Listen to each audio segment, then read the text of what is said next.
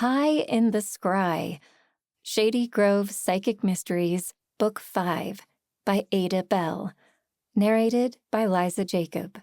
Copyright 2023 Ada Bell.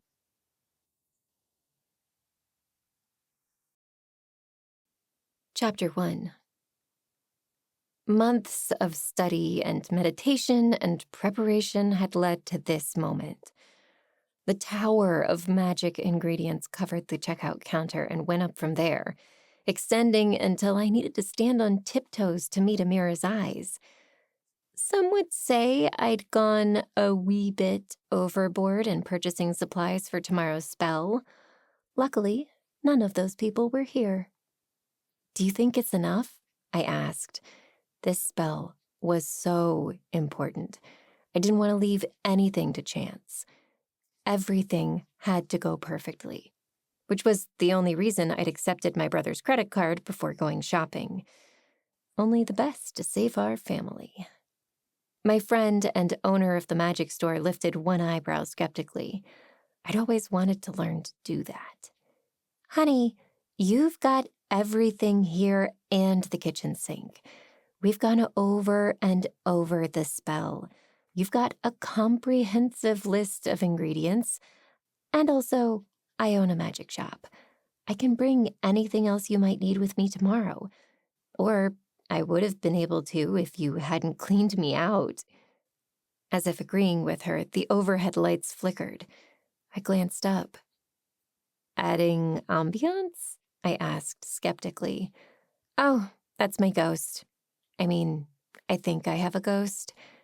My ears perked up at that. Shady Grove was a place where the fantastic sometimes became the mundane. Although rumors said the local bar was haunted, I hadn't seen a ghost since moving here. That was despite encountering psychics, witches, and my boyfriend Sam, who I still thought might be an empath. "You have a ghost? That's so cool. Who is it?" "I don't actually know. He hasn't introduced himself yet," she admitted. "But I'm sure it's just a matter of time. He, or she, has been playing with the lights for a few days now."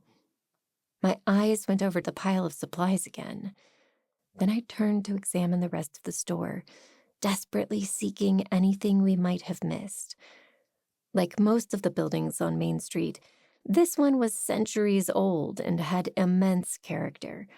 Amira had hung tapestries on the walls, added gauzy curtains to the large plate glass windows leading outside, and replaced the door to the back room with strings of beads.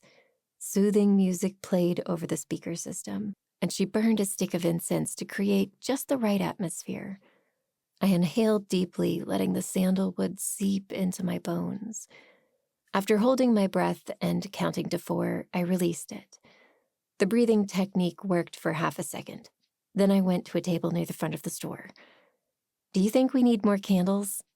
"Stop fussing. We've got this." 2 years ago, my sister-in-law was murdered.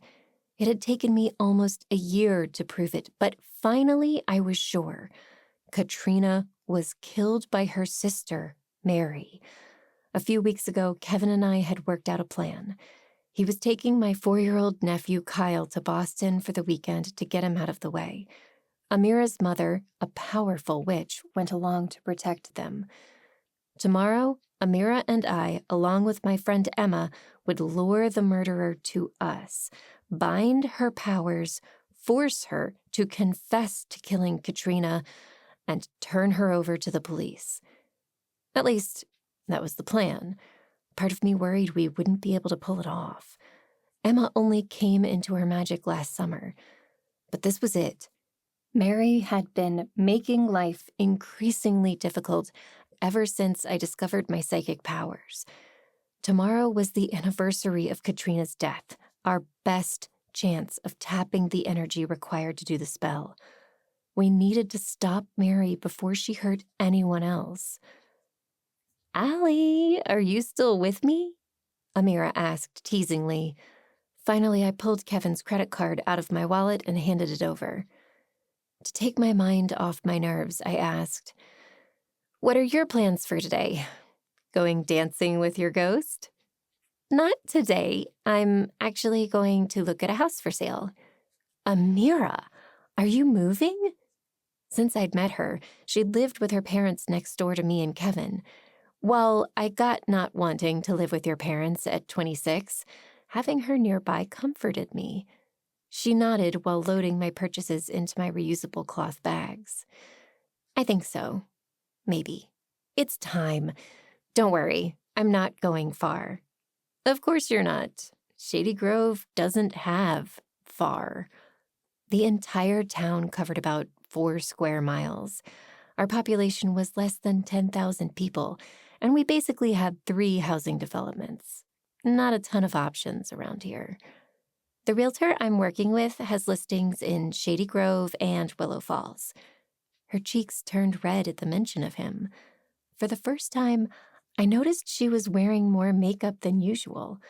Her hair was carefully styled and curled. Her red sweater highlighted her features nicely, and its V-neck hinted at more cleavage than she normally revealed while working at I'll Put a Spell on You. You're holding out on me, I said. Do you have a date with the realtor? Sort of. Okay, no, I hope he'll ask me out. He's really cute. The lights flickered again. That's my cue to stop talking, she said. My ghost is getting jealous. If you're going to take social cues from a spirit, you really should name him, I pointed out. Casper? Beetlejuice? She snorted as the lights flickered again. Let's hope not. Beetlejuice was not friendly. Look, even the ghost hates that idea. Do you need help getting to your car? I love that you've given a malfunctioning light bulb a personality, I said. Thank you so much. Good luck with your not a date, and I'll see you tomorrow. Have a good evening, she said with a broad smile. And Allie, don't worry. We're ready. We haven't left anything to chance. After loading up my trunk, I dropped by Missing Pieces, the antique store about a half a block down Main Street. My boss and mentor, Olive, was there, and she was holding on to one last item we needed to make the spell work. 2 years ago, my brother Kevin and his wife Katrina had been living happily in a McMansion in a fancy New York City suburb. Kevin worked about 600 hours a week for this huge law firm and got paid buckets of money, like Scrooge McDuck buckets. Then one day he came home from work to find his wife dead. The house was locked. There were no witnesses, no suspects, but signs of a struggle. Police spent several months investigating, but they never turned up any real leads. Finally, they'd been forced to admit they had no idea what had happened, and the case went onto the list of unsolved murders. Until I'd moved to Shady Grove. On my 21st birthday, I discovered the power to see flashes of the past when using certain objects. Just holding an item was rarely enough, an irritating fact when trying to read from things like a child-sized rocking horse. But for the most part, I'd learned to use my powers, even teaching myself to scry in a mirror for visions when I didn't have an object related to the person or place I wanted to view. After learning about my psychic powers, I devoted myself to finding out what happened to Katrina so we could bring her killer to justice. Kyle deserved to know the truth about his mother, and Kevin would never fully move on without getting answers. Since I'd started digging, Kevin finally seemed to be coming to terms with losing Katrina. He looked more relaxed, lighter. I suspected that once he got justice, he'd finally be comfortable taking the next step with his girlfriend, Julie. It had been more than a year before he'd even considered starting dating again. But the two of them really complemented each other. As much as I loved Katrina, it was time for Kevin to put her to rest. My brother deserved to be happy. Since he'd given me a home, I'd wanted to give back as much as possible. I owed him. If I hadn't moved here, I never would have met Olive or Sam My Shady Grove family meant everything to me. Olive returned from the back storage room and held out a shiny crystal orb. It shimmered, as if lightning moved beneath the surface. The first time I'd seen it, I'd expected to be zapped, but something about it felt oddly comforting, like it was meant to be with me. Or, more accurately, us. The orb belonged to Kevin and Kyle. Katrina made it for them before she died and hid it with a friend until the right time. That time was now. "Are you sure you don't want me to keep it one more night?" she asked. I shook my head. If Mary does any readings on the house, I want her to sense its power and think Kyle is home with me. The last thing we need is for her to realize Kevin took him away, ignore our bait, and follow them to Boston. "A wise choice." She took in my tense shoulders, the dark shadows under my eyes. Although a psychic and not an empath, Olive missed nothing. I didn't need to tell her fears of messing up the spell kept me tossing and turning at night. "Everything is going to work out, Allie. We're ready." I hesitated. What if it's not enough? What if I'm not enough? I'm not a witch, I'm a psychic. Sure, I'd been working hard for almost a year now. My progress generally made me happy, but being able to read psychic impressions from objects was still a far cry from the type of spell we'd worked out for tomorrow. She took my hand and held my gaze. "Rajani Patel tailor-made this spell for us. For you. She knows your power, and she knows her daughters. Between Amira and Emma, you've got the strength to work on it. All three of us will be there for support. If all that doesn't make you feel better, this orb is your secret weapon. I guess. I just feel better if we could do it now and get it over with." "I know you would, dear, but since we're using Katrina's essence, doing the spell on the anniversary of her death is going to give us the best possible chance of success." Olive was right. She was always right. A fact that was sometimes infuriating, but now comforted me. I know. "Everything is going to be fine," Olive emphasized. "Go home. Have a lovely afternoon resting. Stop worrying." Her certainty lifted me on the way back to the car. We'd planned and prepared. We'd made our trap. Tomorrow, we were going to lure Mary right into it. Nothing could stop us now.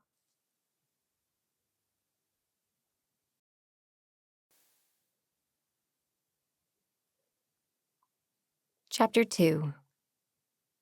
Before heading home, I had one last stop to make. A few blocks from Main Street sat a bakery with such amazing baked goods. Sometimes I wondered if the owner also possessed magical powers. Despite being off the strip and therefore exempt from the town's kitschy business name requirements, he decided to go with the flow and name the place Let's Bake a Deal. Once I met the guy, that made no sense, but I still appreciated the gesture. All the way from my car to the front door, I prayed Tony would be out sick, and his sister running the shop in his absence. Donna was a delight, always chatting and making people feel at home. Tony was, well, let's just say he was lucky his cupcakes tasted like Zeus infused them with ambrosia. The door swung open, ushering me into a glorious haven of sugar and icing and vanilla and chocolate and... You. Behind the counter, Tony pointed one finger at me without a trace of a smile on his face. "What do you want?"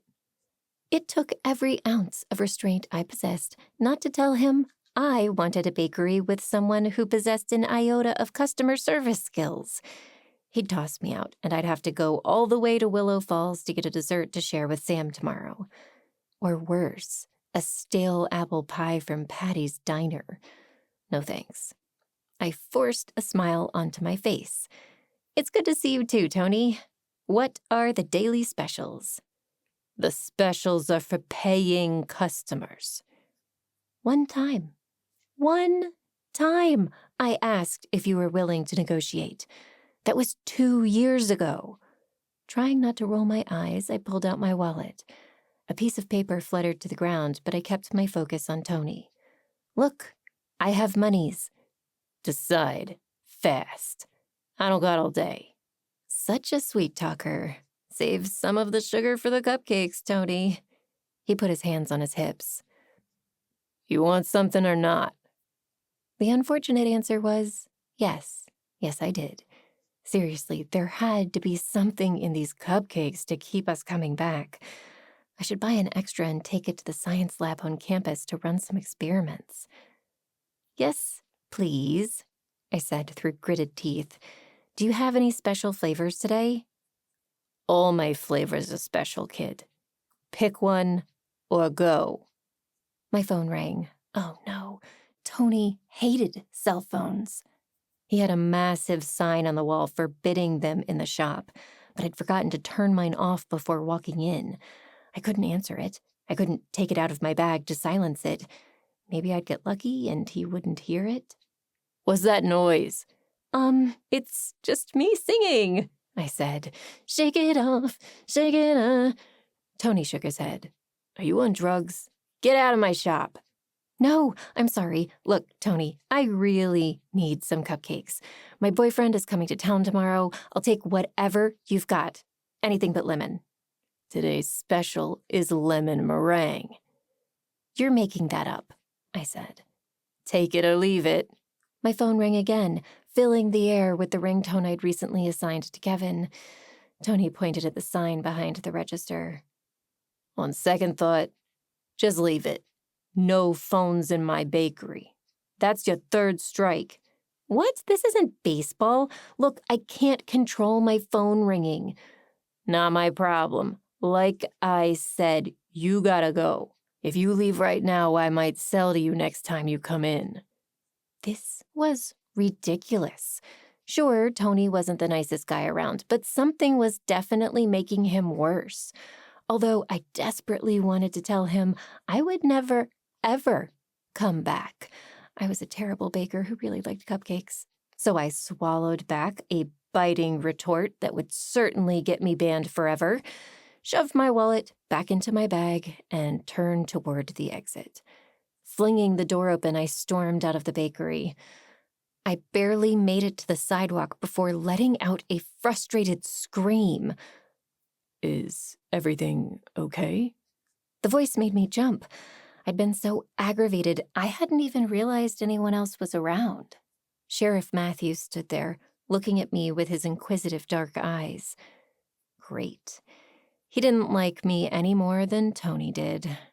If there were an Alley anti-fan club, these two would be co-presidents. Shady Grove's highest law enforcement officer, and one of exactly 2 who worked full-time for the force, was a sturdy black man who stood close to 6 feet tall with broad shoulders and an intimidating glare. Gray streaks were sneaking into his goatee and near his temples. He always wore his uniform, whether sitting behind his desk or at the bowling alley on a Friday night. I probably wouldn't recognize him if he showed up somewhere without it. If I were polite, he should let me go about my day without hassling me. Everything's fine, Sheriff, I said. How are you? Ignoring my question, he asked, Is Tony out of baked goods? It took a minute for me to understand what he was asking. Oh, I was just browsing. He chuckled and patted his belly, which was pretty flat from my perspective. Browsing. You've got more willpower than I do. This was probably the longest, most civil conversation I'd had with Sheriff Matthews since he'd accused Olive of murder a few years ago. Must be almost election time if he was even stopping to chat with me, of all people. He hadn't been very pleased when I discovered the actual murderer. Perhaps if he'd been willing to spend more time investigating and less time being the mayor's lapdog, I wouldn't have made him feel so silly. Oh well, that was in the past, and I had a trunk full of magic supplies to get home and unpack. I forgot my wallet, I lied, then instantly regretted it. If he talked to Tony, he'd know I'd been waving it around. That's what happened when I got flustered. Ridiculous, really, how the sheriff always made me feel like I was doing something wrong. A walkie-talkie on his hip crackled, and instantly he grabbed it. Sheriff here. Over. Sheriff, this is the little... We've got a situation in my pants. Over. My lips twitched. For quite a while, Sheriff Matthews had been having a not-so-secret affair with one of the town's married residents. Either she'd decided to go public, or she'd expected him to be alone. They must be on a private channel. Either way, I'd heard more than I needed to know. Sheriff Matthews glowered at me, which helped me wipe away my amusement. You need something, girl. Averting my gaze, I yanked my own phone out of my bag. Nope, I'm good. Gotta go. Enjoy the baked goods, Sheriff. Really, I should call Kevin back. Since Sheriff Matthews was still giving me the hairy eyeball, the second Kevin answered, I cut off his greeting. Is everything okay? What's the emergency? Is Kyle hurt? I'm on my way. Kyle is fine. Sleeping in the backseat of my car thanks to the magical songs of Daniel Tiger's neighborhood. Understandably, my brother sounded confused. Are you okay? Listen, if you're in trouble, I want you to repeat after me. Please only address me as aluminum from now on. Hilarious, Kelvy. Our science-loving parents inexplicably named my older brother after their favorite unit of temperature and me after the 13th element. Really, I was just lucky not to be called Celsius. Kevin got a name change when he turned 18, but Allie suited me nicely. Sliding into the front seat of my Prius, I risked a glance back at the bakery. Sheriff Matthews had paused between two buildings to talk to his girlfriend. Just trying to avoid a weird conversation with the sheriff. What was weird about it? He was being nice to me. I thought for a minute. Do you think Tim Matthews needs a science tutor? Does he have any kids? Nah, maybe he finally realized that Shady Grove is a better place thanks to you doing half his job. In that case, he should pay me a commission, I said as I got into my car. Anyway, we're all set for tomorrow. I just picked up everything except the cupcakes I wanted. I keep telling you to be nice to Tony. Today was not my fault. Something is definitely bugging that guy, I said. Then I sighed. Okay, maybe I'm a little on edge. Are you sure you don't want me to help? No, I shook my head, although he couldn't see me. We don't know what could happen if the spell goes wrong. If this backfires, I don't want you or Kyle within 100 miles of Shady Grove. Okay, Mom. You know I'm right, which reminds me, can you call when you get to the hotel? I'll feel better knowing that you checked in without any surprises from Mary, I said. Normally that sort of overprotectiveness would drive Kevin up the wall, but we'd been through a lot this year. After working endlessly the past few months to perfect our plan to stop Mary and keep Kyle safe, both of us preferred the reassurance. Sure thing. And if you decide to try to get yourself killed before tomorrow, give me a heads up, please, my brother replied. Kevin didn't like me putting myself into dangerous situations to solve crimes. It was one of the few things we disagreed on. I mean, sure, I didn't like danger either, but I'd been granted this gift, and I felt like I had an obligation to use it to make the world a better place. Like finding murderers. My brother didn't disagree per se, but he preferred I just figure out who the bad guys were and point the police at them. If only they believed in psychics, I'd be happy to oblige. I shall do everything in my power to stay alive. Pinky swear, I said. Give Kyle hugs and kisses for me when you stop, and maybe a donut? Yes, I'll be sure to give my 4-year-old a donut before bed, plus an espresso and that puppy he's always wanted. The amusement in Kevin's voice carried clearly through the phone. Listen, traffic is getting heavy. I'll text you when we're settled, and try not to worry. It's time. You're ready. I thanked him and hung up the phone, hoping that by the time I saw my brother again, Mary would be 100% in the rearview mirror.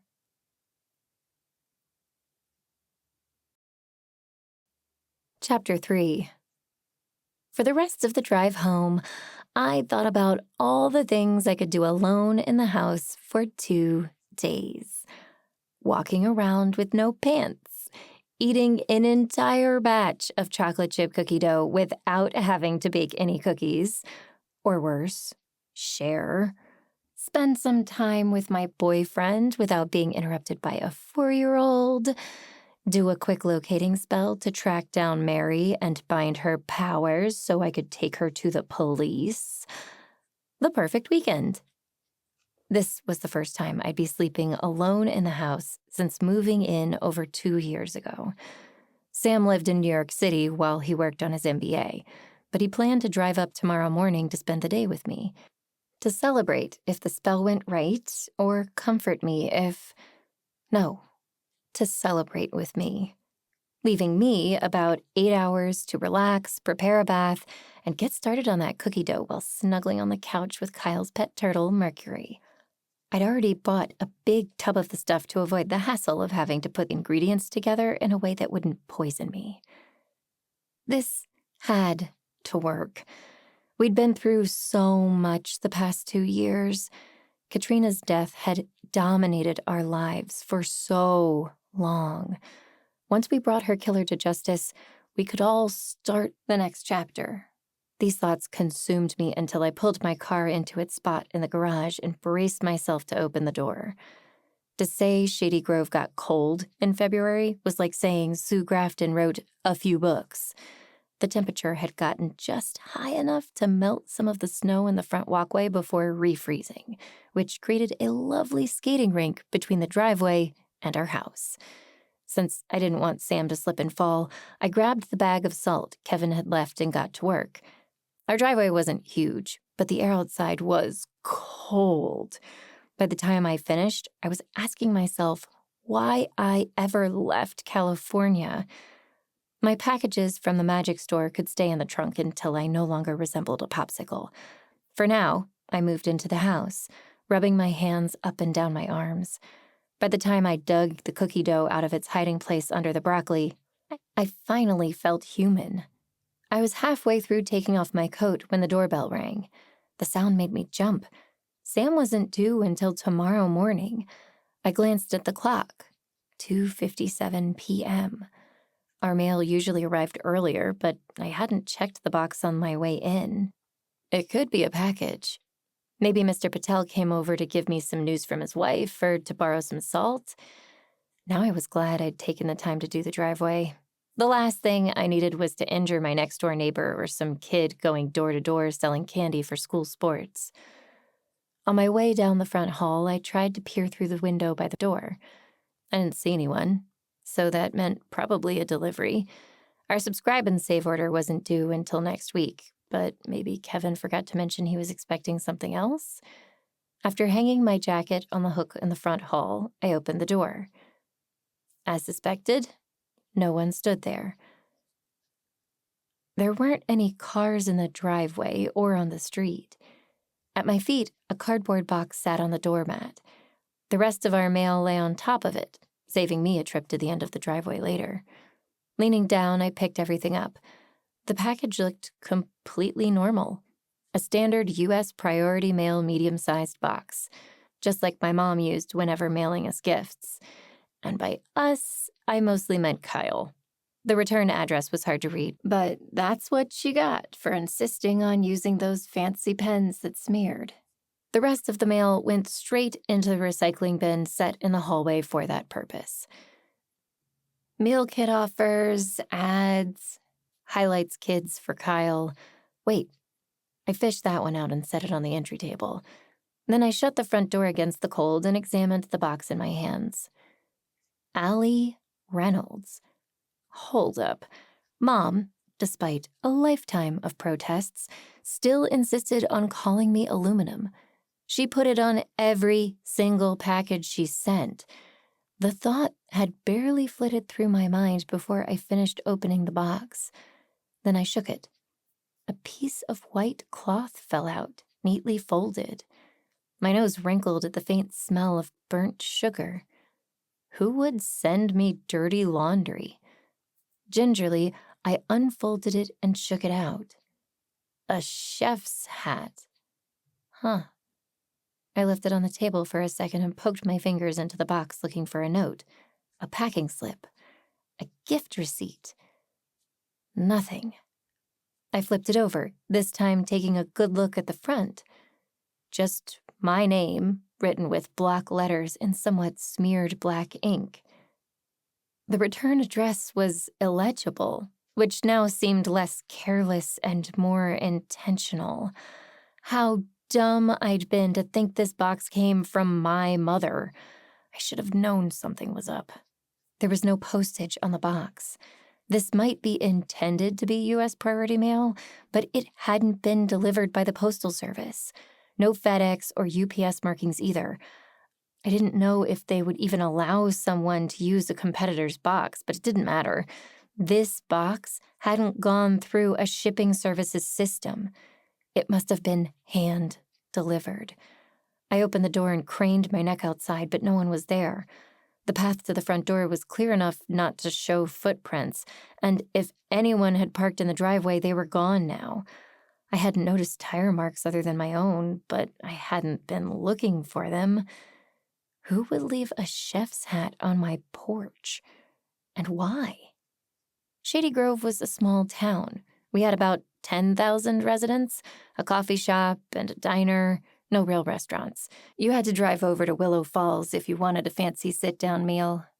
My next-door neighbor, Mr. Patel, owned a delicious Indian place over there, but if he wanted to give me a chef's hat...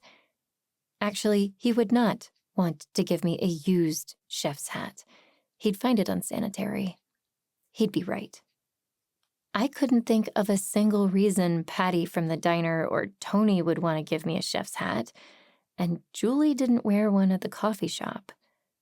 Maybe this wasn't intended for me at all. A wrong address.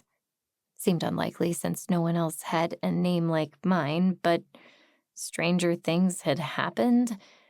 I ran my fingers over the fabric, looking for anything to give an indication of ownership. A name tag, a stray hair, anything. Finally, with a shrug, I put the hat atop my head. I barely had a moment to note how cute I looked in the mirror over the hall table before the world vanished. Someone shoved me, hard. I staggered backward, waving my arms. What was going on? To catch my balance, I grabbed the edge of a nearby counter. Where was I? The hands gripping the smooth metal possessed hairy knuckles and blunt fingernails. A dark, natural olive skin tone. A glimpse of tile beneath my shoes suggested I was in a kitchen, maybe? A huge kitchen. Then I spotted a name tag on my white coat. A chef's tag bearing the name Tony. Okay, so I was at Let's Bake a Deal. When? Was this earlier today? Maybe Tony was in a terrible mood when I dropped by because something had happened to him earlier. While I struggled to center myself, the person I found myself inhabiting surged forward, racing toward... me? I stood there. I mean, not me, Tony, but me, Allie. Shoulder-length, chestnut brown hair, brown eyes, pale face with a smattering of freckles across her nose. My nose? Vague resemblance to Anna Kendrick, or so I like to tell myself. While I gaped at my own face, a brown cylindrical object whizzed through the air toward my other face, Tony's face. This was so weird. The last thought barely registered when something whacked me on the side of the head. The last thing I saw was me staring back at myself. Then everything went black. Gasping for air, I yanked the hat off my head. What was going on? I'd never been in Tony's kitchen and couldn't think of any reason for going there. He certainly wasn't going to invite me. Also, I would never hit Tony with what was that? Some fancy kitchen thingamajig? Whatever it was, I'd never used one. Didn't know if we had one. So how did I get it, and why would I brandish it around like a weapon? Didn't matter. I wouldn't hit Tony, no matter how much I disliked him. This was so bizarre. Never had I experienced a vision of the future. My visions came from the past. Why was I seeing myself hit Tony at all? That never happened. I might have wanted to chuck something at him earlier, but I didn't. Had I been mistaken? The girl in the vision looked like me, sure. No. I saw that face in the mirror every day for the past 21 years. It was me. I just didn't know how I wound up in a vision of someone attacking Tony. When did this happen? Maybe it was an old vision. I hadn't seen Tony's face. Maybe someone who looked like me used to live in Shady Grove and killed a different baker. Someone also named Tony?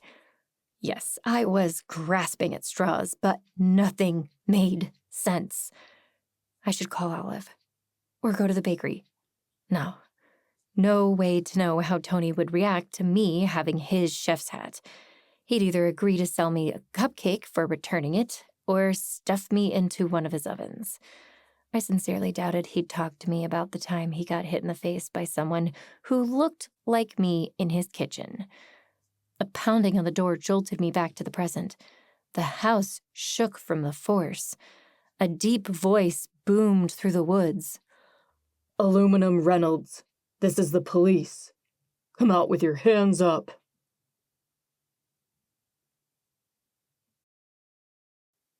Chapter 4. The banging fists and loud voice made me jump. Confusion nailed me to the spot. What was happening? Was Tony okay? And if he wasn't, why would anyone come looking for me? Quickly, I reviewed what I knew. Sheriff Matthews had seen me in front of the bakery earlier today. I'd had a vision showing something terrible happening to Tony. His baker's hat was now in my possession. Police were standing on my front doorstep. They were banging on the door, telling me to come out with my hands up. That wasn't how the police approach someone if they just had a few questions for a witness to a crime. That's how police treated suspects. Sheriff Matthews saw me leaving Let's Make a Deal when I was agitated, and now a hat told me something happened to Tony right before the sheriff showed up on my doorstep. That couldn't be a coincidence. Someone banged on the door again. "If you're in there, it'll be better to open up now." He'd once arrested Olive for a crime she didn't commit with less evidence. He'd never believed that Tony was coincidentally killed by someone who looked exactly like me, then left his hat on my doorstep. At that thought, my fight-or-flight reflex kicked into overdrive. I couldn't fight the police, but I could get out of here. I turned and ran for the back door. Although the sheriff hated me, his nephew Doug and I had a pretty decent relationship. After a rocky start, we put our differences aside when he began dating my best friend. Also, after I promised to never steal evidence from a crime scene again, which, in my defense, only happened once. That thought had me looking guiltily at the chef's hat, still clenched in one hand. Not the same, though. I didn't steal this. Someone mailed it to me. I hadn't gone anywhere near a crime scene, as far as I knew. The hat wasn't evidence because I didn't do anything wrong. I absolutely did not hit Tony in the face and knock him out. Not only would I remember that, but he'd been alive and well when I left his shop. Or more accurately, alive and cranky as ever. As I flung the back door open, someone pounded on the front door again. Allie, open the door. Don't make this harder than it has to be. Sorry, Charlie. Allie has left the building. You snooze, you lose. It wouldn't take them long to figure out I'd gone out the back. Doug and Tim were pretty smart, and they didn't have a lot of options. Absent a secret entrance to Narnia in an upstairs bedroom, there were only a few places for them to look for me. At the edge of our patio, I hung a hard right, veering toward the next-door neighbors who had gone to Florida to visit their kids for Thanksgiving. Instead of the solid fences you'd see in my hometown, backyards in Shady Grove were open. Only a line of thick trees separated our property from the adjacent ones. We'd been back and forth between the houses several times to feed their cats. Between me, Kyle, and the local wildlife, my recent footprints shouldn't stand out among the rest. Still, I breathed a sigh of relief once the back door clinked shut behind me. Thank goodness no one locked their doors around here. With all the windows and open floor plan, I wasn't comfortable staying in the main living area, or even an upstairs bedroom. What if someone saw my shadow and came to investigate? But they did have a basement. I'd never needed the basement to feed the cat, but this layout was a mirror image of ours. I found the door easily. Staying here wasn't a long-term solution, but neither was going back outside. It had been below freezing when I got home, and the temperature would drop dramatically once the sun set.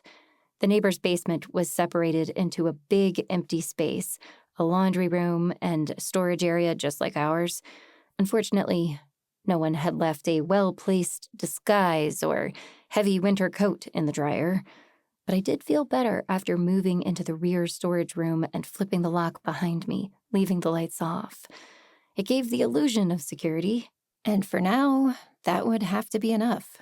The moment I felt reasonably safe, I pulled out my phone to call my brother. But I immediately realized what a terrible idea that would be. He would turn around and come home.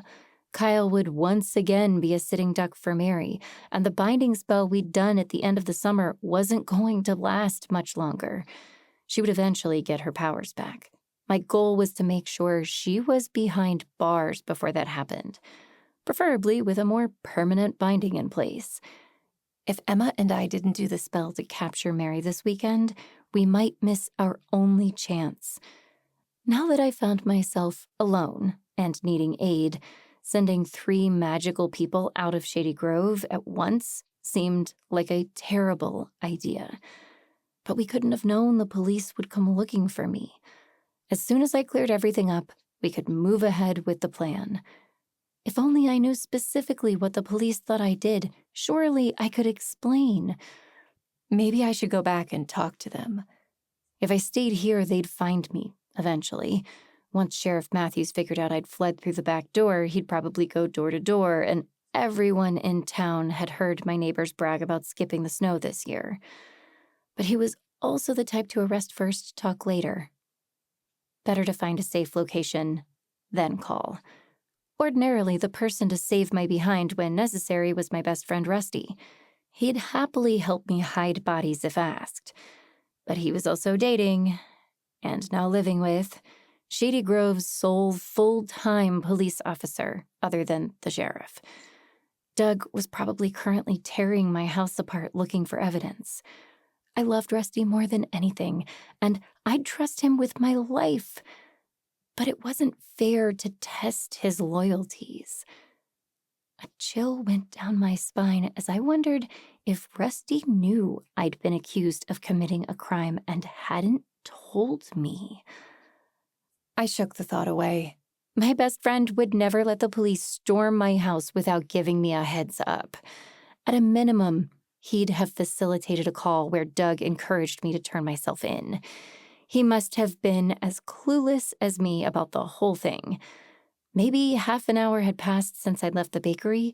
Tony had been alive when I'd left, so whatever happened must have been very recent.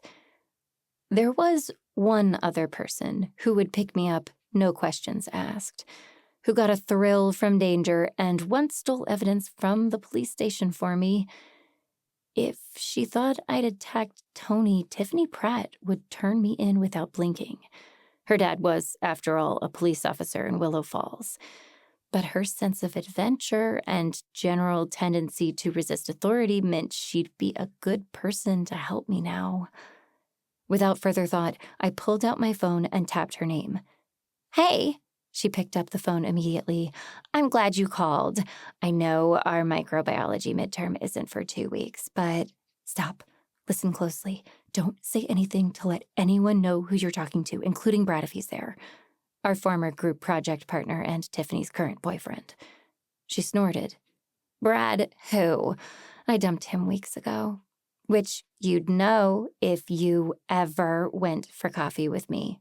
"Sorry, I've been busy, which brings me to why I'm calling." "Oh yeah, need a favor? Call Tiff. Is that how this works?" I winced, but she wasn't wrong.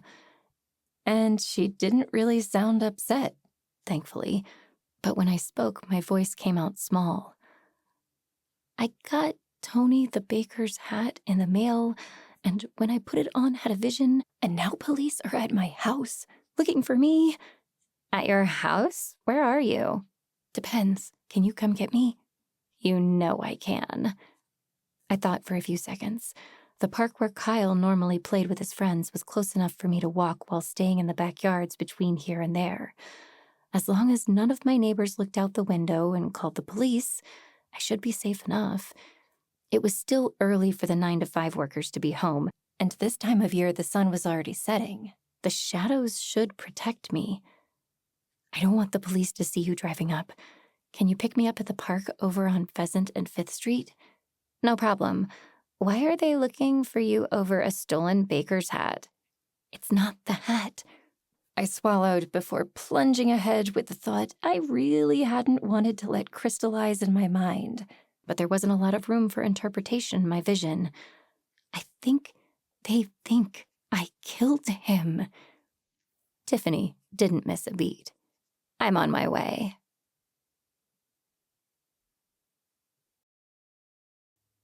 Chapter 5. That was what I loved about Tiffany. Take a class together, and she would do everything in her power to obliterate you from the bell curve. Get hit with a magic hat and a murder inquiry? She doesn't even ask if you did it before offering to help. She was a true friend when it mattered.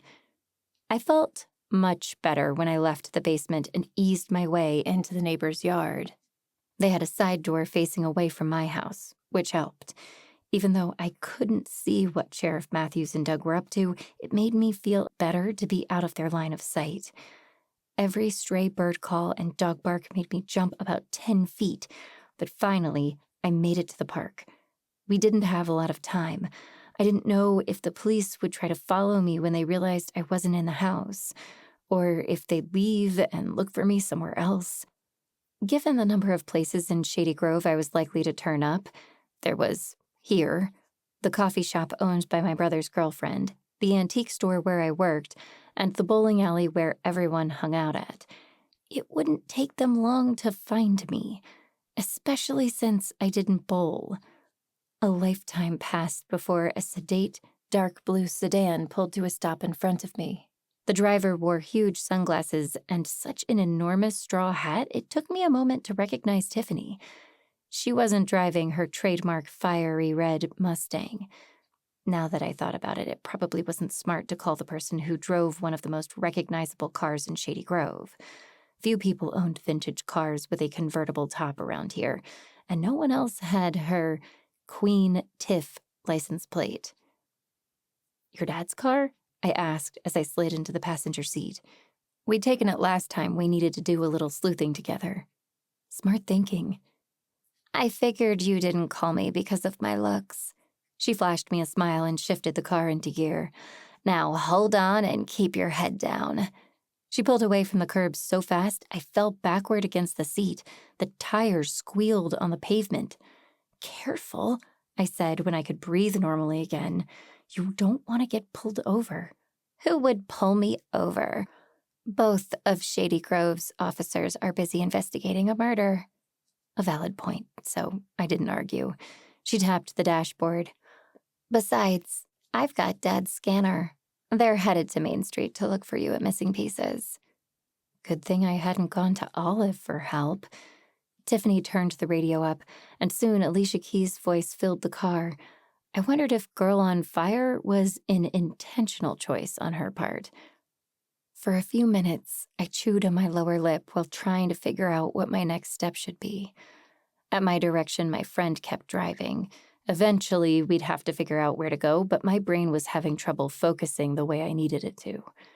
After about 10 minutes, Tiffany turned the radio down.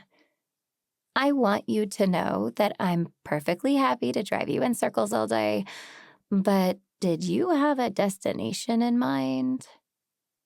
Unfortunately, I did not. My initial inclination was to run, but we had a spell to do tomorrow. I couldn't just take off, but I didn't see another immediate option. I could come back once I proved my innocence. Maybe the train station? I could head down to New York City and hide with Sam until things blow over. If police are that interested in finding you, They'll have both train stations and the bus station on alert. She tapped the police scanner again. And they are that interested in finding you. Airport? The nearest one was in Albany, which meant going back through Shady Grove to get to the highway. My next closest option was Montreal. Crossing the border while police were looking for me felt like a bad idea, especially when I didn't have a passport or even my driver's license on me. I hadn't thought to grab my wallet on the way out of the house. Never mind, I can't buy a plane ticket without my wallet. What about the bus station? Can I borrow $50? you still need an ID. I could buy it for you, but if they check, you won't be allowed to board. Hey, next week we should go get fake IDs. She sounded as cheerful and excited as if suggesting we do an escape room. I groaned. One crisis at a time, please. Right, sorry, listen. Running away isn't the answer. We've got to clear your name, Tiffany said. How do we prove you didn't kill Tony? More importantly, how did we prove it before tomorrow? We needed to do the spell on the anniversary of Katrina's death. That could not happen if I was either in jail or on the run. I heaved a heavy sigh. I'd like to think my word has value, but something tells me that sitting down with Sheriff Matthews right now would be a big mistake. Yeah, I know. Guilty until proven otherwise, as far as the police are concerned. That innocent stuff is for the jury. Where did Tony die? I thought back to my vision. In the bakery, I think. I had a vision where we were standing in a commercial kitchen. He was wearing his chef's coat, but that vision can't be real. She ignored my last point. Did it look like the kitchen of Let's Bake a Deal? I don't know. I've only ever been in front of the counter buying stuff. Maybe? Tiffany put on her turn signal and slowed the car. We went around one turn, then another. From my vantage point, cowering on the floor in front of the passenger seat, I had no idea where we might be. Hold on, I said. Where are you taking me? We're going to the bakery. We might find a clue. The words filled me with dread. Nope, no way. Don't you watch cop shows? I hissed. You never return to the scene of a crime. We're not returning to this scene because there was no crime, she replied. Right? According to my vision, someone hit Tony in the face. It just wasn't me. What if someone sees me? It'll be totally suspicious, or I could leave DNA behind. That always happens on TV. We'll make a point not to cut you or spit on the floors. Besides, you haven't touched Tony, have you? Of course not.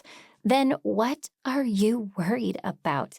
If your vision showed you killing Tony and you didn't, maybe there's been a mistake. Let's go look around. Figure out what's going on. If we find Tony alive, you can handcuff him to yourself and drag him to the police station. I don't have handcuffs. She reached into the console and tossed me a pair. I opened my mouth, then closed it. Some things you didn't want to know. We must have been on one of the main roads because she hit the accelerator. The car sailed forward. Listen, I really don't want to go back to the bakery. My visions are never wrong, and I saw someone hitting Tony. I just don't know why it looked like me. Maybe going to the bakery will tell us. With a sigh of resignation, I leaned my cheek against the bottom seat cushion. Cowering in the front seat of a mid-sized sedan was exactly as comfortable as you'd expect. On the dashboard, the scanner crackled to life. Suspect spotted at Hyde Park, near the playground. The response came immediately. I recognized the voice as Sheriff Matthews. You sure? Witness says their kids play together sometimes. Definitely knows the suspect, confirms she's familiar with the park. The voice said. Any idea where she went? Didn't say, but she's in a dark blue Honda, license plates Tango. Tiffany reached over and shut the scanner off. Uh-oh, they're onto us. We'll have to ditch the car. Great. Let me just grab something out of my spare garage, I said. Being accused of murder and then having to cower beneath the dashboard of a car was making me cranky. Can I at least sit up now that they know I'm with you? I guess. They don't know where we are. Are you sure about that? I gestured toward the scanner. You shut it off. Touché. Tiffany reached to turn the device back on, but before she got there, a siren made her hand jerk back. Don't panic. Too late. She slammed on the accelerator and the car lurched forward. It's okay. He was passing us in the other direction and had to make a 3-point turn. Skidded into a snowbank. That should buy us a little time. I shot her a genuine smile. Thanks. I know you didn't sign up for this when Professor Zim made us lab partners. Are you kidding? This is the most fun I've had in ages. I wish all my friends were like you. She yanked the wheel, squealing around the corner and sending my lunch shooting up into the back of my throat. A bacon cheeseburger definitely tasted better the first time around. Unable to reply, I gripped the armrest on my door for dear life. Behind us, the police car also turned. Tiffany whipped the wheel once, then again. It took me a minute to realize she was still heading for the bakery. Shouldn't we go somewhere else? Don't be silly. We've got a solid plan. Tiffany slammed on the brakes. Now, get out. I gaped at her. Are you high? She hit the unlock button and leaned across me to open the passenger door. They can't see us. You've got about 30 seconds to hide before they come around the corner. They should keep following me. A wave of gratitude washed over me. There was no time to thank her, but tears welled in my eyes as I jumped out of the car and slammed the door. Tiffany's voice carried through the sunroof as she peeled away from the curb. You're welcome. The sound of police sirens grew closer, and I raced for an open dumpster. Good thing I'd been taking those self-defense classes. A year ago, I wouldn't have been in good enough shape to manage this. Grabbing the top, I leaped and pulled as hard as I could. There was no time to be graceful, so I went head first and wrapped my arms over my head to break my fall. A cloud of flour billowed around me as I landed on a giant bag, and I fought not to cough. My eyes streamed with tears. Finally, the police sirens continued past me. Using them for cover, I coughed frantically and waved the flour out of my nose. The sirens continued to move away from me, so I went to the back door of the bakery and twisted the knob. Locked. Wonderful. Now what? There was a small window on the wall, a couple of feet above the dumpster. It appeared to be open, although a screen kept bugs out. The screen could be removed for me to get in, but would I fit? The entire window frame was about 6 inches high. My head had to be bigger than that. But since I couldn't measure it, I'd need to climb up and try to wiggle inside. A sound tore through the air, tires skidding, a crash, a wail of anguish, a female wail. "Tiffany!" Her name tore from me without thinking. Then, as abruptly as the screaming started, it cut off. My heart stopped. No, she had to be okay. More brakes squealing. I listened as hard as I could, but I needed to get closer. There was no way I could enter that bakery without making sure Tiffany was safe first. Not after everything she did for me. Taking a deep breath, I rose to my feet, not even bothering to brush the flour off myself. Keeping close to the wall of the alley, I crept toward the corner where Tiffany had vanished. The siren stopped, but flashing blue and red lights bounced off the bricks at the front of the alleyway. When I got to the end, I peered around the corner, terrified of what I would see. There, a couple of blocks down, moving red and blue lights illuminated Mr. Pratt's car, where it lay flipped upside down on the pavement. 2 police cars were parked beside it, and a man stood beside the car looking inside. Probably Doug from the size of him, but it was hard to tell from this distance. As I stood there, wondering what on earth to do next, an ambulance pulled silently onto the scene. No sirens, no flashing lights. My stomach dropped out of me. No sirens and no lights meant no urgency. No urgency meant I'd killed my friend. A scream of agony escaped me as I fell to my knees. When the officers at the scene turned to look, I didn't even care. Before they got close enough to make out their faces, I passed out.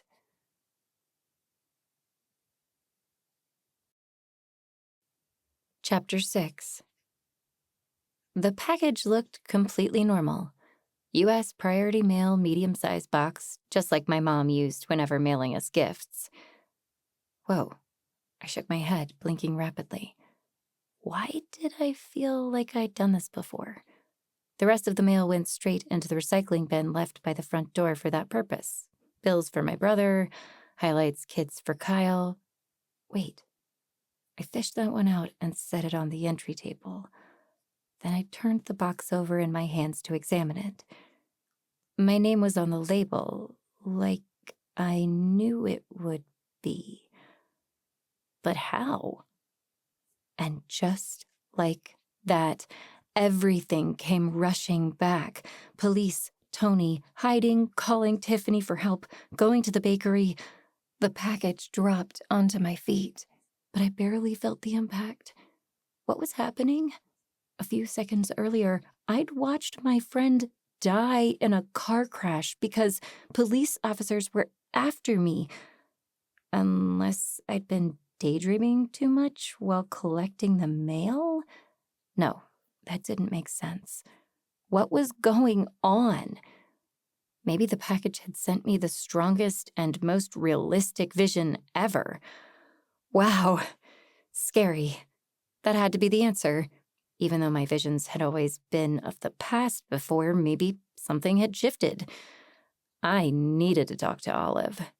Shaking my head, I blinked a few times to get the horrible sights and sounds out of my mind. My hands shook when I bent to retrieve the package and put it on the table. Before I did anything else, I needed to make sure Tiffany was okay, that my horrible vision hadn't happened because I was experiencing her death real time through someone else's eyes. When I pulled out my phone, the screen came to life, flashing the time. 2:57 p.m. Weird. I'd thought that was what it said earlier. She answered on the first ring. Hey, I'm glad you called. I know our microbiology midterm isn't for 2 weeks, but we should really set up our study schedule now. What nights are you at work? Exactly the way she greeted me in my vision. That could not be a good sign. Instead of interrupting her like before, it took me almost 15 seconds to shake off the feeling of dread settling over me enough to speak. Yeah, let's do that.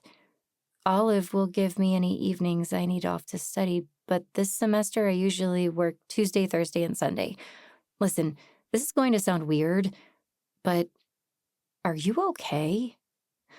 Sure, I guess. Still a little annoyed that Brad turned me into a basketball widow, but I'll get over it.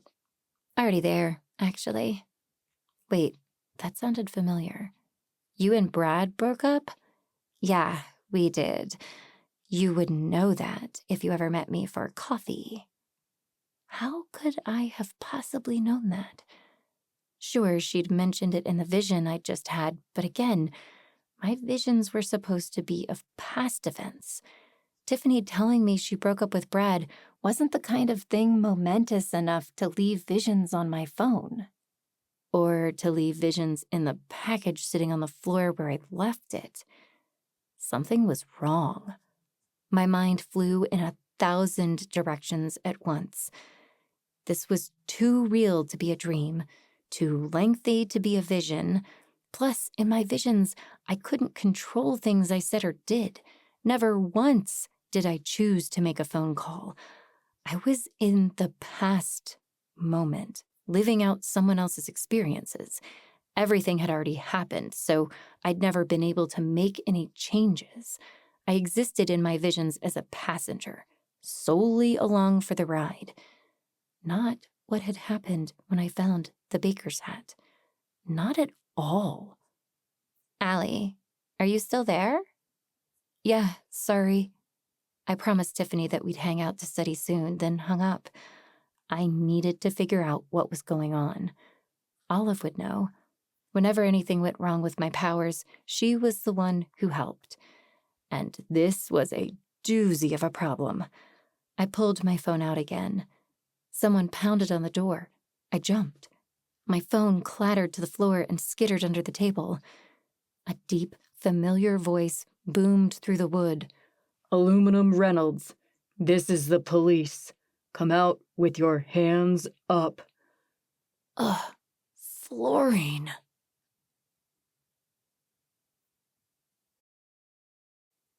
Chapter 7. Somehow, I'd traveled back in time. But why? How? And also, why? But how? Those thoughts had barely finished flitting through my head when, for the second time in less than 2 hours, I turned and bolted through my house, out the back door.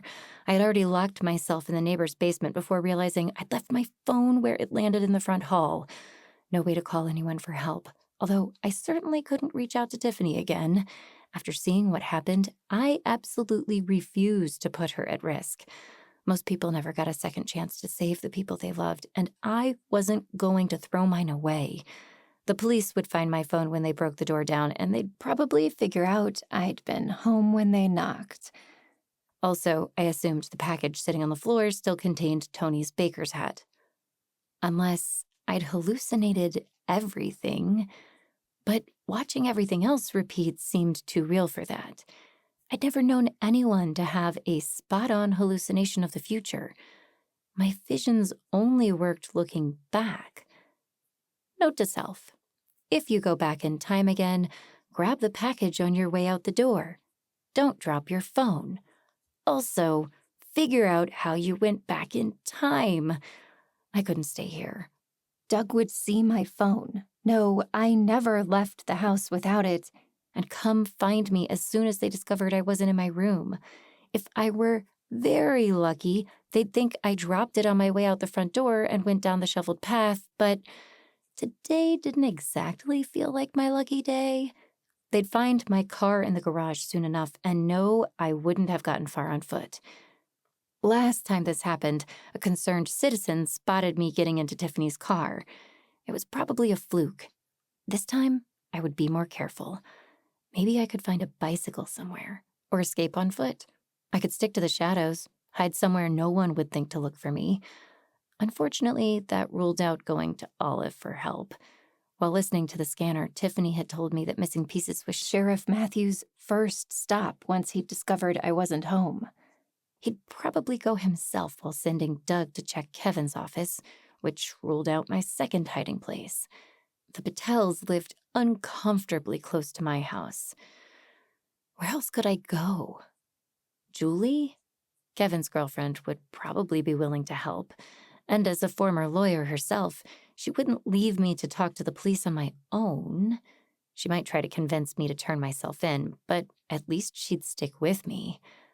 The problem was her coffee shop, on what grounds, shared an alley with missing pieces. Even if the sheriff's department didn't think to look for me at the place where I got caffeine almost daily, which was unlikely, the odds of someone spotting me going in were too high. Emma, the friend I'd made during last summer's Shady Grove annual treasure hunt, had turned out to be a powerful ally and an equally strong witch. She'd helped when Mary did the spell to steal my powers, and she was planning to anchor the spell tomorrow. Maybe she could help now? If she couldn't, her magical cat always had something useful to say.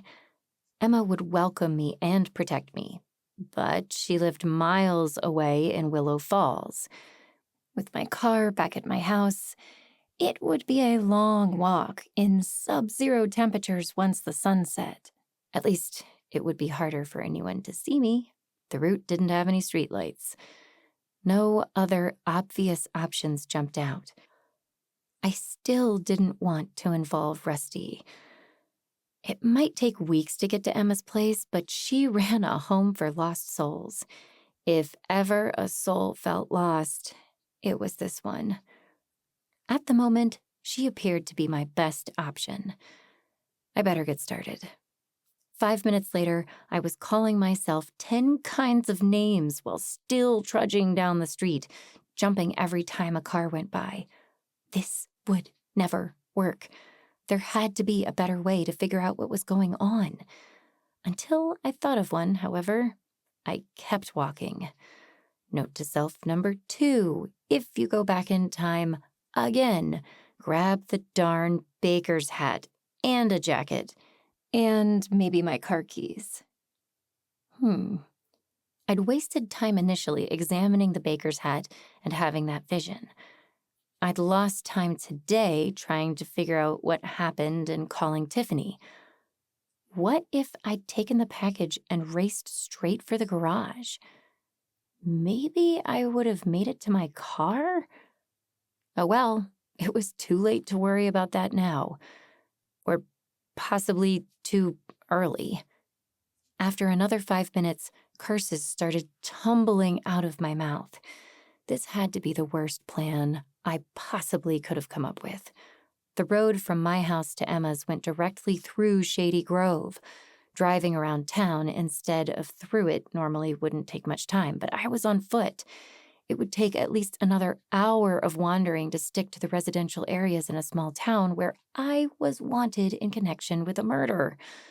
Someone was going to see me. I needed to get off the streets pronto. Missing pieces sat near the middle of Main Street. From 2 blocks down, I easily spotted the police car sitting out front. They weren't even trying to hide their presence. Until they left, that was out.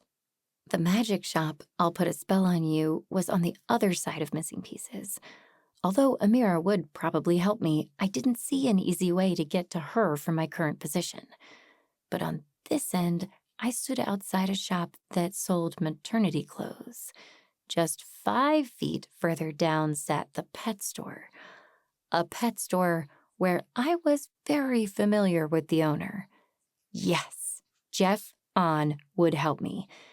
He said he'd owed me one. Keeping my head low, I darted in to pause in effect and shut the front door behind me. A few customers wandered around, but none of them seemed to notice me. Jeff stood behind the cash register. I made a beeline for him.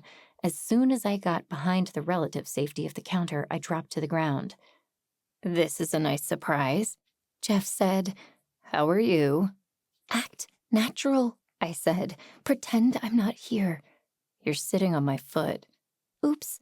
I shifted my weight so he could move away. A customer approached, so I waited patiently while Jeff made small talk and rang up their purchases. Then another had a question about the cats. Nearly 10 minutes passed before the bolt on the front door clacked into place. Then Jeff squatted down beside me. "Can I help you?" he asked. "Is everyone gone?" Yeah, we're closed. Good, I need your help. Quickly, I explained everything that had happened to me since arriving home to find an unmarked package on my front porch. You're psychic, right? Jeff said. Shouldn't your powers have told you not to touch that? I wish, but it doesn't matter. Even if I hadn't picked it up, the police are after me. I paused. I think I know why. If my vision is accurate, someone attacked Tony. Sheriff Matthews saw me leaving the bakery, but Tony was alive when I left. What happened in those few minutes? How did the hat get to me? It's not like Sheriff Matthews could have gotten a psychic reading and then sent it on over via messenger pigeon. Are you sure about that? What if he asked someone else? I didn't want to pretend no one else in Shady Grove had any magical powers.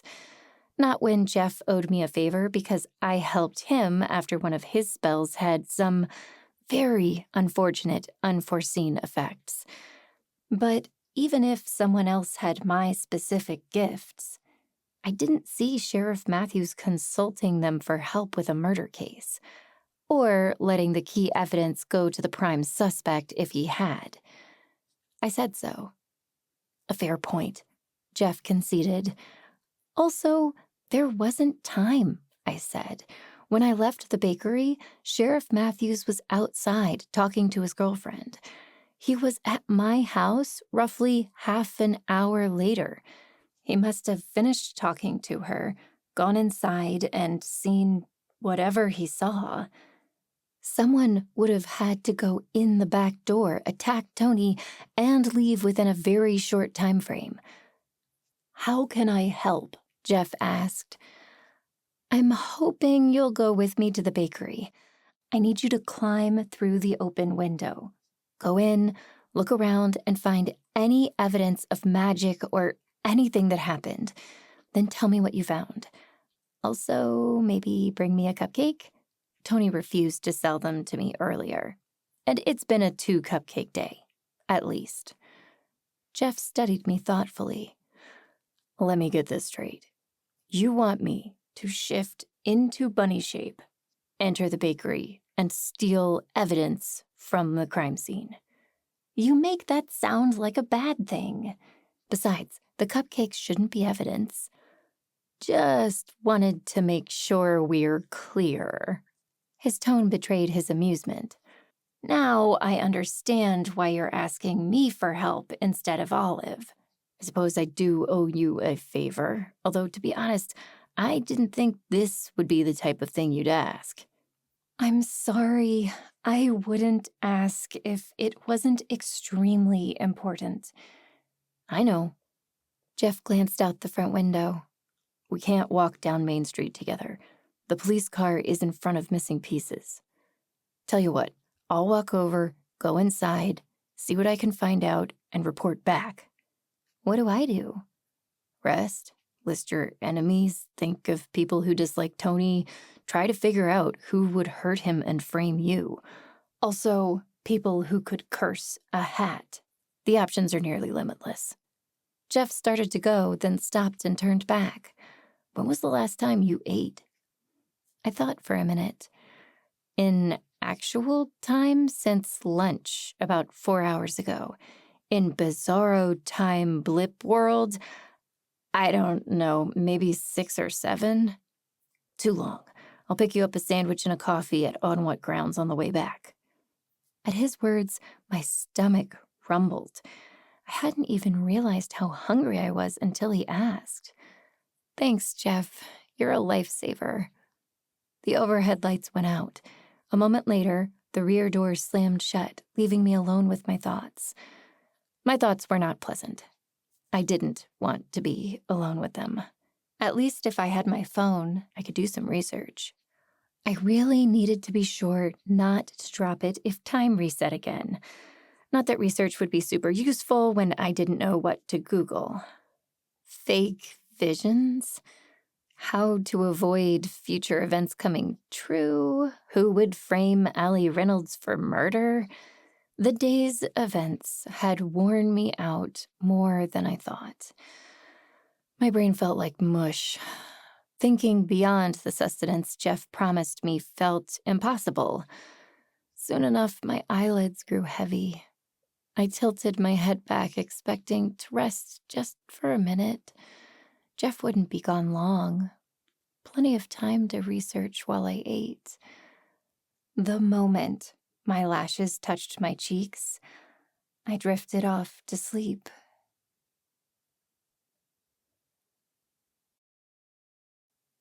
Chapter 8. I jerked awake with a start. My head banged against a shelf under the counter. Ow. Where was I? Oh, right, the pet store. Jeff had promised to go check out the bakery and come back. At least it wasn't the front hall again.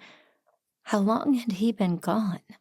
I scrambled for my phone, suddenly worried that while I'd been napping, he'd been caught by the police and hauled off to jail for breaking into a crime scene.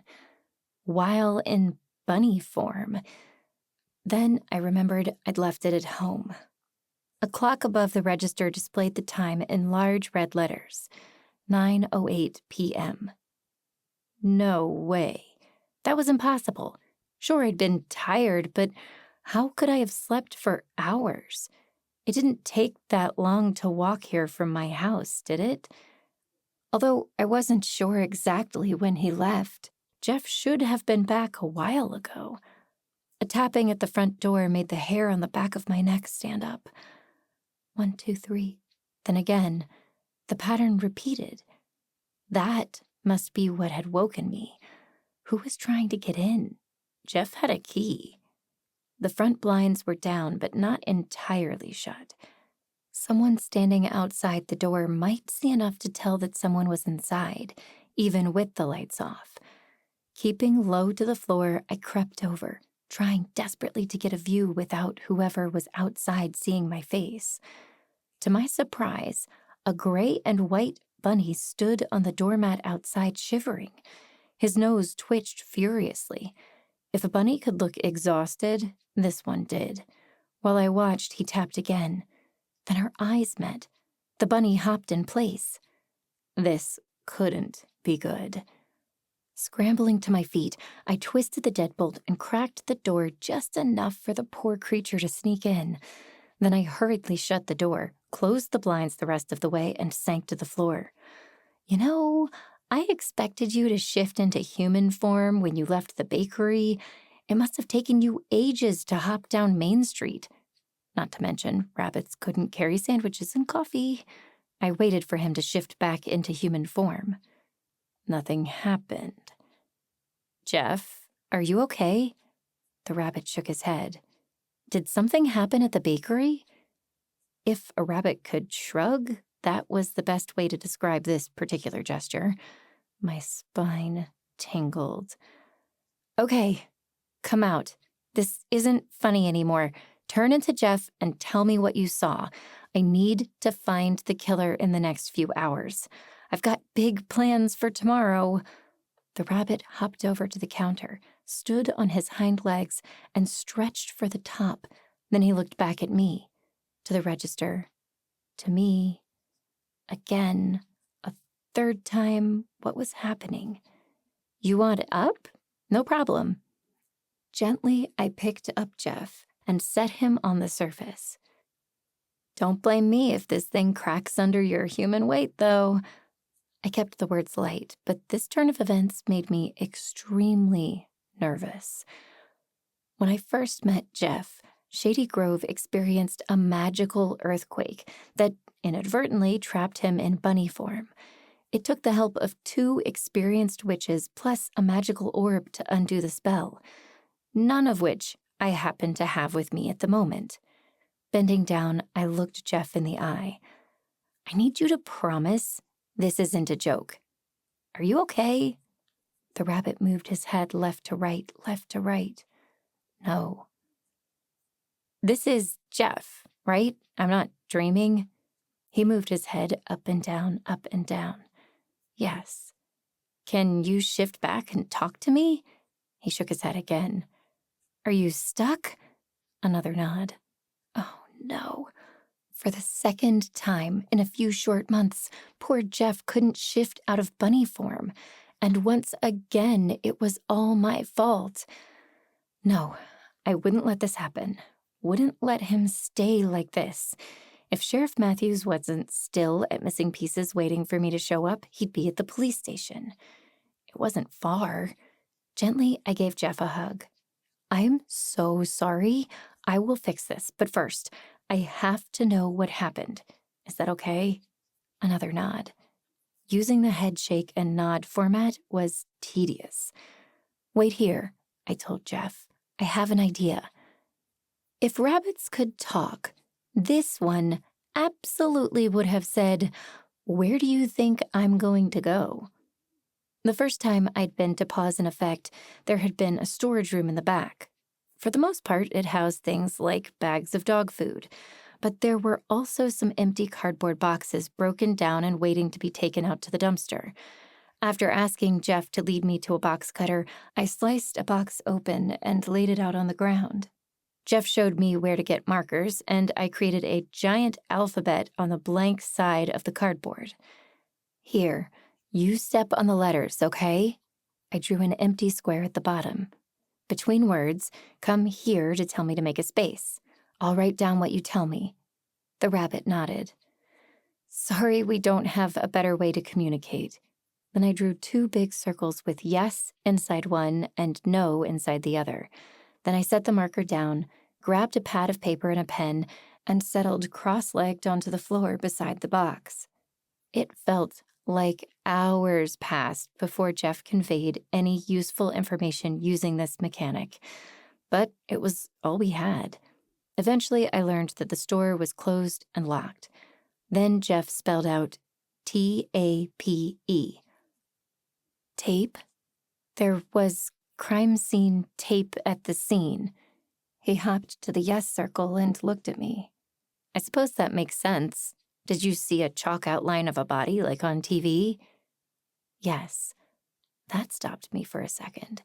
Even though I'd had the vision, and even though police showed up at my house, twice, I hadn't really believed Tony was dead. Mostly because I knew with 100% certainty that he was alive when I left the bakery. I couldn't think what would have changed before Sheriff Matthews entered a few minutes later. Was it the right size to be Tony? Yes. Not sure it would have helped me if he'd said no, but too late to worry about that now. You didn't see his baker's hat, did you? Maybe the one sent to me was a spare or a fake or something? I didn't know. I was grasping at straws, trying to have a conversation with a rabbit who spelled out words with his feet. No. I slumped to the ground, exhausted. What did all this mean? Also, why was Jeff stuck as a bunny? To date, there was only one person we knew who had the ability to cast a spell that might override his magic. A person who also probably had the power to attach a false vision to a baker's hat. Or to make herself look like me. And had a reason to distract me while she went after my nephew. Whether she knew he was out of town or not, putting me out of commission would only help whatever nefarious plans Mary had in mind. She must have killed Tony to get the police to arrest me. We were too late. We should have done the spell earlier. My eyes filled with tears and I sank to the ground. My head dropped into my hands. We thought doing the spell on the day Katrina died would give us a boost when using the orb to catch her killer. But apparently, all we'd done was make Mary mad. I didn't have the first clue how to explain to Sheriff Matthews that I wasn't the murderer. It was actually a witch with a vendetta against me. He'd think I was setting myself up for an insanity plea. On top of that, I'd somehow gotten Jeff trapped in bunny form. Again. Poor Jeff. Poor Tony. He might be a jerk, but he didn't deserve to die. Jeff hopped into my lap, nuzzling my arm.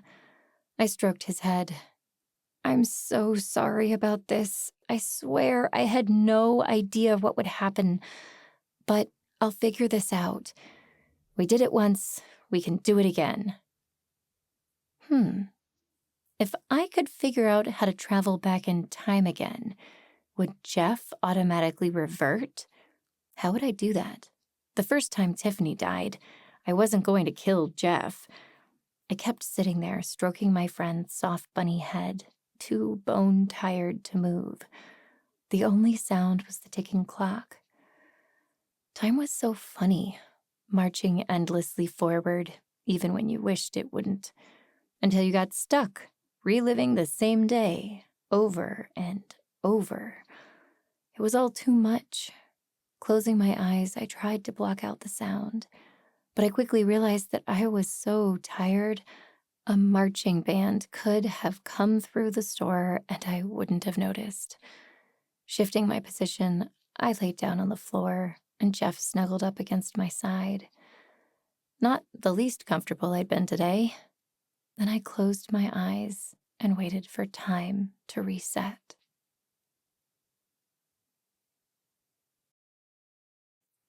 Chapter 9.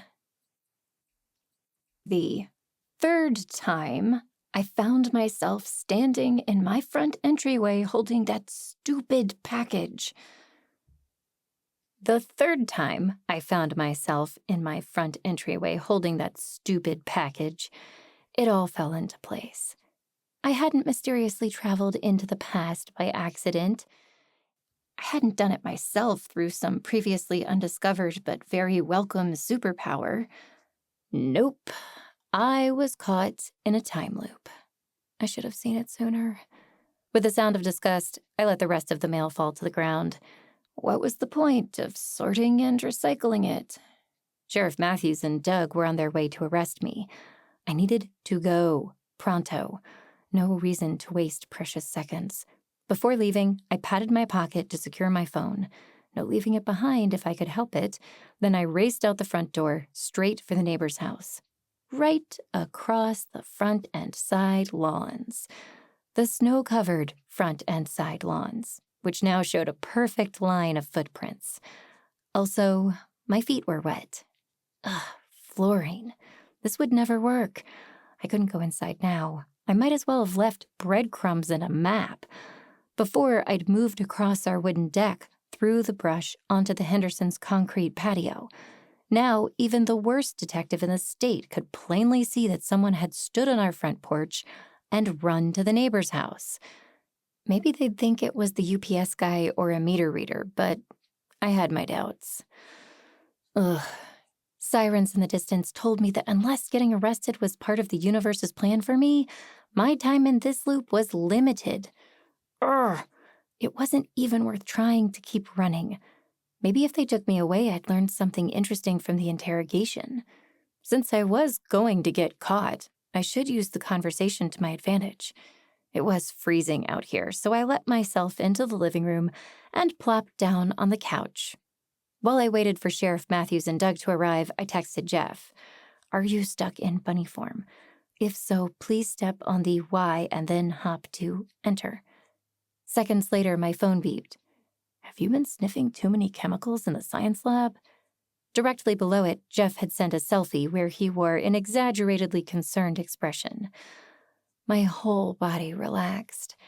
I hadn't realized just how worried this made me until finding out he was okay. I texted back. Will explain later. Please stay human just in case. He sent me a thumbs up. Thank goodness for small favors. Now I didn't have to worry about Jeff until this got resolved. My driveway remained clear of police cars, so I removed the hat from its package. This time, I examined the box a little more closely. The same USPS priority mail packaging I'd noticed earlier. Same smeary lettering that clearly did not resemble my mother's under scrutiny, not to mention a much lighter box than anything Mom ever sent. Her care packages were crammed full of anything she could think to stuff in there. I should have been suspicious from the start. And again, this hadn't been mailed. The police would be here soon. All I needed to do was show them the box. They had fancy crime labs.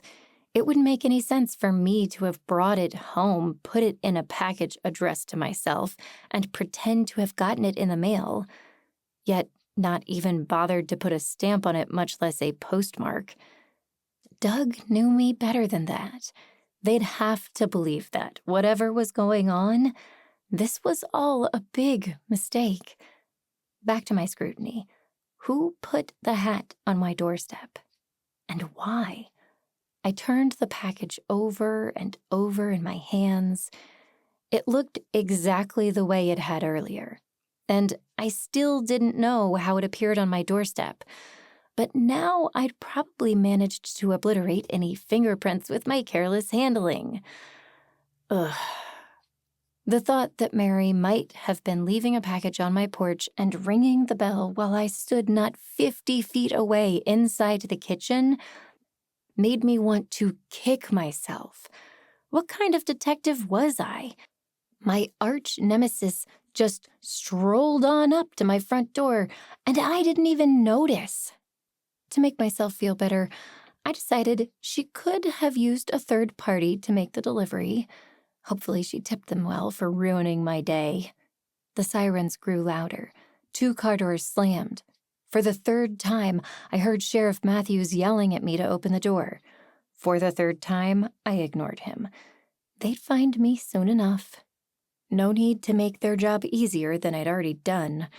Meanwhile, we had a video doorbell. My brother could check his phone and tell me who'd left the package.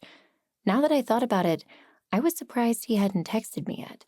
Usually he'd let me know to bring stuff inside before it got destroyed by the weather. In New York, a couple of hours could mean at least 3 thunderstorms or massive temperature drops. You never knew what could happen to cardboard left outside. Pulling out my phone, I called Kevin. It went to voicemail. "Big brother, call me back. I need help." Aluminum Reynolds? There you are. Don't move. Put your hands in the air. The voice bellowed through the now open front door, bouncing off the walls. I hadn't bothered to lock it behind me. What was the point? Still hearing my name made me jump. My phone clattered to the hardwood floor and skidded over to the far wall. Wonderful. I should tie the thing to my wrist next time. No sudden moves. Put your hands on your head. Following the voice's instructions, I turned around slowly. Not surprisingly, Sheriff Matthews aimed his gun at me. Score 1 for the Shady Grove police. Drop it. My phone? Oh, the package. I'd forgotten I still clutched the box in one hand. Bending my knees slowly, I set it on the ground. Sure, it most likely only contained a hat, but one that must have been cursed with some kind of spell. I didn't want to know what dropping a cursed hat might do. Now push it toward me, he said. That's a good girl. I'd been happy to comply until those last 2 words. There's no need to be condescending.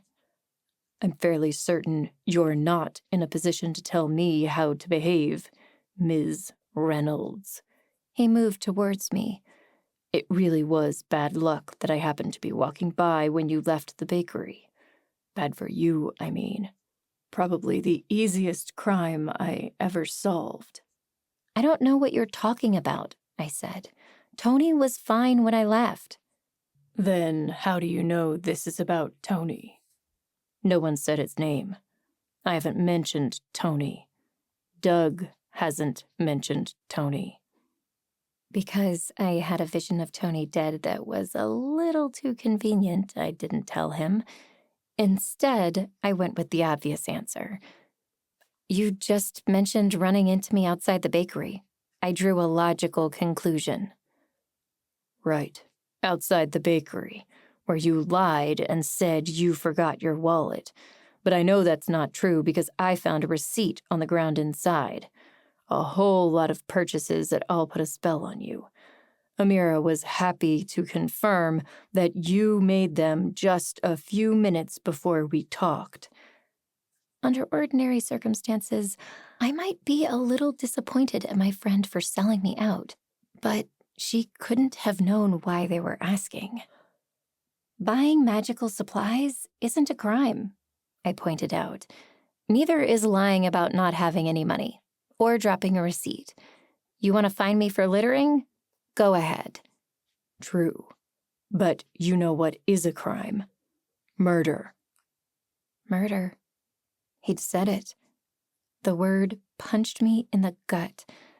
They really thought I'd killed someone. How was that even possible? All of a sudden, I could hardly breathe. Even seeing Tony pass out in my vision with my own face above him, I'd never wanted to believe he was dead.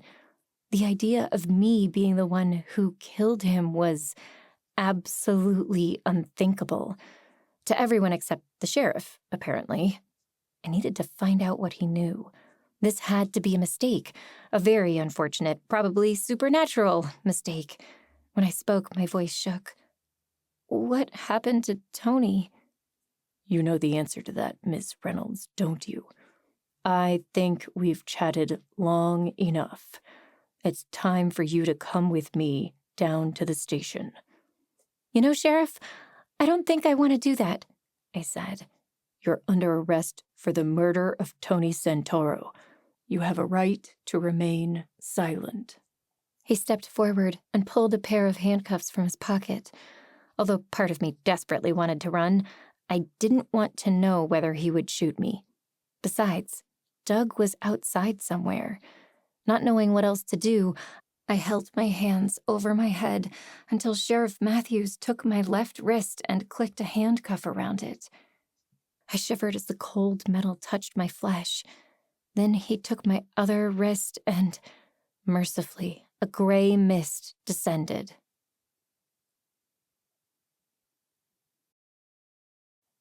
Chapter 10. Oh, goody. I stood in Kevin's foyer holding the package. My phone rested in my pocket where it belonged. Sometimes it really was the little things that made all the difference. Also, I wasn't wearing handcuffs anymore. Apparently, getting arrested knocked me to the beginning of this loop, or whatever it was.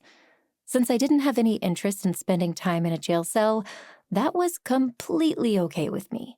Not as okay as figuring out what was happening and getting back to my regular life, but I wasn't in a position to be choosy. From my last loop, I'd confirmed a few important things. First, there wasn't much time between when I found the package and when the police arrived, but there might be enough to get away. Second, someone killed Tony after I left the bakery. Third, the police thought it was me. I didn't blame them. The evidence was compelling. They weren't going to get a chance to arrest me again, though. I raced for my car, slamming the button to open the garage door on my way past. I dove into the front seat of my Prius, stabbed the ignition button, and shifted into gear in one solid movement. The garage door was still rumbling upward when the car sprang to life. I stomped the accelerator, and my car jumped backward, screeching down the driveway. Left. The police arrived from the left. I reversed in a half circle, pointed my car right, and took off again. This was a pretty long street, so they'd see me as soon as they rounded the corner. At the first intersection, I swung a left, barely lifting my foot from the accelerator. In my rearview mirror, I hadn't spotted any flashing lights yet, but they couldn't be more than a few seconds away. Someone screamed. Instinctively, I stomped on the brakes as I turned to look. My tires skidded on the ice. Mrs. Chang's cat crouched frozen in the middle of the street. Oh, I yanked at the wheel, desperate to avoid it. The car swerved to the right. So did the cat. I pulled the e-brake. I closed my eyes. I prayed. Mrs. Chang screamed again. Oh, fuck.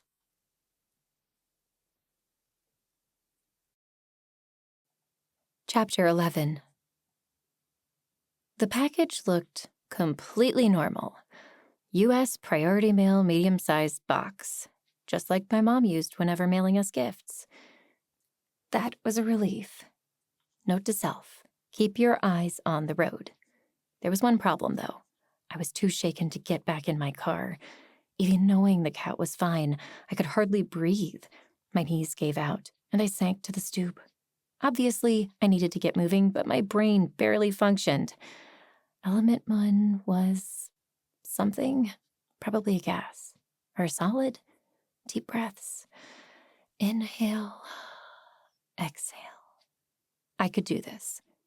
At least, I knew that if I accidentally ran over an animal, the universe would pop me back here to save its life. A small kindness in this bizarre day. Pulling out my phone, I tapped Doug's name in my contacts app. Allie? I should have known he would be surprised to hear from me. He didn't know what I'd been through. I didn't give him a chance to say more. You guys suck. I didn't kill Tony. I didn't kill anyone, yet no matter what I do, you just keep showing up at my house, all ready to arrest me. Why aren't you out there looking for the real killer? I know why, because your uncle is as crooked as the day is long, and the sight of a police car turning into the driveway cut me off. I'd been so wrapped up in my righteous fury, I hadn't even noticed the sirens. If you're done now, I'm supposed to tell you that you have the right to remain silent. He paused. You know I don't want to do this, but Uncle Tim called in a warrant, and Judge Schaefer gave it to him. No problem. I was in the wrong place at the wrong time. That's all this is. I want to believe you, Allie. I do. You're not a killer, but there wasn't much time between when you left the shop and Uncle walked in. The only exit was locked and bolted from the inside. Unless someone invisible killed Tony and left before Uncle and I searched the place, it doesn't look good. We have to follow the evidence. Someone set me up. Was this a good time to tell him magic was real and I was psychic? Would the time loop reset if he wasn't supposed to know? Maybe Amira's ghost killed Tony. Said the scientist. Wow, how my life had changed. Doug's response interrupted my thoughts. Rusty will prove it. You know he will, but we have to take you in for questioning. Ignoring him, I dropped my phone and made it to the side of the police car before Sheriff Matthews exited the vehicle. Cupping my hands over my mouth, I screamed through his driver's side window. You and the mayor are ruining Shady Grove. I'm going to run against you myself next time to make sure stuff like this doesn't happen. And I'll win. See if I don't. Sheriff Matthews rolled down his window, eyeing me curiously. Are you done? To my right, Doug was slowly walking up the driveway. The handcuffs on his belt glinted ominously in the sunlight. At least his gun was holstered. No. Leaning forward, I jabbed the sheriff in the nose as hard as I could. Now I'm done, you proton.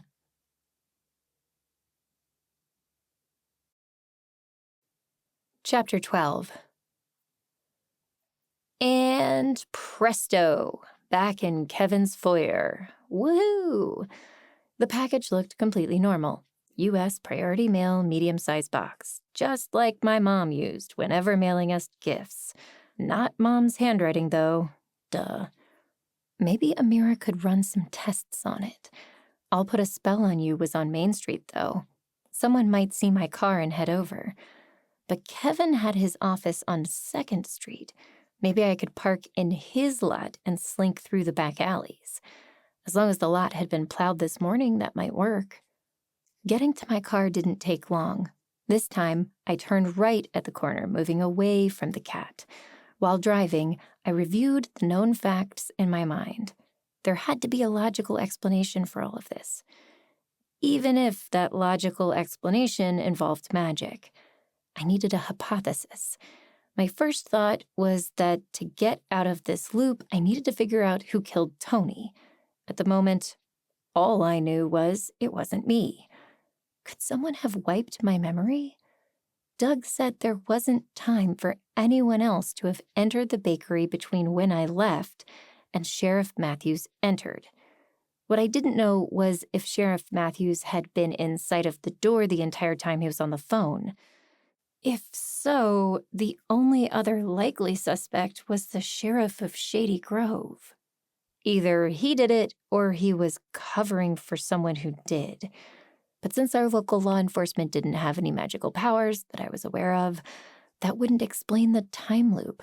If the sheriff or one of his friends killed Tony and framed me, how would magic come into any of this? My gut told me Mary was behind all this.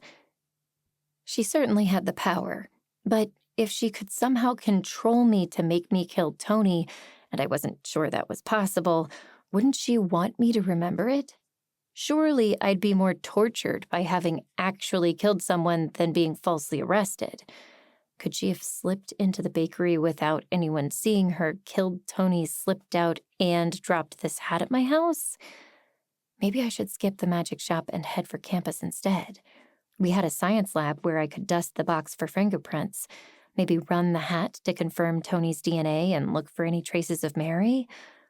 This day seemed 100% like a magical creation, though.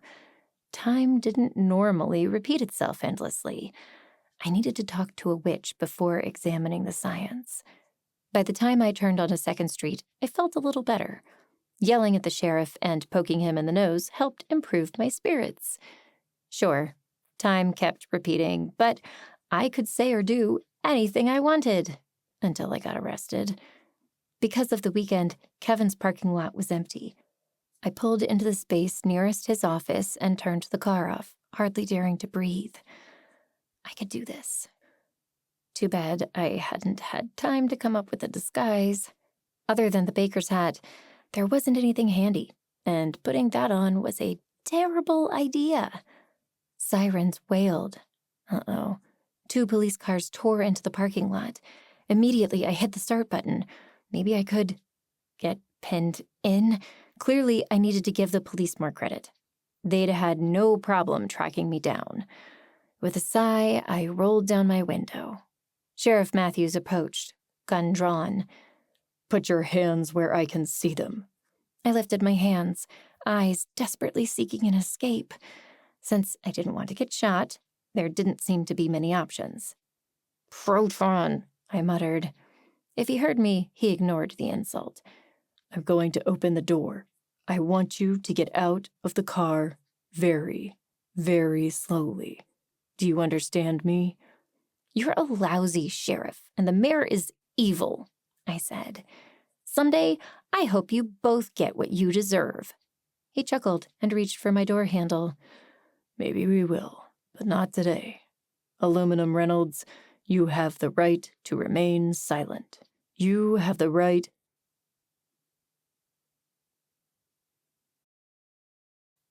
Chapter 13.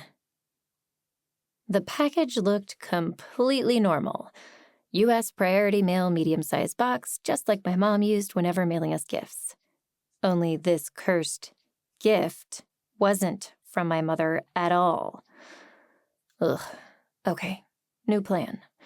Kevin's office was a no-go, but I still needed to get to Amira on Main Street. After I grabbed my keys and got my car headed down the block, I called Rusty. He answered immediately. Didn't your powers tell you something like this might happen? You're hilarious. You wouldn't believe the day I've had. What did Doug tell you? Enough. I would never dream of asking you to pick sides, but you want me to choose you over Doug? He sounded wary, and I wondered if calling him was a mistake, but it was too late now. He was my best shot. Not exactly. Doug's on my side. I already talked to him. He said you'd clear my name. Really? When? He just got the call a few minutes ago. Oh, not in this reality. Earlier. Rusty choked. In the background, I heard coughing. A moment later, he said, You can't say stuff like that when I'm drinking. It's been a day. I promise I'll explain later, but for now, I need to borrow your car. Are you home? I am. I had planned a romantic dinner date with my boyfriend, including his massages and a specially prepared home-cooked meal. Now I felt like a jerk. Let me guess. Doug had to leave suddenly? Why, yes, he did. You're so smart. There is a time and a place for sarcasm, but this isn't it. Listen, the police think I killed Tony. Doug believes I didn't. You know it, too. Duh. I was just pushing your buttons. Do you want me to drive your car around, lead the police on a merry chase? That could be fun. My heart stopped at the thought. After what happened to Tiffany? Nope. No way. Hard. Pass. That won't be necessary. Just let me park in your garage for a few hours and use your car. I need to go to the magic shop, and I can't drive down Main Street while the police are looking for me. You are aware that Doug will recognize my car, right? Sure, but he's not looking for you at the moment. This had to work. I didn't have any other ideas. Kevin's car was both very recognizable and out of state. Gripping the steering wheel, I turned into a residential development and prayed. Several long seconds later, Rusty said, "You're right. Come on over." "Great!" I pulled into the driveway. "I'm here. Can you open your garage for me?" He laughed, and the line went dead. 10 seconds later, the garage door rumbled upward, revealing Rusty's SUV on the right and the space that usually housed Doug's car on the left. Rusty stood in the doorway leading to the house. Jumping out, I ran to him. He opened his arms, and I dove into them, wrapping my arms around his neck like he was my life jacket. It took every ounce of restraint I had not to sob. He stroked my hair.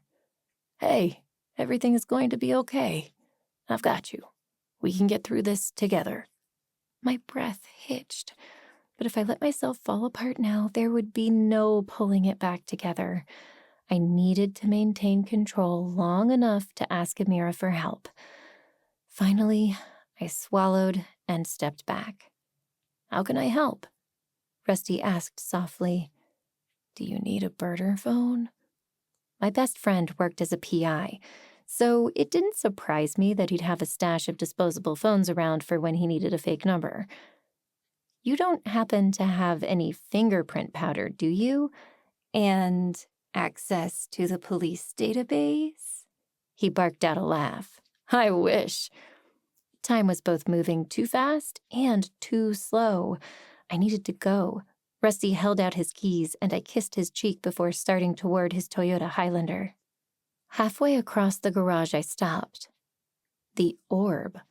Although I didn't understand any of this, if Mary had the power to change time, and she wanted to hurt me, I couldn't leave the orb unattended in the trunk of my car. It only took a second to grab it, and, on a whim, the bags of supplies from I'll Put a Spell on You. Better to be overprepared than caught defenseless facing a witch with a vendetta. I refused to leave the orb in Rusty's garage if there was any possibility of Mary sensing its power and coming to get it. After all, the original plan had been to use the orb to lure her in. Besides, if taking this extra time caused the loop to reset, I'd know to leave everything in my trunk next time. For now, I tossed the bags over to the passenger seat while climbing into the car. I paused just long enough to meet Rusty's eyes and crossed my arms over my chest in the sign for love. Then I clicked my seatbelt into place, adjusted the mirrors, put the car into reverse, and drove back toward Main Street.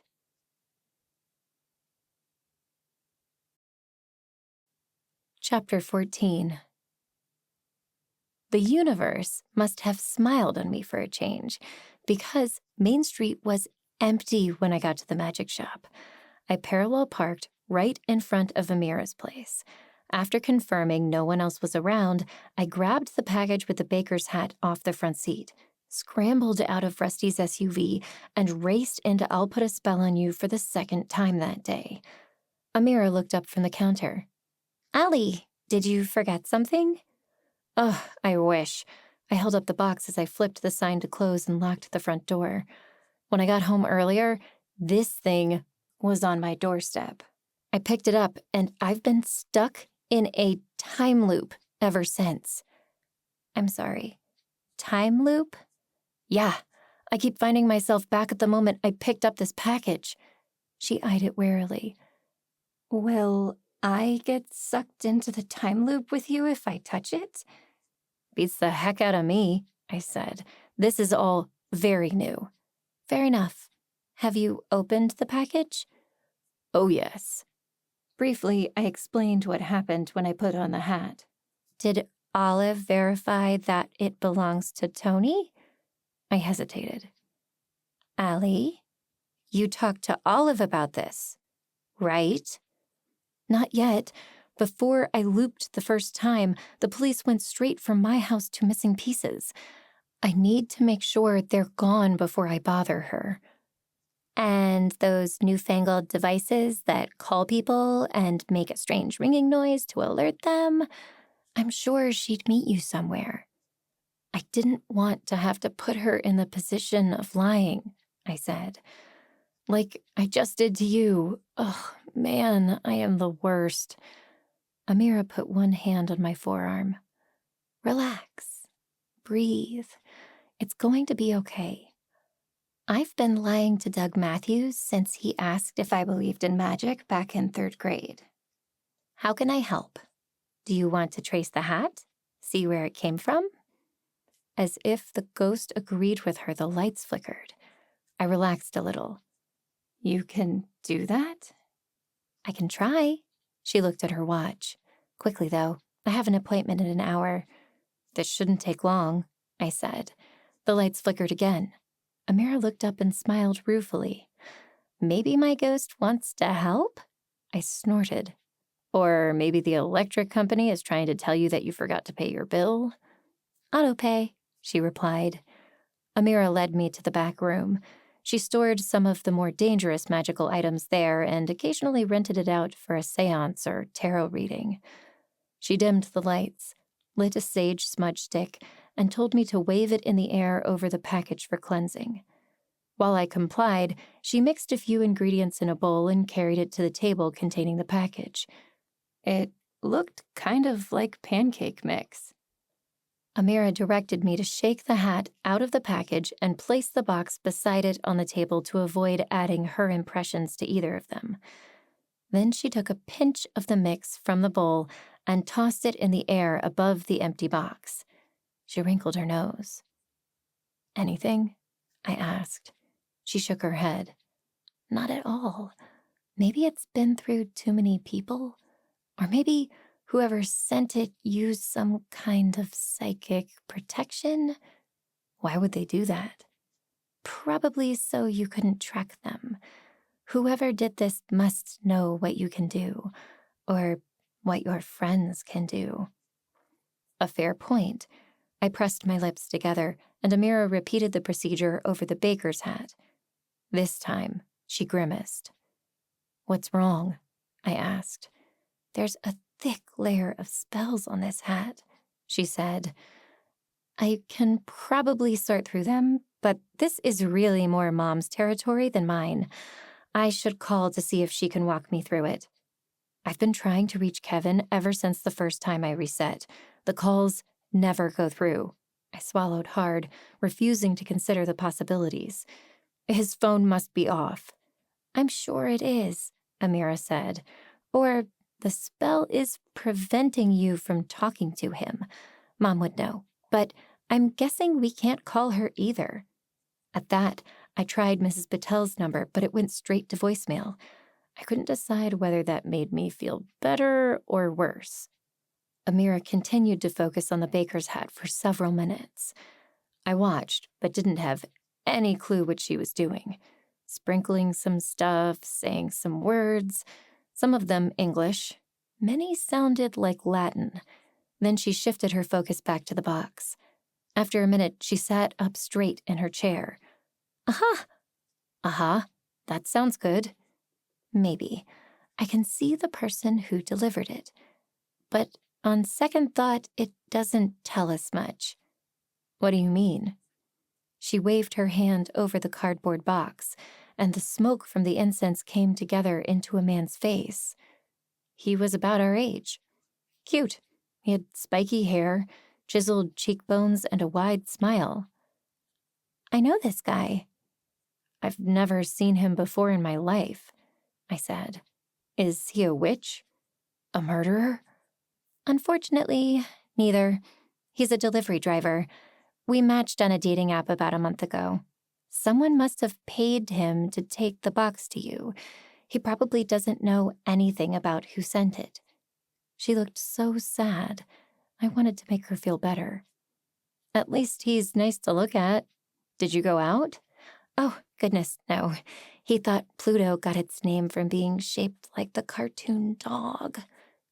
It took a minute for that to process. He thought the space object Pluto received its name from a Disney character, and that it was shaped like a dog? Yeah, good thing he's cute. She waved her hand again, and the image dissipated. Sorry I can't be more helpful. If you want, I'll head down to Missing Pieces and see if the police are gone on the way to my showing. If so, I can give Olive the hat. Thanks. Let me help you clean up first. When I stood, I swayed on my feet. This whole spellcasting thing had made me woozy. Or maybe it wasn't the magic. It took me a minute to realize that the air in here had changed. It seemed thicker, maybe. Darker? A byproduct of the spell, probably. It was making me sleepy. Or maybe the day I'd had made me sleepy. All of a sudden, my eyelids weighed 1,000 pounds. To clear my head, I forced myself to wander around the room. After a minute, I paused and lifted my nose. Then I sniffed the air. "Do you smell anything?" I asked. It's just the sulfur, she said, or the incense. Sometimes these spells can get pungent. Yeah, okay, I guess. I know you've had a rough day, but everything is fine, she said. I've done this 100 times. The sulfur is smelly, but it's totally safe. Anyway, it doesn't matter. We're done. I'm sorry, Allie. If possible, the sulfur smelled even worse after I blew out the incense. You sure we can't find out anything else? She pressed her lips together. I don't think so. The hat has spells on it, like I said. The only thing I can say is I don't think it is specifically causing the time loop, which is to say that destroying it probably won't fix anything. Ooh, can we try? Maybe if it weren't evidence in a murder investigation. A valid point. Although, if setting the thing on fire would unravel the whole spell and put me back on a normal timeline, I would risk it. Anything else? What is most interesting isn't what the spells are, but who placed them. I don't know if you're aware of this, but most magics leave fingerprints, a unique signature. You could even say a calling card. I've seen this signature before. These spells were placed by a witch I know. More importantly, a witch you know. Mary. It wasn't a question. You don't seem surprised. She's the only person I could think of who would have both the power to do something like this and a strong desire to mess with me. Amira pondered my words. Yeah, that Venn diagram is a complete circle. In some ways, I wanted it to be someone else, I said. But it makes sense. We're planning big things for the anniversary of Katrina's death. Maybe she is too. What do we do now? I'll do some research. Meanwhile, maybe you can get time back to normal if you can figure out what she wants you to do. She wants me to give her my nephew, which will happen over my dead body. Can we lure her in and bind her while you're in the time loop? Tonight instead of in the morning? There's no way for me to get Emma here until tomorrow. I can't call her, I said. Do you think you can work it on your own? I'm sorry, but no. Even with the orb, we need her. My rising hopes plummeted down to the earth. Emma couldn't help until tomorrow. Mary had put me in a time loop that wouldn't let me get to tomorrow. Was it getting warm in here? I was starting to get lightheaded from the stress of it all. With a moan, I sank down into my chair and buried my head in my hands. Amira squeezed my shoulder. It'll be okay. I can drive out to Willow Falls later and talk to her if the phones won't work. She gathered up the stuff we'd used and went to wash her hands at a sink in the attached bathroom, while I blew out the rest of the candles. By the time I finished, the room stunk so badly I turned to look for a window. Nothing. I guess that made sense since this used to be a storeroom. Amira needed to control the light for her spells. She really needed to install a vent or add some fans, though. Waving one hand to clear the air, I went for the door. My eyes were watering from the smoke. This was terrible. Throwing the door open, I was preparing to dart through it when a blast of heat hit me. Instead of dissipating, the smoke grew stronger. What the? My first instinct was to investigate, but there was nowhere to go. Flames filled the other end of the hallway. Taking 2 steps back into the storeroom, I slammed the door and dropped to the floor, croaking Amira's name. What's wrong? She coughed as she approached. We should really air this place out. Stop, I yelped. Amira jumped away from the door as if I'd slapped her. Quickly, I said, Fire! The whole store is on fire! What? How could that happen? The color drained from her face. Oh no! The flickering lights! My dad told me it was a sign of an electrical problem. I thought I was so cool having a ghost in the magic shop. If we didn't get out of here soon, whoever took over the lease would have 2 legit ghosts in their new endeavor. My mind raced for any means of escape. Is there a window in the bathroom? I asked. She shook her head. We're going to have to go through the door. There's no path that way, I said. The hallway is a tunnel of flames. What about a back door? The only way to get to it is through that hallway. Her eyes filled with tears. We're trapped. Oh, Amira, I'm so sorry. I should never have come here. It's not your fault. I should have called an electrician weeks ago. I racked my brain, but at the end of the day, there only seemed to be one solution. When Tiffany died, time reset. If the fire consumed me, I should bounce back to the front foyer. I had to believe it. Amira's eyes narrowed. Whatever you're thinking, I don't like it. I know, I said, but I think it'll be okay. Standing up straight, I took a deep breath. Then I opened the door and trudged into the flames. Halfway down the hall, a beam cracked overhead. I looked up. Panic flared in my throat. My eyes welled with tears. Then the gray mist descended.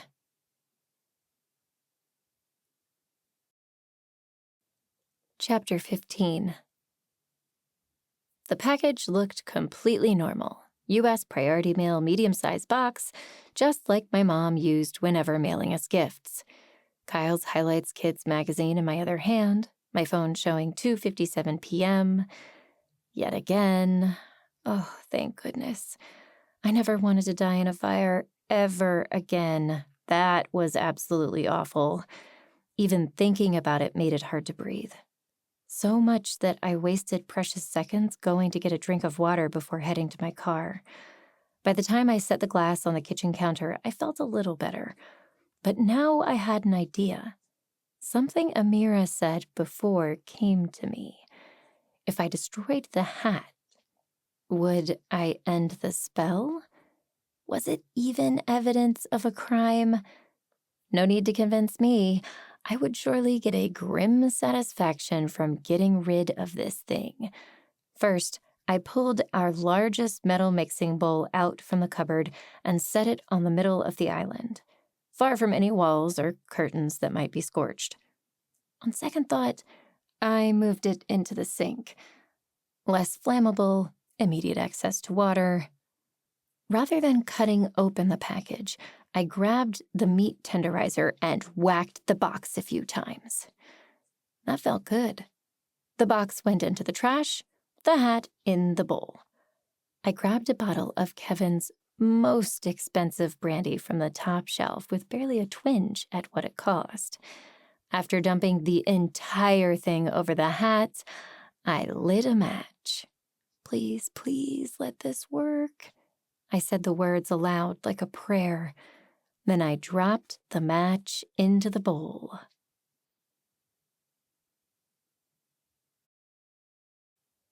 Chapter 16. So much for that hypothesis. The unopened package containing a presumably unburnt chef's hat was in my hand. In the front hall. At 2:57. Time to get out of here. The police were on their way, and now I wanted to stay out of jail more than I wanted to wait and insult them when they arrived. Yet again, I ran to my car, punched the garage door opener, threw the shifter into reverse, and slammed onto the accelerator. My next move was both risky and obvious. Amira's spell told me that Mary placed the spell on the baker's hat and who delivered it. I could guess why, but did the hat really belong to Tony? How did the vision get onto the hat in the first place? Maybe someone else hit Tony with a rolling pin and Mary changed their face? There was one person nearby who could help answer at least one of those questions for me. Going to Olive might prove to be a mistake, but I'd already made several of those today. It didn't seem to matter. If she could say or do anything to shed some light on what was happening, it would be worth seeing her death, watching her get arrested. Oh, dear. No, I could do this. It wasn't real. Taking a deep breath, I recited the elements of the periodic table all the way to Main Street. I just needed to grab her and get out before the police arrived. We had maybe 10 minutes, not nearly enough time to swap cars with Rusty. Missing Pieces was only about a mile from home, so even taking a circuitous route out of my neighborhood, I arrived a few minutes later and parked in the alley beside the store. Not in an actual space, but it's not like getting towed would be the worst thing that happened to me today. Olive took one look at my face and moved toward the front of the shop, changing the sign on the door to closed and turning the lights off. Come on, let's go upstairs. Won't people wonder why the store is closed in the middle of the day? Olive, listen, the police are looking for me. They're on their way. Before you came along, I shut the shop for lunch almost every day. People will live without me for 10 minutes. Now let's go. Not giving me a chance to object further, she put one arm around my shoulder and steered us toward the upstairs apartment she shared with her wife, Maria. The second we got into the back room, I dug in my heels and started talking. Stop, there's not a lot of time, but we have to go. That's what we're doing. I'm taking you upstairs for some tea. We can't go upstairs, it's not safe, I insisted. Taking a deep breath, I continued. Something is happening to me, Olive. I don't know what it is, but the police are looking for me and Tony the baker is dead, and then Tiffany died in a car accident, and then I ran over Mrs. Chang's cat, and I screamed at Sheriff Matthews, and Jeff got stuck as a rabbit, and Amira's store burned down. I broke off with a wail, burying my face in my hands. Olive wrapped her arms around me, enveloping me in her familiar lavender patchouli scent. It's going to be okay. How? I don't know quite yet. That's a lot of information. You ran over a cat? When was there a fire? I didn't hear anything. I sniffled. Not in this reality. That makes perfect sense. Olive said dryly. Why don't you start at the beginning? After blinking the tears out of my vision, I went back to the first time I opened the front door. From finding the package with the baker's hat to everything that happened since. Finally, I wound up with, Jeff went into the bakery for me to look around because he could get into tight spaces. He got stuck. He's okay now because time reset, but it freaked me out. Do you have the hat? I'd like to examine it. Well, duh, that would have been a brilliant idea. Bring the hat to the person who would confirm it belonged to Tony without the need for pesky DNA tests. I closed my eyes and inhaled deeply. Is that a no? Olive asked. I forgot it in my car, I said sheepishly. Let's go get it. Nonsense. I'll get it. You stay here. You don't have any reason to be poking around my car, I protested. I can't drag you further into this." "I'm already involved," she countered. "True, but—" I didn't know how to put this into words. Every time someone had helped me since this day began, something bad happened to them. Yes, I realized Olive was in danger from the second I showed up here, but I didn't have to further jeopardize her by sending her out to steal evidence. If I ever fixed this time loop, the last thing I wanted was to have to figure out how to get Olive out of jail for the second time. It's not necessary. I know the hat is Tony's. I had a vision of him when I put it on. That's right. And in this vision, you saw yourself killing him? I nodded. But that's ridiculous, right? All of my visions are of the past. I never see the future.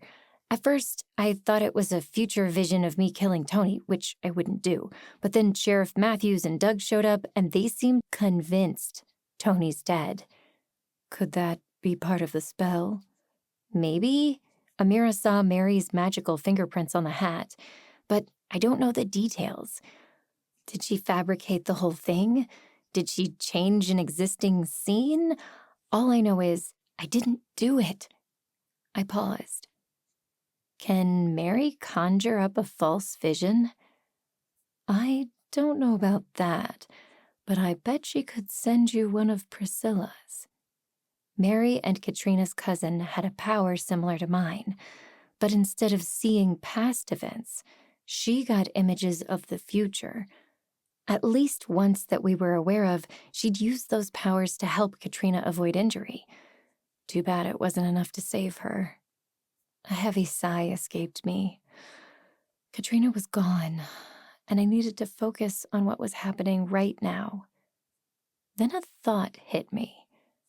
Could Mary have done a spell to possess me? Could she have forced me to kill Tony before I left the bakery?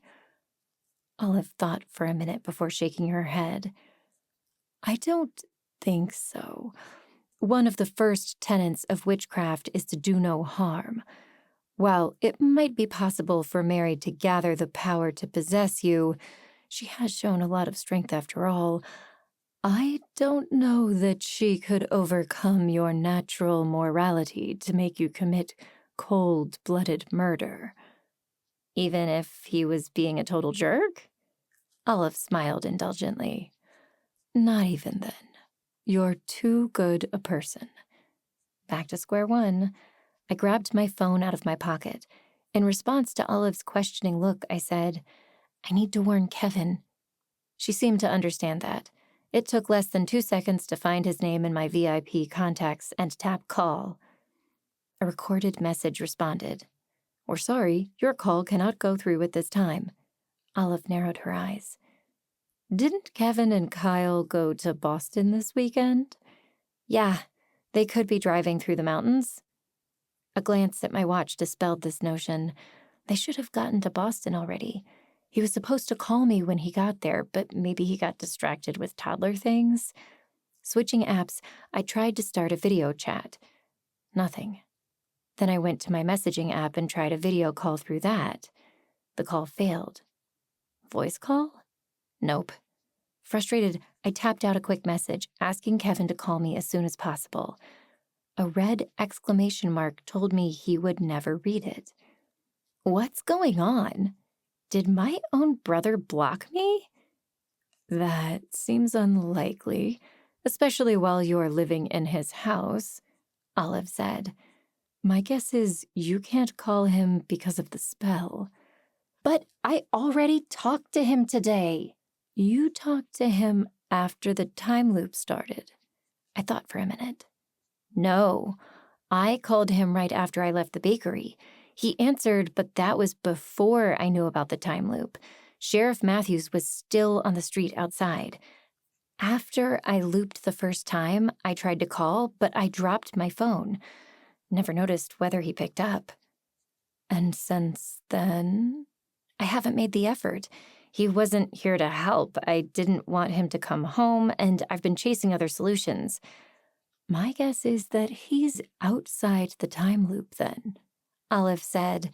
He and Kyle are probably perfectly safe from the spell. But not from Mary, who is also outside the spell. Right, She said. How do I find her? Olive moved toward the back door.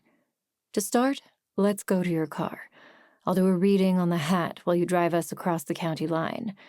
My guess is that Mary doesn't have the power to loop more than the geographical density of Shady Grove. We might be able to get outside the spell and warn Kevin from there. That made sense. I can't involve you deeper in this. She laughed. Don't be silly. You most certainly can. Let's go. We swung by my car exactly long enough for me to retrieve the currently unopened package, presumably holding Tony's hat, and hand it to Olive. You should move your car, Allie. You might get towed. I shrugged. It doesn't matter at this point. She opened her mouth to argue, but got distracted, turning the package over and over in her fingers. It's still sealed. How do you know there's a baker's hat inside? Magic, I said dryly. I've opened it like 8 times today. Go ahead. I slid into the front passenger seat of Olive's car and ducked down below the window while she walked around to the driver's side. Once we were settled, she opened the package. As expected, a white baker's hat slid out. She didn't even have to put it on the way I did. You're right. It belongs to Tony, she said. Told you so. Ignoring me, she put the car into gear. We drove away from missing pieces. Since the Vermont border was close, she got on a state highway heading east. With every passing mile, I felt better. Until we got to the edge of Shady Grove County, and a now familiar gray mist descended.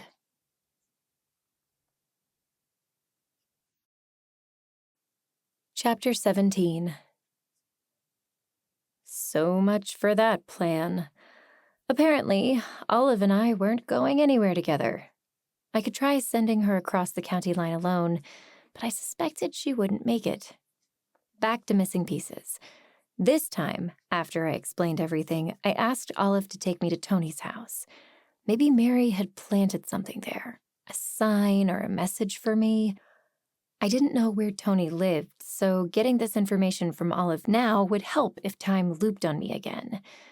Maybe I could come back without involving her next time.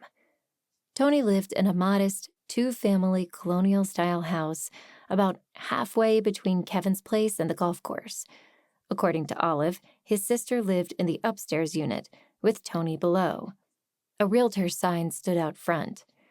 My inner scientist wondered how much force it took to drive a wooden stake through the layers of snow and ice into the frozen ground.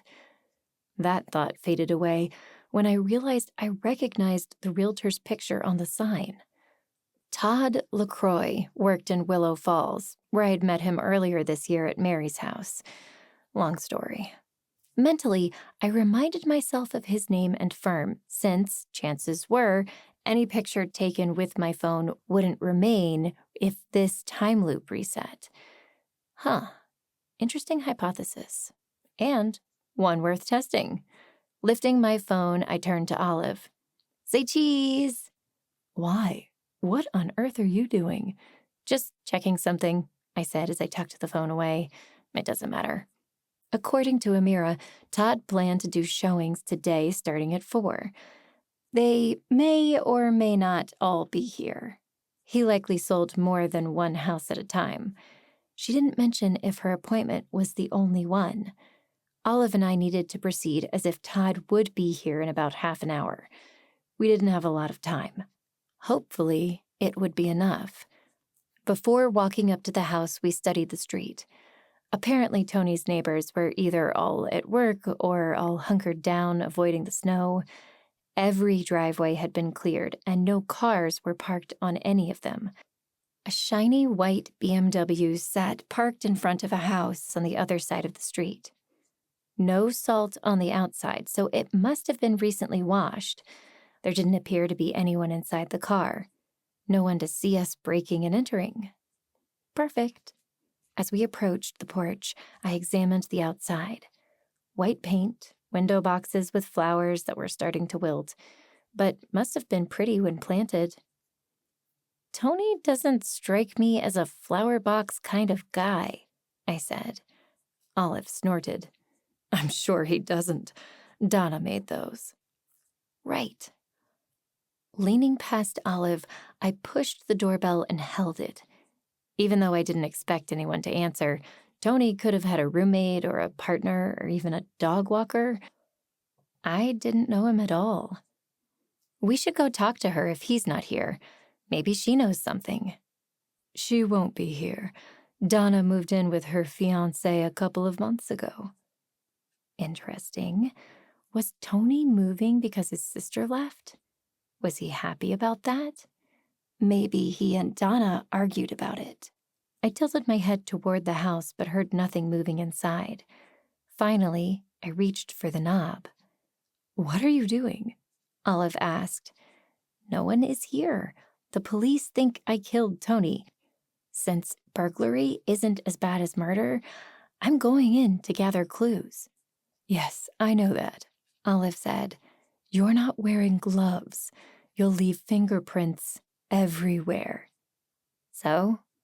Fingerprints are evidence. You've never had any reason to be in Tony's house. What if the time loop doesn't reset? I thought about it for a minute.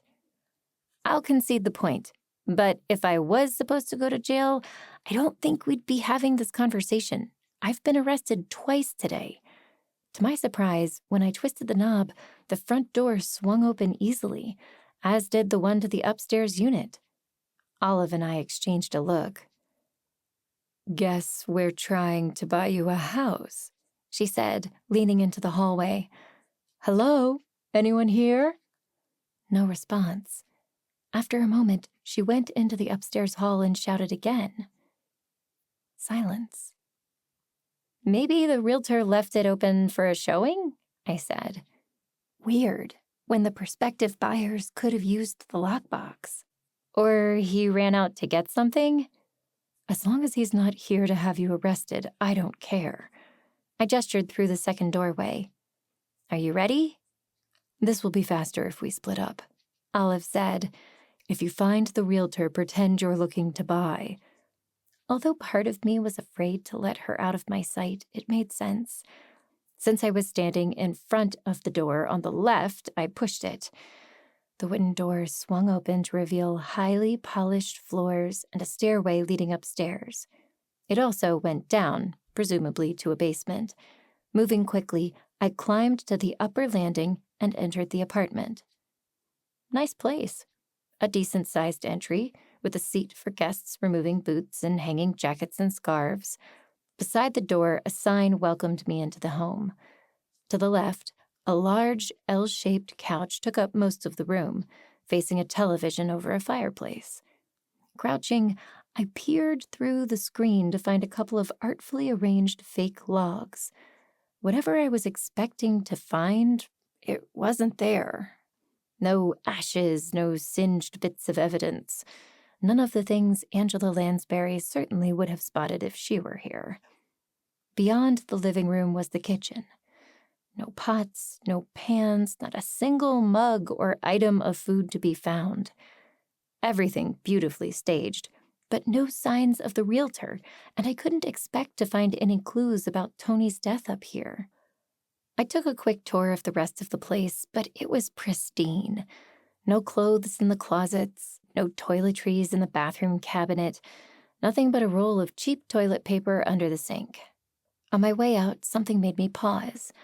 I cocked my head, listening. Was Olive calling me?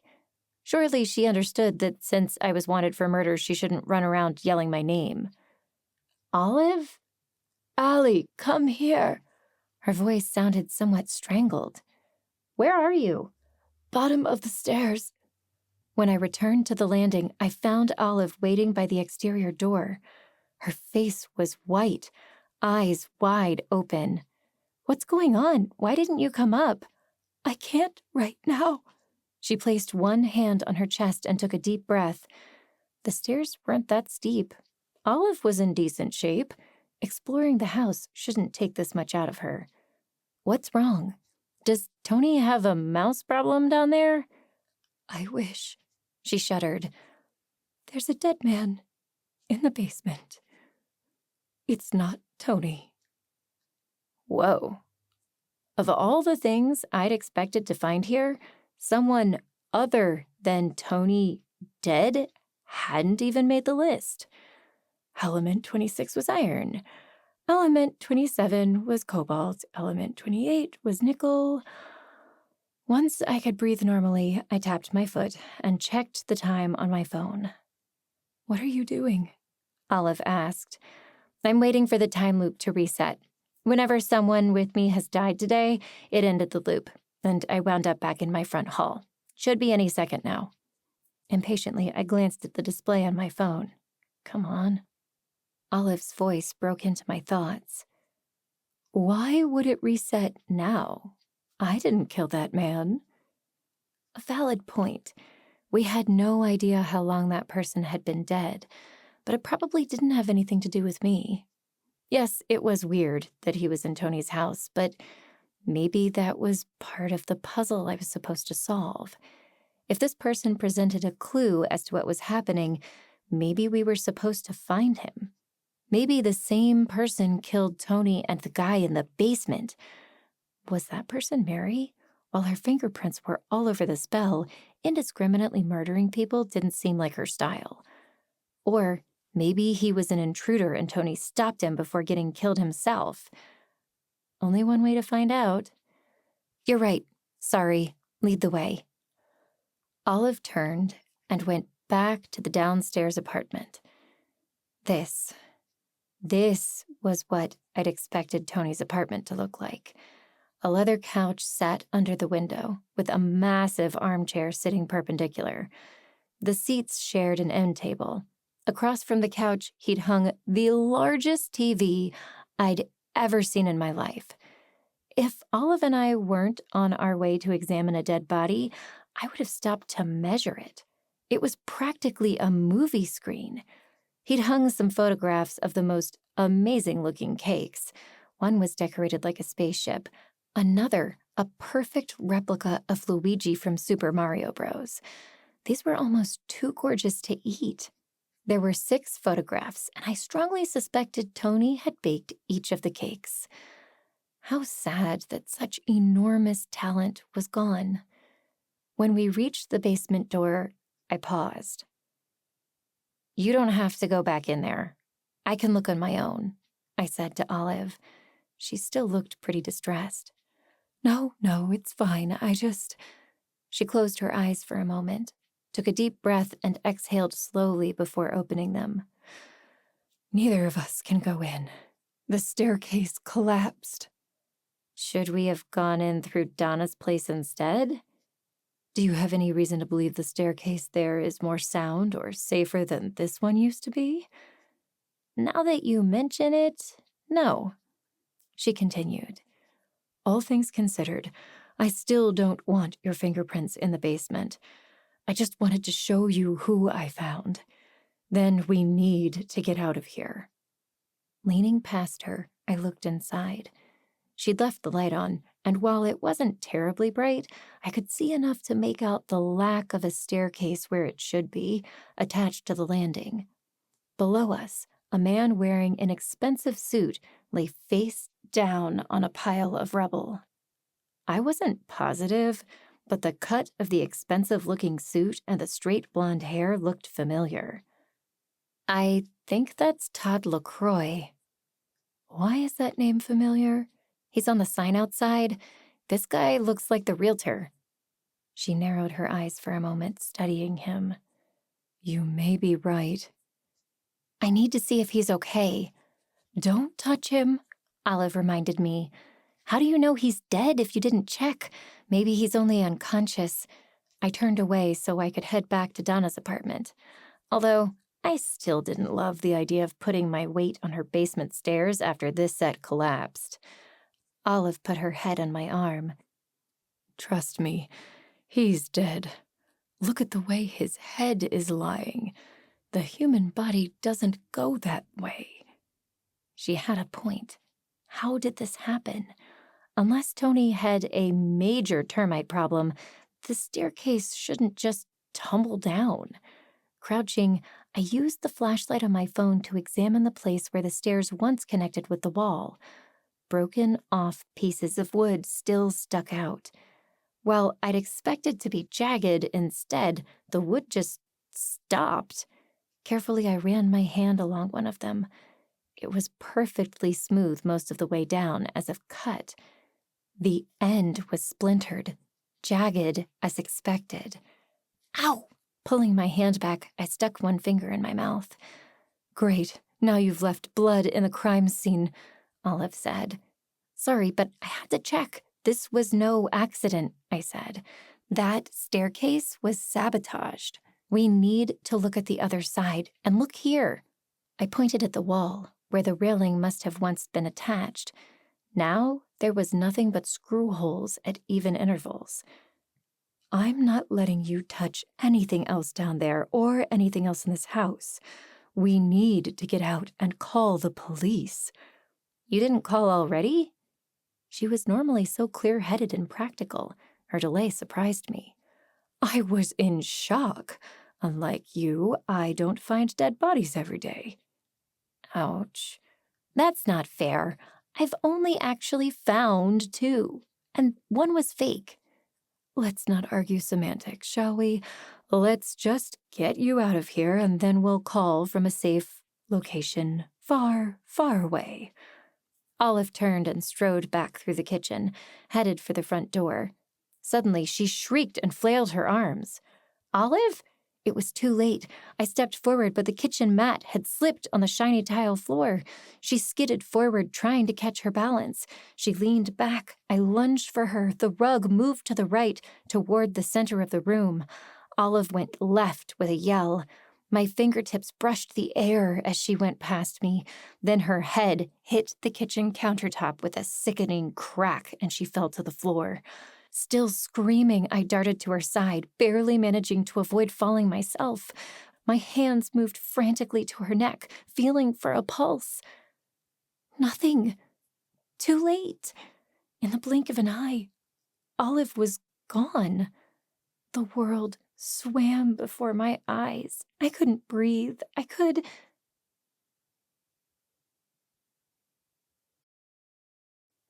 Chapter 18. Breathe. My screams died when I found myself once again inside Kevin's entryway. Heart still pounding, I forced myself to calm down by reciting the periodic table backwards. Finally, my mind stilled, and I looked at the object being squished in a death grip between my palms. The package looked completely normal. A standard U.S. priority mail medium-sized box, just like my mom used whenever mailing us gifts. It shook in my hands. As I stared at it, a tear plopped down onto the cardboard. A tear that started in Tony's house. After that loop, I needed a minute. I almost didn't care if time reset continuously forever, as long as I never had to watch Olive die again. The noise in my throat that had started before the time loop continued oozing out, an unending moan. Poor Olive. I knew I shouldn't have gone to her for help, but she was my rock. Not being able to count on her threw my world off its axis even more than being forced to repeat this stupid day over and over. I had to fix this. I needed to get to tomorrow so I could do the spell. My head was still spinning. This was no good. I couldn't drive. The police would be here soon. I couldn't stay. Where to go? I'd been reasonably safe at the next-door neighbor's house. I'd moved through the house to the next yard, careful to avoid leaving a trail in the pristine snow of the front yard. Once I'd secreted myself in their basement for the 3rd, or was it 4th, time, I sank to the ground. The dam holding back my tears broke, and I braced myself for the flood. I didn't know how much time passed before I finally got myself under control. It's not real. It's not real. She's fine. Tiffany is fine. The cat is fine. Jeff is a person, not a bunny. Amira's store is intact. Everyone is fine. Element 1 was hydrogen. Once I went through all 118 elements of the periodic table 3 times, I felt somewhat human. Sheriff Matthews or Doug would likely come search here soon, but it didn't matter right now. Until I could pull myself together, nothing mattered. I needed to talk to Sam. He always reassured me. Granted, I'd never called him after witnessing his mother's death, but it would be better for both of us that I didn't mention that minor fact. She was alive in this reality, and that was the important thing. Pulling my phone out of my pocket, I swiped to my recent video calls and tapped on Sam's name. A moment later, his handsome face came into view. I loved that face. Loved that brown hair, the strong jaw that usually had a hint of stubble. I also loved his quick, crooked smile, but that dropped when he took in my features. It hadn't occurred to me that I must look like a total wreck. Allie, what's wrong? Are we still on for this weekend? I thought I'd been all cried out, but those words were my undoing. A second flood burst out while I tried desperately to say anything coherent. Sam's image bounced all over the place, the background blurry. Finally, I got myself under control. Where are you? The bouncing slowed and Sam's features became clear once more. Near campus, he said. I was walking around the park when you called, but there's a band practicing or something. I wanted to get somewhere quiet. Now that I can hear you, let's start over. What's wrong? Since I didn't know how much time I had in this world, I launched into my story. To his credit, Sam didn't once look like he doubted me. Having a mother with magical powers and a psychic girlfriend had made him pretty unflappable. Okay, so you're caught in a time loop. Have you asked Mom about it? My throat closed up. Never mind. I don't want to know, he said. How can I help? Should I come to Shady Grove now? I can skip tonight's lecture. Someone yelled. I jumped, but no one was there. The voice came from behind Sam. Everything okay? Yeah, sorry. I seem to have taken a shortcut through a construction site, which isn't my fault. Half the city is just scaffolding. Back to you. Need me to pick you up? On the one hand, that could be extremely helpful. On the other hand, getting in the car with someone else had gone horribly wrong every time I tried it today. Other than offering moral support, I wasn't sure what Sam could do at the moment. He could help me reason through my options just as easily and more safely from New York City. Funny, if someone had told me yesterday that our small town was more dangerous than one of the most populated cities in the world, I'd have laughed at them. But now I knew how dangerous Shady Grove could be. No thanks. I like knowing you're safe. Same. Which is why I really think I should... Someone yelled again. A screech filled the air so loud it sounded like it was in the next room. Sam looked up. Something slammed into him. The phone crashed to the ground.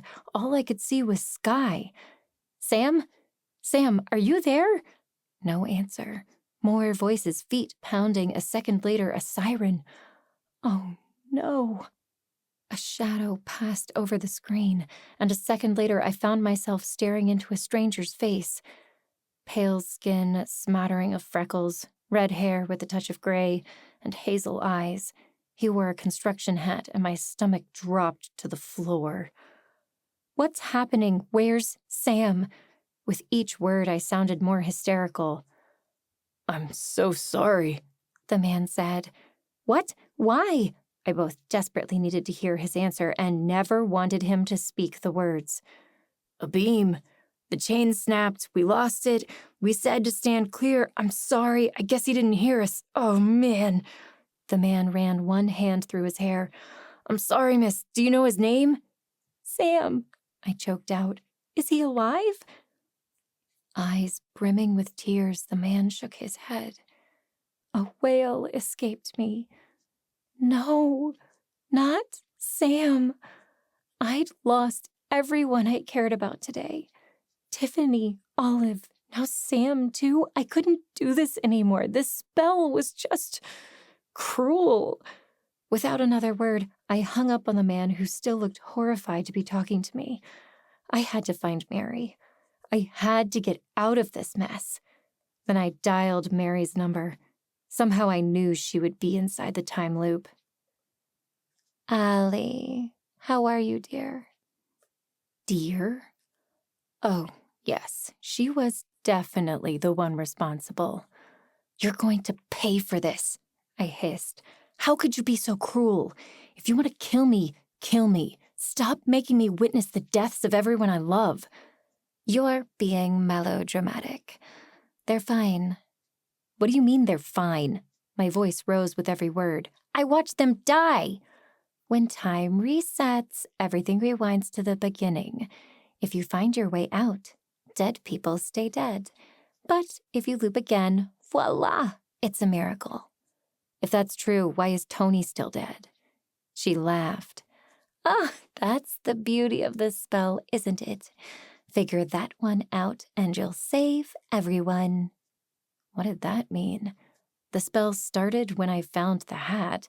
Tony was alive when I left the bakery. I had no idea when Tony died. How could I avoid starting the spell? It's not like I could teleport on over to the bakery to save Tony's life.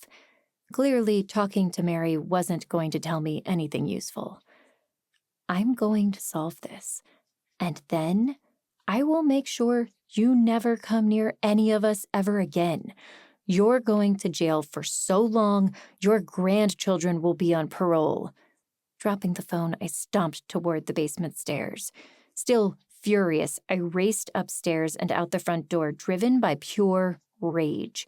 When I got to the front lawn, the police cars were exactly where I remembered them from earlier. One in the driveway, one on the street. No sign of either police officer. I looked up at the sky. I screamed and screamed. I kept screaming until finally Doug came to arrest me. This time, I welcomed the gray mist.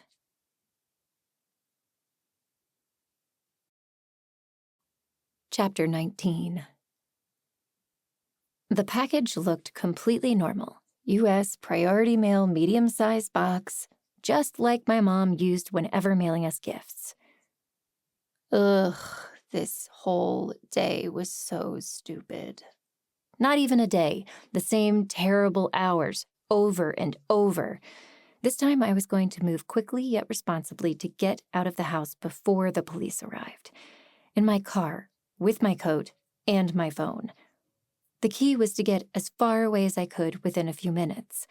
Once I got out of the danger zone, I could figure out my next step.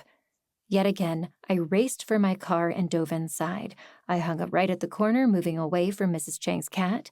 My eyes stayed glued to the road. By the time sirens came into range, I was out of our neighborhood and almost halfway to Main Street. The second I felt safe, I used Siri to call Sam, my fingers squeezing the steering wheel until he picked up. Allie, is everything okay? He asked. No, listen, I can't explain now, but I need you to swear on your life not to walk through any construction zones today, or tomorrow, or ever. Never again. I mean it. It was a testament to how much this man trusted me that he didn't laugh. Sure. I'm dead serious. Okay. Can I help? Not now. Be safe. I love you. I'll call you as soon as I can. I love you too. Worry filled his voice. Be careful, Ellie. After promising I would, I tapped to end the call and turned my full attention back to my dilemma. Where was I supposed to go? Kevin couldn't help. Olive couldn't help. I couldn't even use Sam as a shoulder to lean on. What about Emma? I'd started to walk to her place earlier but changed my mind after realizing it would take forever. Now I had wheels. Mind made up, I turned the car toward the county line. The first time I'd lived this stupid day, Tiffany's scanner had said the police were looking for me on Main Street and at major outlets like the train station and airport, all of which were miles and miles south of here. She hadn't said anything about them watching the roads out of Shady Grove, and considering how small the force was, that should mean they weren't. Still, I hardly dared breathe as I steered very clear of what constituted our downtown area. Finally, my body started to relax when the "Now leaving Shady Grove" sign came into view. Without even thinking about it, my foot pressed on the accelerator. My tires gobbled up the pavement. The sign flew by, and the gray mist appeared. Oh, fluorine! I'd completely forgotten what happened when Olive and I tried to leave town earlier. The road faded into nothingness, and my whispered curse went with it.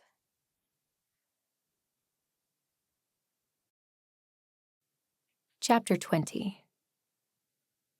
The package looked completely normal.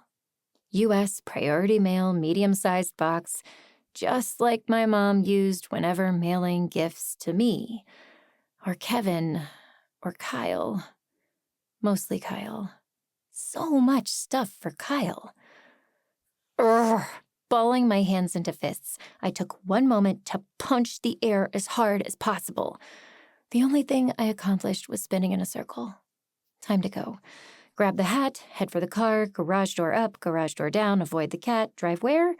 Apparently I couldn't leave town. Now what? Maybe the thing to do was go back to Tony's house and call the police. They could look for evidence. Finding Todd's body after being seen at the bakery didn't exactly make me look more innocent, though. Did Tony kill his realtor before going to work and getting murdered? When I saw Tony, he'd seemed unusually cranky, even for him. I supposed that could be related to having just murdered his realtor, but who would leave a body in their basement and go to work like nothing happened? Especially when the deceased was supposed to be showing the place to potential buyers and would get found soon enough.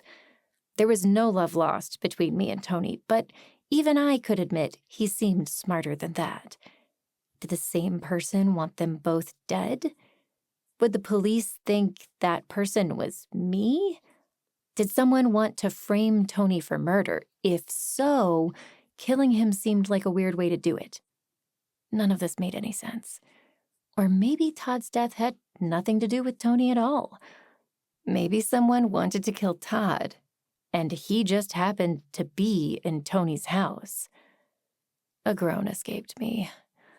That theory left me at square one and offered no insight into getting out of this time loop, so I decided to ignore it. At the moment, I had bigger fish to fry. Unfortunately, I also had zero ideas where to go or what to do next. There was one person no one would expect me to seek for help in an emergency, especially not an emergency that came with a powerful need for discretion, but that someone would know if anyone hated Tony enough to kill him. Decision made. I set a course for the Shady Grove golf course. Before the manicured lawns came into view, I swung around the corner and drove a few blocks. My car pulled to a halt in front of a pink house that always made me think of Pepto-Bismol. Parking on the street would help me make a quick exit if necessary. Also, only a line of hedges separated these houses from the golf course. That provided an extra escape option out the back door. Summoning all of my nerve, I moved toward the front porch. My knuckles had barely connected with the light pink wood when the doors swung away from me. Luckily, some people lived with their noses pressed to the windows and never took long to answer a knock. Aluminum, it's always a pleasure. Hi, Thelma. Before me stood retired soap opera actress and Shady Grove's one and only celebrity, Thelma Reyes. She'd grown up spending summers in town with her aunt and moved here permanently about 2 decades ago after leaving her show, As the Hospital Guides Our Lives. As far as I knew, she hadn't worked a day since, but she still loved to be the center of attention. Every time the town hosted a function, Thelma could be counted on to be front and center, especially if a microphone or press might be involved. She knew everything about everyone, and she was happy to share. Many people would question the wisdom of seeking advice on beating a murder rap from the town gossip, including me, actually, but there were two major benefits to this plan. First, if things went wrong, the timeline should reset and Thelma would never know I'd been here. Second, if anyone could tell me who would want to kill Tony and/or Todd, she stood in front of me, dressed like she was headed to the Oscars. With those thoughts in mind, I took a deep breath. Thelma, I'm sorry to bother you, but I need help. Oh, my, this is awkward. Her smile faltered as her gaze went to my empty hands. Usually, when you need a favor, you bring me a treat. Something from Let's Bake a Deal. I thought we had an understanding. I'm sorry, Thelma. With a sudden gasp, she leaned forward. Patty didn't tell you I'm watching my weight, did she? That old gossip. I only told her that so she'd stop trying to get me to eat her pumpkin pie. It was way past its prime, and between you and me, I don't think she makes it fresh on the premises. Patty ran the one and only restaurant in town, Patty's Diner. If residents wanted to eat anywhere else, we had to either drive west to Willow Falls or head south to Saratoga. The food at Patty's was okay, but as a college student working part-time, I rarely spent the money to eat out. Kevin's Kitchen. That was my hotspot. Thelma continued prattling to my utter fascination. How did a person talk without pausing for breath? I could stand and listen to her all day usually. Not now, though. Sorry to interrupt, but it's an emergency. Can I come in? It's actually about Tony. She took a step backward and held the door open. Surely he's not too sick to bake. I cleared my throat as I followed her down the hall into the living room. From experience, I knew she'd have a kettle on the stove and wouldn't want to answer my questions until we'd sat down and sipped our tea. Sure enough, she walked straight into the kitchen, calling back over her shoulder for me to take a seat. There really didn't seem to be time to enjoy a refreshing beverage, but if Thelma didn't know the police were looking for me, it must not be common knowledge yet. Usually, I perched on the edge of her pink velvet settee and tried to finish the conversation as quickly as possible. Usually, I hadn't been living the same day on repeat. Sinking down onto the velvet, I leaned my head back against the top and closed my eyes. Now, what's the meaning of this? Thelma asked, handing me a pink china teacup with a picture of her face on it and matching saucer. What's going on with Tony that's serious enough you can't visit the bakery on your way here? That's what I'd like to know. Do you know anyone who might want to hurt him? Mary said if I figured out what happened to Tony, I could save us all. It might not make sense, but it was all I had to work with. Thelma tilted her head for a moment and brought one hand to her lips. Always the actress. Whether she actually needed to collect her thoughts, I'd never know. Patty doesn't like Tony. Hates that people skip her over-baked desserts to buy his treats instead. But deep down, I think she knows even his day-old discount goods are better than her store-bought. Why do you ask? In for a penny, in for a pound. While I didn't trust Thelma further than I could throw a lab bench, right now, she was my best hope. I hate to be the one to break this news to you, but Tony's dead. The Shady Grove police think I killed him. She laughed, a tinkling high sound that reminded me of wind chimes. Oh, my dear aluminum, don't be ridiculous. I blinked at her. You don't believe me? What is there to believe? Tony's not dead. I know it's hard to hear, but Sheriff Matthews found him earlier today. She laughed. What is the date today? It's a little early for April Fool's Day. If I'd stopped to think about Thelma's reaction to learning that Tony was dead, absolute denial would not have been my first guess. Theatrics was her go-to trick, but also this was weird. Thelma had known Tony for at least 40 years. She must have. It was a small town, and she'd been visiting since childhood. I swear, I'm not joking, Thelma. I raised my right hand over my heart. The police showed up at my house and told me that Tony died. They think I had something to do with it. She snorted. I always said that Sheriff Matthews was daft. As if you could hurt Tony. He's as strong as an ox. An excellent point, under ordinary circumstances. I'll tell them that when they show up to arrest me. Nonsense. Someone is pulling your leg. It must be your friend Rusty playing a trick on you. Before I could point out that Rusty was neither cruel nor callous, she continued. Tony's alive and well. He's on his way to his sister's wedding, where he'll be making the cake. Honestly, don't you pay any attention to what's happening in this town? My face grew warm. Since moving to Shady Grove, I'd been focused first on helping Kevin grieve, then on raising Kyle and solving Katrina's murder. More recently, my time had been largely occupied with classes, being psychic, and constantly finding myself embroiled in crime. So, no, I didn't pay a lot of attention to the daily lives of the town's other residents. Doug and Sheriff Matthews seem very convinced he's dead. Even if Rusty would make up a joke like that, it's hard to believe the sheriff would go along with it. She rolled her eyes. That sheriff is useless. You can practically see the mayor with her arm up his back, making his mouth move. That made me laugh. Are you absolutely sure that Tony is alive? When was the last time you talked to him? Yes, I'm sure. I was just on the phone with Donna not 10 minutes ago, and she said she had to go because Tony had just arrived and she needed to talk to him about the dessert table for tomorrow's luncheon. I'm invited, you know, planning to head up there after my shows. Woohoo! I resisted the urge to shout with joy. Finally, some progress. Tony was alive. Thelma knew where he was, and I could get this mess sorted out before dinner. Do you know where the wedding is being held? I asked. Certainly. Wait here. I've got the invitation on my fridge.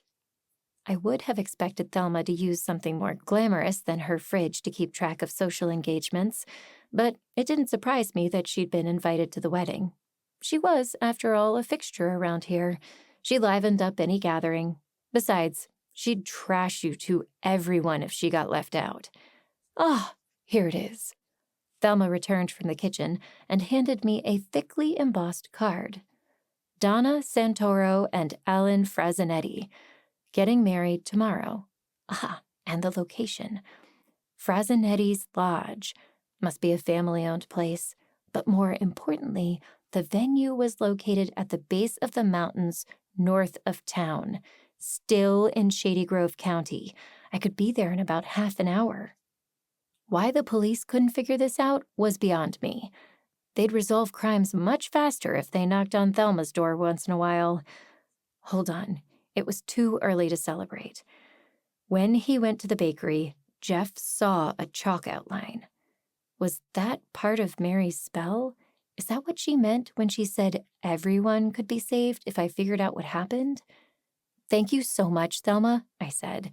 Is it okay if I take a picture of this on my phone? You can't go to the wedding, dear.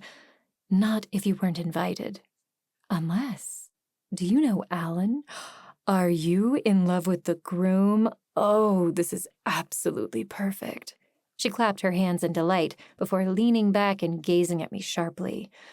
He is a little old for you, though, isn't he? I mean, he's nearly 50. I thought you were with Olive's boy. Rather than spoiling her one-woman show, I pulled out my phone to snap the image I needed. That reminded me of the picture I'd taken earlier, Olive standing outside Tony's house. As suspected, it wasn't in my camera roll. This image wouldn't be enough if time reset. I needed to commit the address to memory and be on my way. Time to down the rest of my tea for fortification, make a quick trip to the restroom, and I'd be on the road faster than you could say 1.21 gigawatts. The tea was delicious. Warm, but not too hot. It traveled down smoothly. Exactly what I needed after the stress of the past several hours. Or the past multiple reoccurrences of the same hour. Suddenly, fists pounded on the front door. They'd found me. I jumped to my feet. My teacup crashed to the pink carpet. It shattered at my feet. My eyes darted around frantically. Through the kitchen window, Doug walked from the front of the house toward the back stoop. "Thelma?" "Oh, it's nothing to worry about, dear," she said calmly. "I expect that's the sheriff coming to take you away." "Take me away? You said Tony's alive." "Yes, I did. All of that may be true, but our illustrious police officers are looking for you, and I'm a law-abiding citizen. That Ellie next door is a huge gossip. I can't have her telling people I was harboring a criminal in my home. Just imagine what the town would say." My mouth dropped. "Is this because I didn't bring you cupcakes?" "Don't be ridiculous, dear." "Okay, so you're getting me arrested for something I didn't do to protect your reputation?" "I don't know you didn't do it. After all, I suppose you might have murdered Tony right after I spoke with Donna, then driven down here to chat about it. But if you didn't, I have faith that you will clear it all up soon enough. You're a smart girl." She moved toward the front door. "Thank you for stopping by. It's always a pleasure." Doug reached me before the sheriff, a minor blessing. At least he would be gentle. I couldn't believe Thelma. No wonder she hadn't asked me more questions about Tony's supposed murder. She'd been just babbling to keep me occupied until the police showed up to haul me away. The handcuffs clicked shut around my wrists while Doug recited the rites I'd heard 1,000,000 times on TV. I didn't pay any attention to them. I wasn't talking. Chances were I wouldn't even make it to the police car. Sheriff Matthews gloated from the doorway. If I hadn't already unleashed all my righteous fury on him once today, he might have been in for another earful. Instead, I occupied myself by repeating the address on that invitation over and over. If Tony was there, I needed to find him ASAP. "I can't believe you turned me in," I said as Doug led me past Thelma. "I thought we were friends, or at least allies." "Oh, aluminum, you silly girl, you." As the door closed behind me, her carefully cultured voice carried clearly to my ears.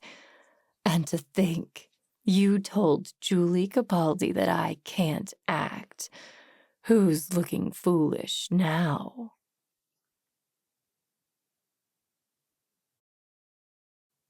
Chapter 21. The package looked completely normal. U.S. priority mail medium-sized box, just like my mom used whenever mailing us gifts. The stupid, cursed package that started this stupid, cursed day with its stupid, smelly chef's hat inside. Thelma's betrayal stung, but it felt worse knowing I'd hurt her feelings. There wasn't much time to figure out what I'd said to make her think I'd called her a bad actress. I didn't have to wonder how she'd found out about it. That woman knew everything. But if I ever got out of this time loop, I swore to make things up to her. If Tony turned out to be alive, I could bring her those cupcakes she loved so much. For now, I raced through the house to my car once again. If Tony was at some lodge preparing for his sister's wedding, that was where I also needed to be. Thus far, all of my efforts to leave Shady Grove had been unsuccessful. I couldn't get to Willow Falls, but the lodge sat at the edge of Shady Grove County. How big was the spell? I was about to find out. I didn't have any better ideas, so I prayed this would work. As quickly yet safely as I could manage, I put the house behind me and turned toward the road that would lead me to I-87 and out of town. The resort listed on the invitation had been unfamiliar, but I remembered the address well enough to speak it into my GPS. Although I expected the effort to be futile, I asked my phone to call Kevin again while I drove. Nothing. I also requested a text that said, "Emergency, call immediately." It failed. What else could I do? Something had been nagging at the back of my mind for a while now. Finally, it hit me. When Olive and I had gone to Tony's house, we found the realtor lying dead at the bottom of a collapsed staircase. When had he arrived? Amira had planned to go to a showing at 4. We'd gotten there around 3:30. What if Todd had died shortly before we found him? I hadn't checked his pulse, hadn't felt his body. Olive swore his head had been lying at such an unnatural angle that he couldn't possibly have been alive. But what if he'd been only very recently dead? More importantly, what if he had been traveling to Tony's house when I got to missing pieces, and I could avoid his death by skipping the store and getting there first? Maybe I could stop him from entering the basement and dying on the staircase. It might be an absolute wild goose chase, but I didn't have anything to lose by heading over there. And maybe I could save Todd. Maybe I was meant to save Todd. Maybe this entire terrible day was all about me saving Todd, and I could end the time loop by getting to Tony's house in time. That made no sense at all. Why would Mary care if Todd died in Tony's house? For that matter, why would Mary care about saving Tony? But at this point, I had a huge problem to solve, a lot of half-formed hypotheses, and it all came back down to this. Mary was messing with me to get to Kyle, and she didn't care who she hurt on the way. It was worth a try. There was nothing to lose. If I got there and Todd was dead, I could go look for Tony. Or I could go back to Thelma's house. I'd forgotten to ask if she knew the realtor. A few minutes later, I arrived on Tony's street. This time, when I pulled up in front of the "For Sale" sign, I examined the surrounding area more carefully. If I remembered correctly, Todd worked in Willow Falls. While I supposed he might live around here, more likely he'd driven. So where was his car? No one but me was parked in front of the house. I spotted a couple of vehicles further down the street, but it seemed silly to park a block away when preparing to show a house. Had I spotted a car when Olive and I came by before? I racked my brain, but I just couldn't remember. Nor did I have any idea what kind of car Todd drove. New question. Was Todd meeting with a buyer?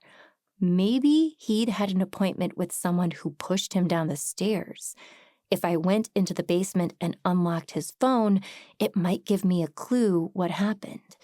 The two-family home contained a 2-car garage. The doors were both closed, but if Tony and Donna were both away for the day, maybe Todd had pulled inside. Trying my best to look unsuspicious and not at all like someone breaking and entering, I walked up the driveway. There was a side door, but with white blinds pulled over the window, I couldn't see anything. Time to go inside. This time, when I got to the front porch, the doors were locked. Both of them. Maybe I'd done it. I'd gotten here before Todd. This was my chance to save him. Of course, now I needed to get inside. I checked under the doormat for a key and found nothing. But then I spotted the lockbox hanging off the railing. One of the more useful things I'd learned from my powers was how to call visions of people entering information onto keypads. It didn't always work, and in fact, probably wouldn't have if I hadn't met the realtor last year. Good thing Shady Grove and Willow Falls shared a real estate firm. Closing my eyes, I conjured a memory of my one and only meeting with Todd LaCroix. Shiny blonde hair with a middle part he could have drawn with a ruler, straight white teeth, Very nice suit. I could see why Amira would be interested. He hadn't been terribly nice to me, but then again, he'd thought I was a burglar. Holding that memory firmly in my mind, I reached for the lockbox and entered 4 zeros. I didn't expect 0000 to be the code, and it wasn't. As I attempted to use the lockbox while remembering Todd, I saw a pair of perfectly manicured hands holding the box. Not mine. The nails were wider, the fingers longer. While I watched, Todd punched 4 numbers into the lockbox. Perfect. Thanks, Todd, I muttered as I opened my eyes and repeated the gesture. The box popped open, revealing 2 house keys, one for each door, presumably. I took them both. A loud honk made me jump. A shiny white BMW screeched to a stop in the driveway, the driver laying on the horn. My heart pounded. This car didn't have any salt on it, even though the roads were covered with snow. It must be recently washed. A memory flashed through my mind. The same vehicle had been across the street when Olive and I showed up earlier. The driver's side door flew open. A man jumped out just as I realized who the car's driver must be. I choked. Todd LaCroix stood in Tony's driveway, very much alive. "Hey, you! What are you doing to my lockbox?" A huge peal of laughter escaped me. I dropped the lockbox and pumped my fist in the air. "Yes! Oh my goodness, I'm so glad to see you!" Todd had been storming up the driveway toward me, but suddenly he stopped in his tracks. He raised both his hands in the universal stop sign. "Hey, sorry. Everything is fine. Nothing to see here. I'm just going to get back in my car. Hold on. Do I know you?" Great. Now this guy thought I was a criminal. After I came here to save him. Okay, Allie, act normal. I forced myself to calm down and smile, trying to look non-threatening. "Hi, Todd. My name is Allie Reynolds. We met a few months ago at a house you were selling in Willow Falls?" His eyes narrowed. "Yes, we did. I remember now. You'd broken into a house I was selling. Just like now. What is wrong with you?" Florine, this wasn't going at all like I'd planned. "Oh, no, I wasn't breaking in. I stopped by to see if Tony was okay. He's a friend of mine, and I'd heard something was wrong. I was worried." "A friend of yours who you couldn't have called before dropping by? Because if you had, you'd know. I'm doing showings all day. The owner can't be around for that." I shuddered to think what would have happened if his first client had arrived to find Todd lying at the bottom of a fallen staircase with a broken neck. Good thing I'd made it in time. Okay, you've got me. The truth is, you can't go in there. The house isn't safe. There's a huge structural problem with the staircase. It's going to collapse when you put your weight on it." Todd nodded slowly. "Oh, yeah? Great. Thank you so much for letting me know. Tell you what, let me call a building inspector. We'll sit out on the stoop and wait for him." Yeah, right. The building inspector would probably arrive with a straitjacket. "I know how this looks, but you've got to believe me. You can't go in there." Sirens screamed in the distance. Uh-oh. A coincidence? Unlikely. Luck hadn't been exactly on my side today. Todd must have called them when he was pulling up. Considering we were at Tony's house, it wouldn't have taken the police long to figure out the identity of the 21-year-old medium-height brunette breaking in. Time to go. Even though he was getting me arrested, I had to make one last effort to save this man's life. I moved toward my car. "Listen, Todd, I know you think I'm some kind of house-breaking weirdo, but I'm right about this. Do not go into that house." A police car exploded around the corner. Couldn't go that way. No time to get into my car. I did the next best thing, running as fast as I could. Another police car turned onto the road ahead, leaving me blocked between the two. Veering left, I sprinted across the nearest lawn and bolted through a fence, or as close to sprinting as a person can do through 6 inches of snow. The police probably saw me, but I had a head start. As long as they didn't shoot, I might have a chance. Furious barking brought me to a screeching halt.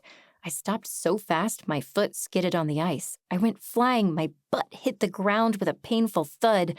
A pit bull sprang into view, racing toward me. Who knew this would be the end? Hold on. That dog looked very familiar. Didn't I know someone with a pit bull? Yes, Wendy Diaz. One of the bowlers in Kevin's league had mentioned him when I met her almost a year ago. Fluffykins? The dog stopped. Good, Fluffykins. He cocked his head, lifting one ear toward me. Then he whined, pawing at the ground. What had Wendy said about this dog? He was scared of his own shadow. Something over the past several months must have given Fluffykins some self-confidence, because he was putting on a good show of planning to rip my throat out if I moved. Then Doug's face appeared over the back fence, and the dog didn't matter anymore. Give it up, Allie. It's over. I sighed. Yes, it was. Goodbye, Fluffykins. Time to rewind.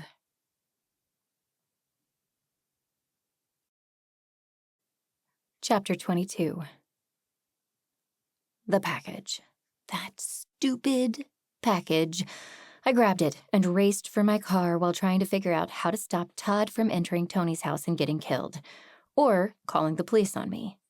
Did I need to stop him from going into the house forever, or just temporarily?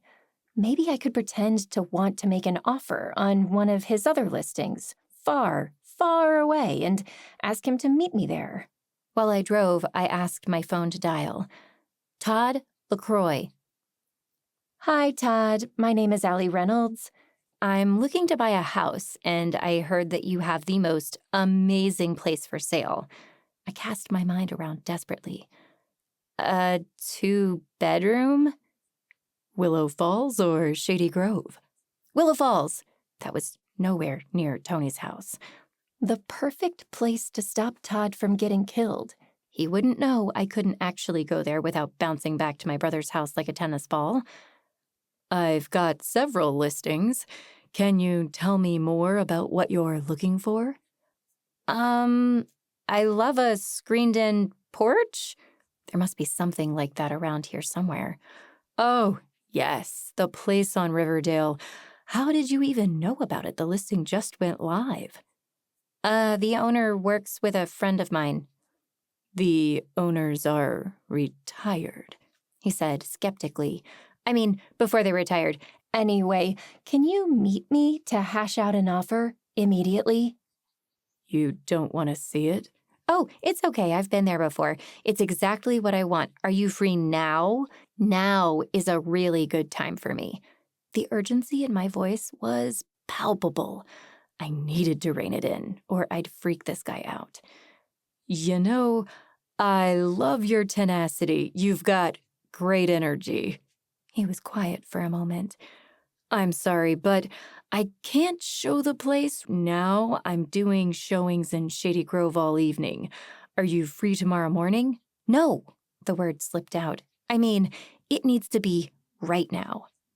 You have to meet with me immediately or not at all? Yes, I'm, late for the airport. It sounded weak even to me. Really, I should have scripted this better, but I hadn't had a lot of time. Or I had all the time in the world, depending on how you looked at it. I guess this is goodbye then, Todd said. I'm a man of my word, and I can't cancel my appointments. Before I could protest further, he hung up on me. Great.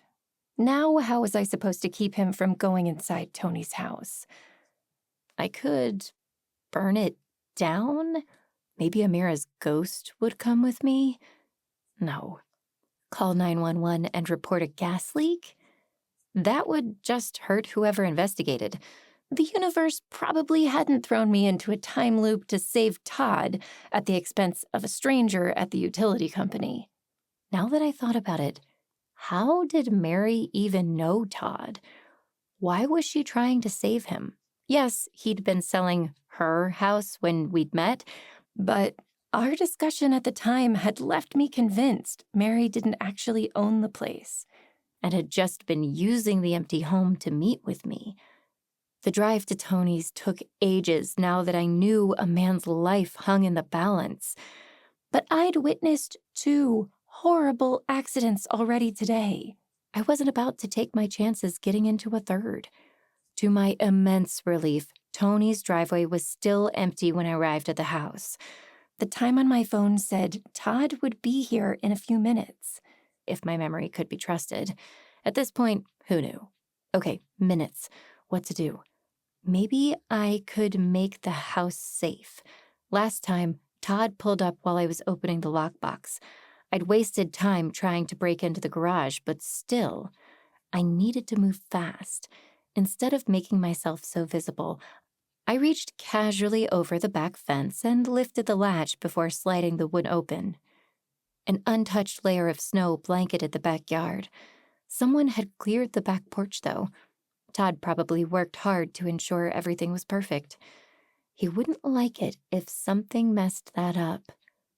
Did Fluffykins like to dig? Could I lure Wendy's dog over here somehow? To do what, exactly? Too late. Todd's car was pulling into the driveway. I darted through a rear door of the house. Yay for small towns and trusting residents who never locked their doors. Now I stood in Tony's kitchen, mere inches from the basement door. I wondered if I could make it down the stairs before getting caught. Todd was several inches taller than me and fairly muscular. I wasn't a terribly large person, but I also wasn't feeling lucky enough to stand on rotted wood and hope nothing bad happened.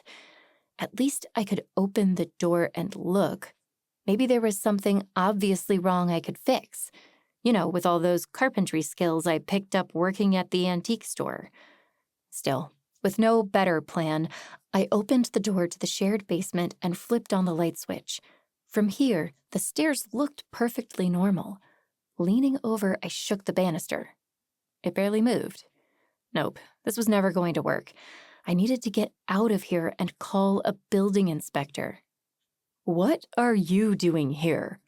Whirling around, I found myself face to face with Todd LaCroix. I grabbed at the first excuse I could think of. "Amira told me you were doing showings all day today. I thought there might be an open house." "Yeah, there is, but it doesn't start for a couple of hours. Also, the front door was locked. You shouldn't be here." He peered closely at me. "Do I know you?" "I don't think so," I said, "but a lot of people think I look like Anna Kendrick." "Who?" "The actress in Pitch Perfect?"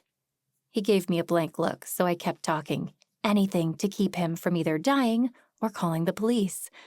"I've been told I have one of those faces. Listen, this is a gorgeous house. Are you selling both units or the whole thing together?" "The sellers would prefer to sell the entire property to one buyer, but it's great for renting out the other side, getting an investment income going." "What's your price range?" Currently, I paid $0 per month in rent, which was absolutely within my budget. Instead of telling him that, I said, "Oh, I'm looking for my brother. He's a lawyer." "You're Kevin Reynolds' sister?" Oops, I forgot everyone around here knows everyone else. "Guilty. You know Kevin?" "I helped him find a new house after his wife died. Now that's a sweet property." He paused. "Sorry about your sister-in-law." "Thanks. Listen, this banister doesn't look right. I really think you should cancel the showings and get it checked out." "What?" "This house isn't safe," I repeated. "You can't go into the basement. You could get seriously hurt." He scoffed. "That's ridiculous. Tony and I went through the entire house last week. He fixed the whole thing up himself. Did you know that? The man's an artist." Considering how beautiful his cakes looked, that wasn't a complete surprise. But if Tony redid everything, how did the basement stairs crumble? Moving past me, Todd stepped down onto the basement steps. "Stop!" I squeaked out. "Really, it's fine. I know some people find basements to be scary, but this one has been completely finished from top to bottom." He kept talking as he moved further down the stairs, words like baseboards and other nonsense. "Please, stop," I said. "I can't explain it, but I have a very bad feeling about this." Halfway down, he finally paused. "You're being ridiculous. Look, everything is solid." To prove his point, Todd jumped in place. The wooden stair cracked, then buckled. He flailed for the banister. It swung wildly away from the wall. I raced to his aid, and the two of us crashed to the newly installed polished concrete floor. My head slammed into the ground. The world swam around me. Everything turned gray.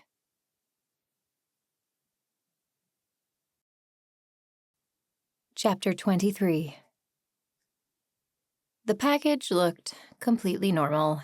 U.S. priority mail, medium-sized box, just like my mom used whenever mailing us gifts. Just like I'd seen 600 times today already. Always at 2:57. My least favorite time. Okay, I could do this. Deep breaths. Element 1 was hydrogen, element 2 was helium, element 3 was lithium. At least now I had a purpose. Grab the keys, get in the car, go to Tony's house. Call Amira, tell her to shut off the breakers in the magic store, and call an electrician.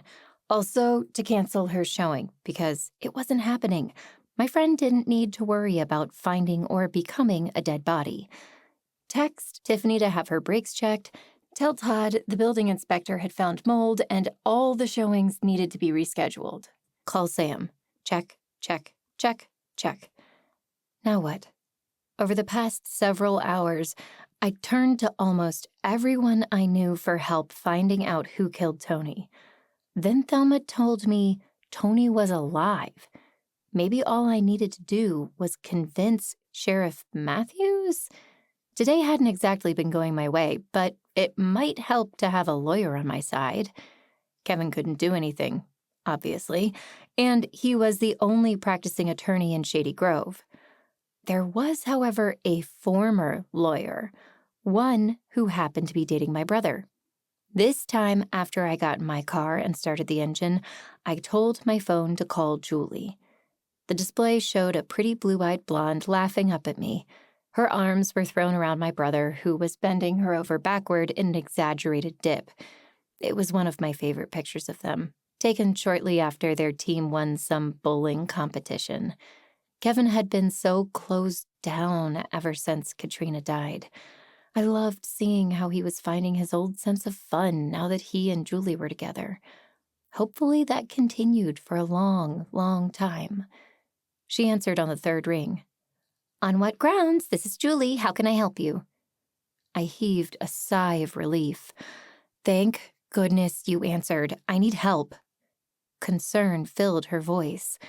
I could almost see her brow furrowing as she registered my words. "Allie?" "Yeah, listen, it's hard to explain, but I need a lawyer." "Hold on a sec. I need to move to the back room." The line went silent, but not dead. On what grounds didn't have hold music. An eternity passed before she picked up again. I'd started to think Julie was going to leave me hanging, but she was a good person. She loved Kevin and adored Kyle. We'd been becoming friends, even before she started dating my brother. Now I considered her family. With any luck, one day she would be. "You know I'm not a lawyer anymore, right?" "I know you don't practice, but I also may or may not know that there is still an active law license under the name of Julie Capaldi." She swore under her breath. "I'm going to kill Rusty. It's not his fault. He can't resist showing off his PI skills." "Some skills," she grumbled. "What did he do, type my name into the state bar's website?" "Yes, in fact, he did, but that's not the point. Listen, I need help." Still driving in circles, I explained my situation while keeping one eye out for police cars. This wasn't exactly safe, but being in motion made me feel better than sitting still. "Tony's not dead. I need someone to go to the police station with me and tell them. You know you didn't kill Tony, she said. The police seem pretty sure he's dead. Have you confirmed whether he's alive? No, but Thelma said, Thelma will say absolutely anything to get attention, Julie reminded me. And she can't even confirm telling you that because, if I understand you correctly, it didn't happen in this reality, right? No, it didn't. Oh, did you tell her I said she can't act? Allie, is that really important at the moment? Considering she used it as a reason to sell me out to the police, I'm going with yes. I never said a word. I don't even remember you saying that, Julie said. But remember we were watching as the hospital guides our lives at the coffee shop with Amber last week? Since Rusty left the coffee shop to pursue a full-time job as a private investigator, a parade of baristas had been in and out. Amber was one of the newer ones, a high school student who seemed great, but could only work nights and weekends. No? I mean, we watched that a lot. I just made a fresh batch of blueberry peach muffins. Of course. Names and faces may elude me, but I never forgot a truly excellent baked good. I never said Thelma couldn't act. I was complaining that everyone on the show spoke like they were chewing. Oh, how does Amber even know Thelma? A, Thelma knows everyone. B, Amber is one of Ellie's granddaughters. Do you want me to tell Amber you didn't mean it? I thought for a minute. It's too late now. If I have another time loop, she won't remember. I'll apologize to Thelma the next time I see her. In any reality I should find myself in. We'll get you out of this one. You just want proof Tony is alive, right? I think so. Great. I can help with that. I'll meet you and we'll get that proof together. Are you someplace safe?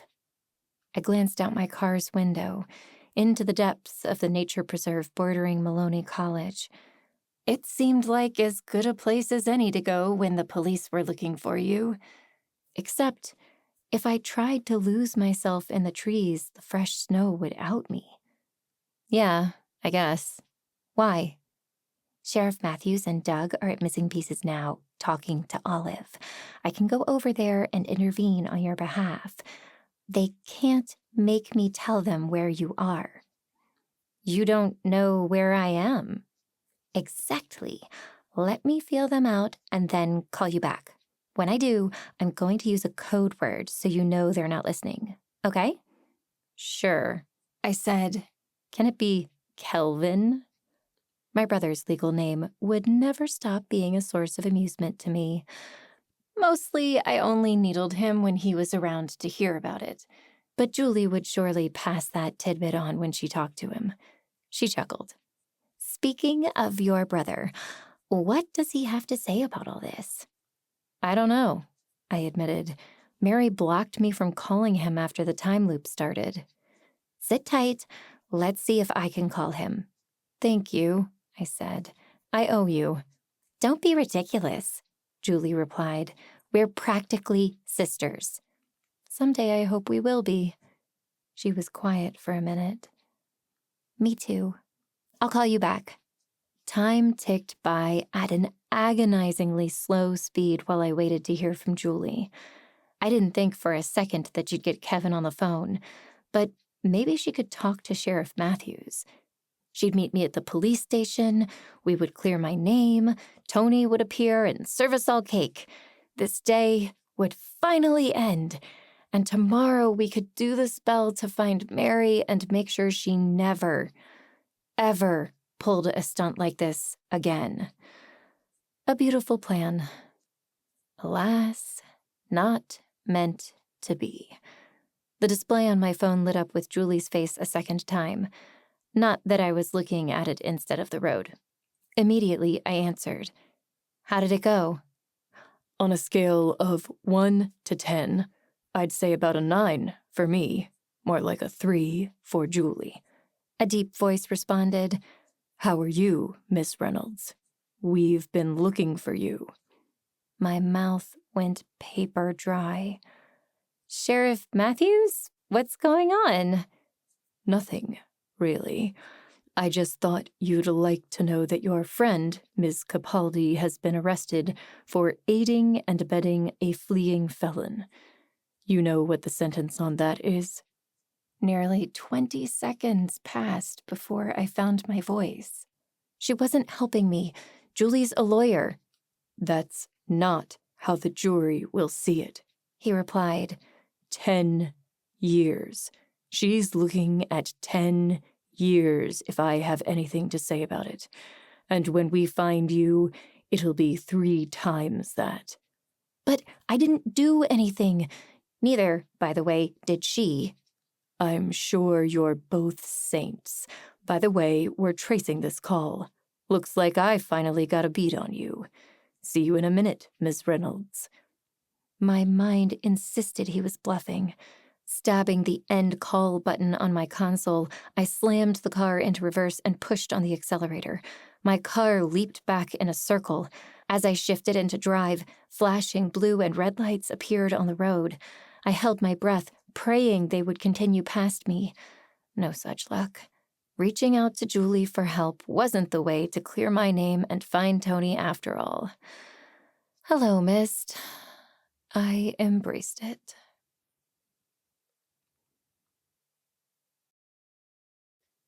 Chapter 24.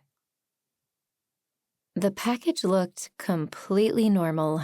A standard U.S. priority mail medium-sized box, just like my mom used whenever mailing us gifts.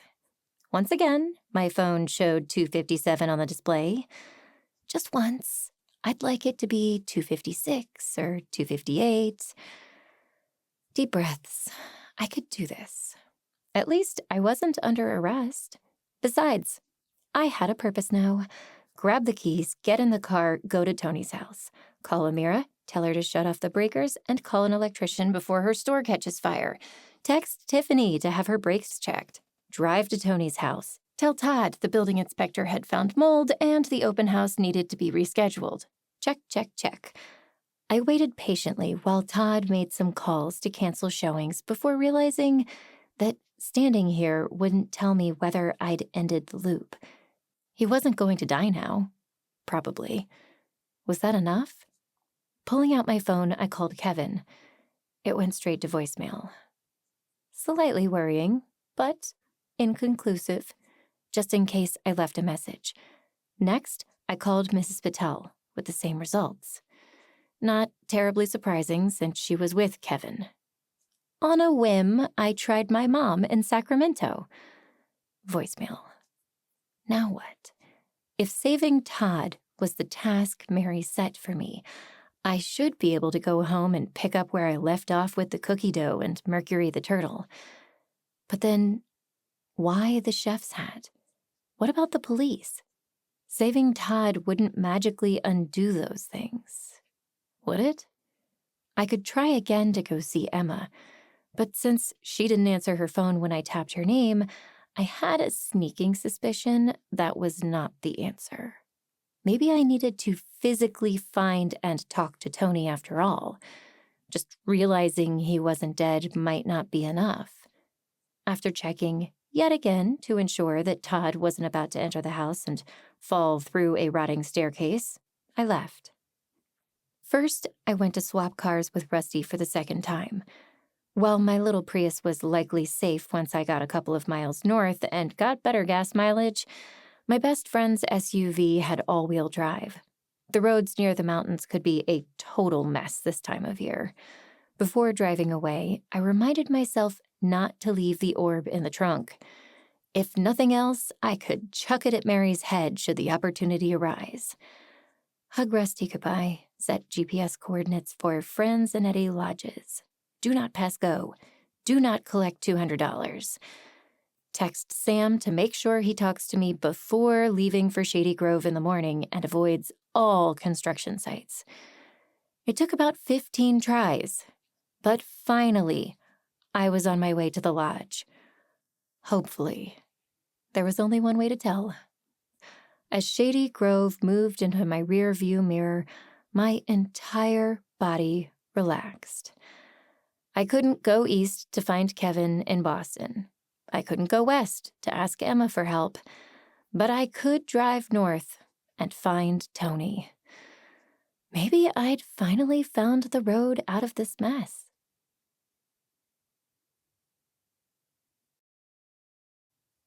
Chapter 25. About 15 minutes later, my GPS directed me to turn off the mostly clear highway onto the first of many less than stellar roads. My Prius wasn't built for off-roading, so I was very grateful for Rusty's SUV. Still, even with all-wheel drive, I slowed to a crawl. I'd had enough vehicular accidents today to last me a lifetime. By the time I pulled into the unpaved lot of a small mountain resort, the sun was setting, and I was starving. I couldn't remember the last time I'd eaten.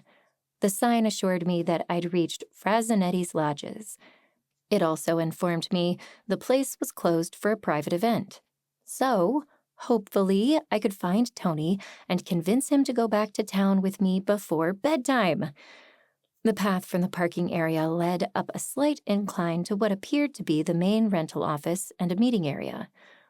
Or down the hill a bit toward a stable. Through the large windows of the main office, I spotted people mingling around, drinking and eating appetizers. It must be cocktail hour. I absolutely wasn't dressed for it, and bluffing my way in would be hard enough, even if the bride and groom weren't there to realize neither of them invited me. But I was almost hungry enough to try. To get out of the cold, I headed inside the building.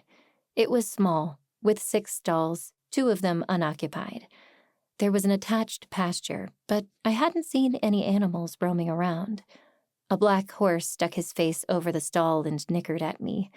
After he sniffed my hand and lowered his head in consent, I stroked his nose. Hey there. You don't happen to know where I can find Tony, do you?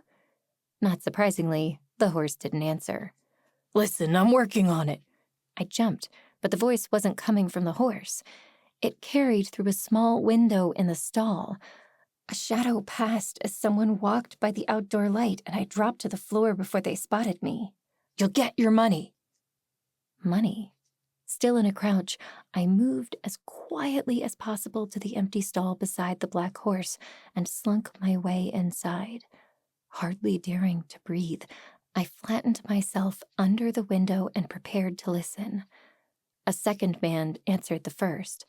This one had a higher voice, somewhat nasally. You keep saying that, but it's been months. How do you intend to get the money before the end of the month? I've got a plan. It's just taking some time to pay off. Oh, yeah? Is this like your make a reality show set at the resort plan? Because we both remember how that worked out for you. No, this is good. A sure thing. My brother-in-law, he runs this bakery. He's got some amazing stuff. He made the wedding cake, plus he's catering lunch tomorrow, making these little pies my girl loves. Come, have a drink with me, and I'll show you how talented he is. No, thanks. The second man sounded remarkably unimpressed. Is your talented future brother-in-law planning to pay off your mortgage? He may not know it yet, but yes, he is. I've got a friend who owns a grocery store chain and wants to add some baked goods. How does that help you? My bride, Donna, that's how. She works in the bakery. Once we're married, she's going to sign the deal and start cooking. We'll make money hand over fist. The store owner has already promised a very generous signing bonus. Everything is under control. Okay, then. Guy number 2 spoke slowly, as if not entirely convinced.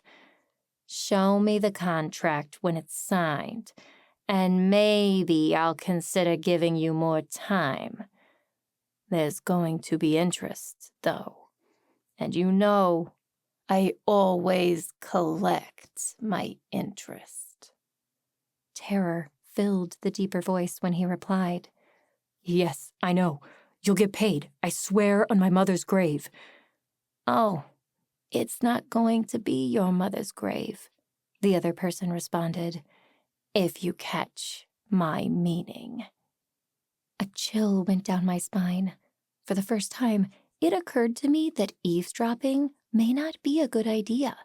Whoever was threatening Donna's fiancé probably wouldn't appreciate having a witness.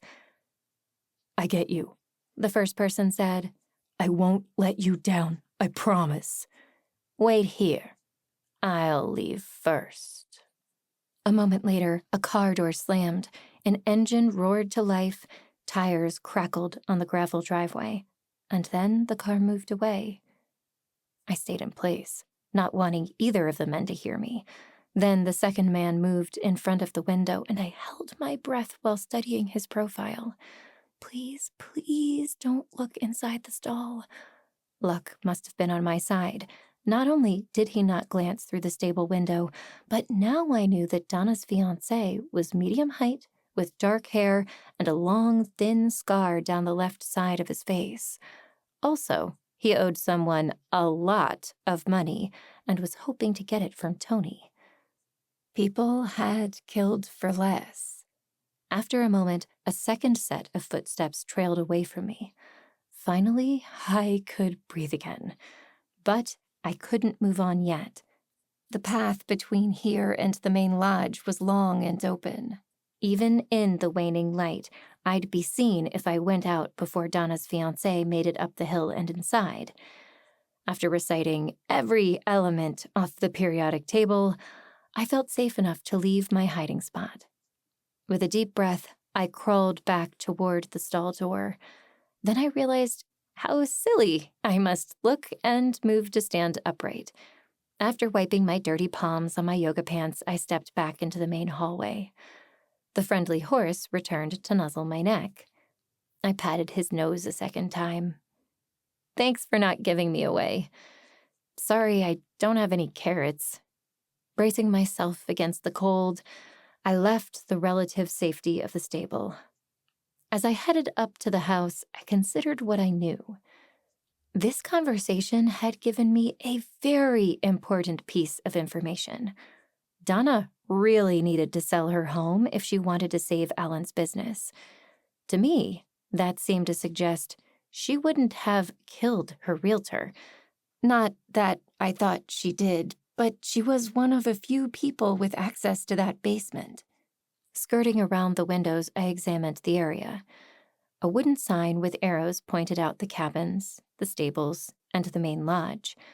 Tony presumably had rented a cabin somewhere in the woods, but wandering around without finding someone to give me directions made no sense.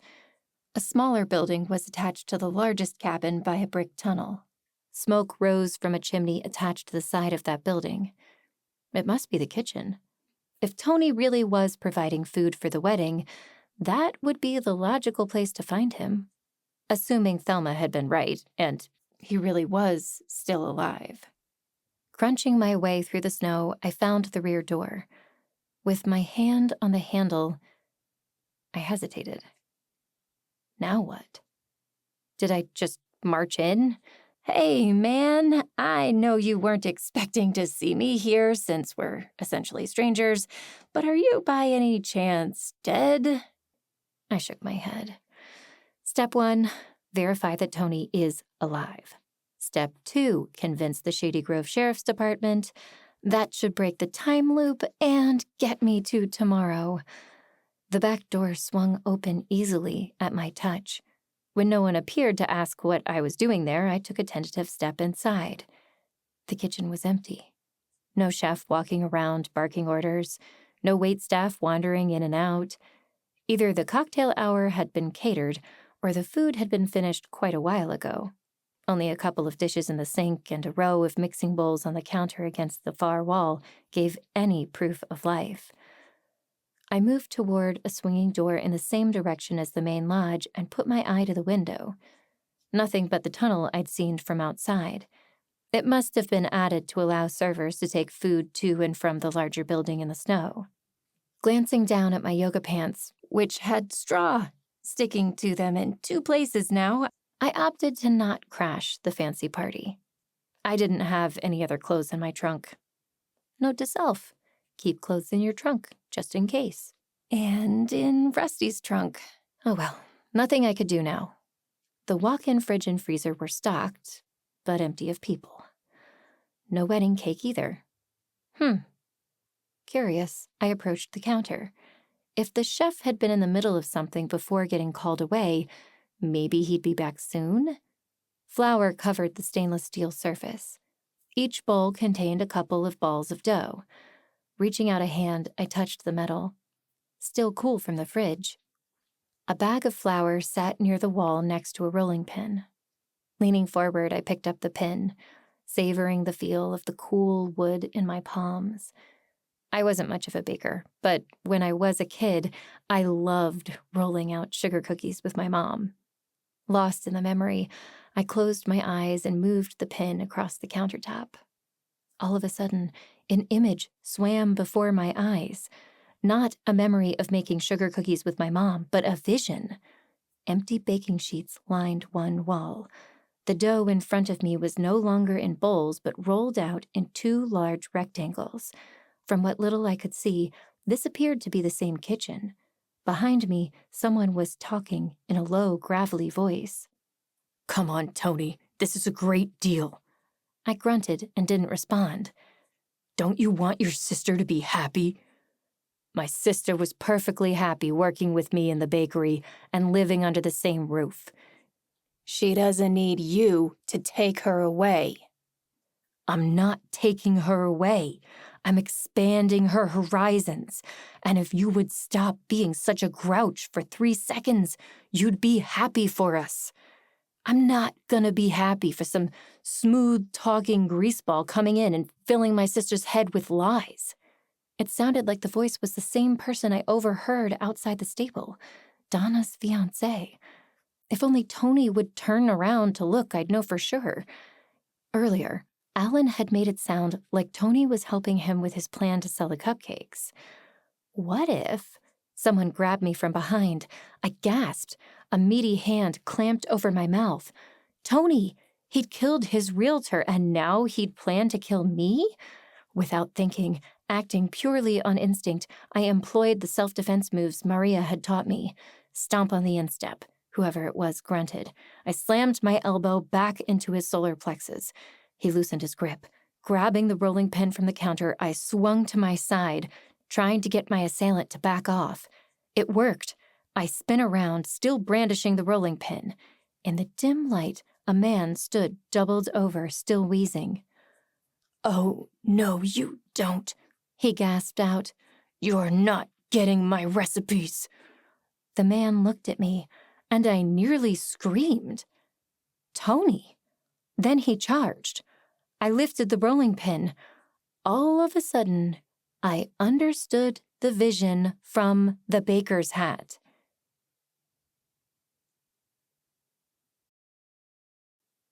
Chapter 26. Nope, not like this. No matter what happened in that vision, Mary wasn't going to get me. I refused to kill Tony, not even in self-defense. Even if I put aside all the other reasons, I desperately didn't want to loop again. Killing Tony seemed like a great way to put me back in Kevin's foyer, holding that stupid package. Tony charged. I stepped out of the way, hurrying to put a counter between us. He slammed into it, knocking the wind out of himself. Before he could do anything, I spoke quickly. Tony, stop! It's me, Allie! Who? Allie Reynolds from Shady Grove. My brother's the lawyer. Tinfoil girl? He looked me up and down and nodded, more to himself than me. What are you doing here? My hands went straight to my hips as I pulled myself to my full height in righteous indignation. You called me tinfoil girl? He snorted.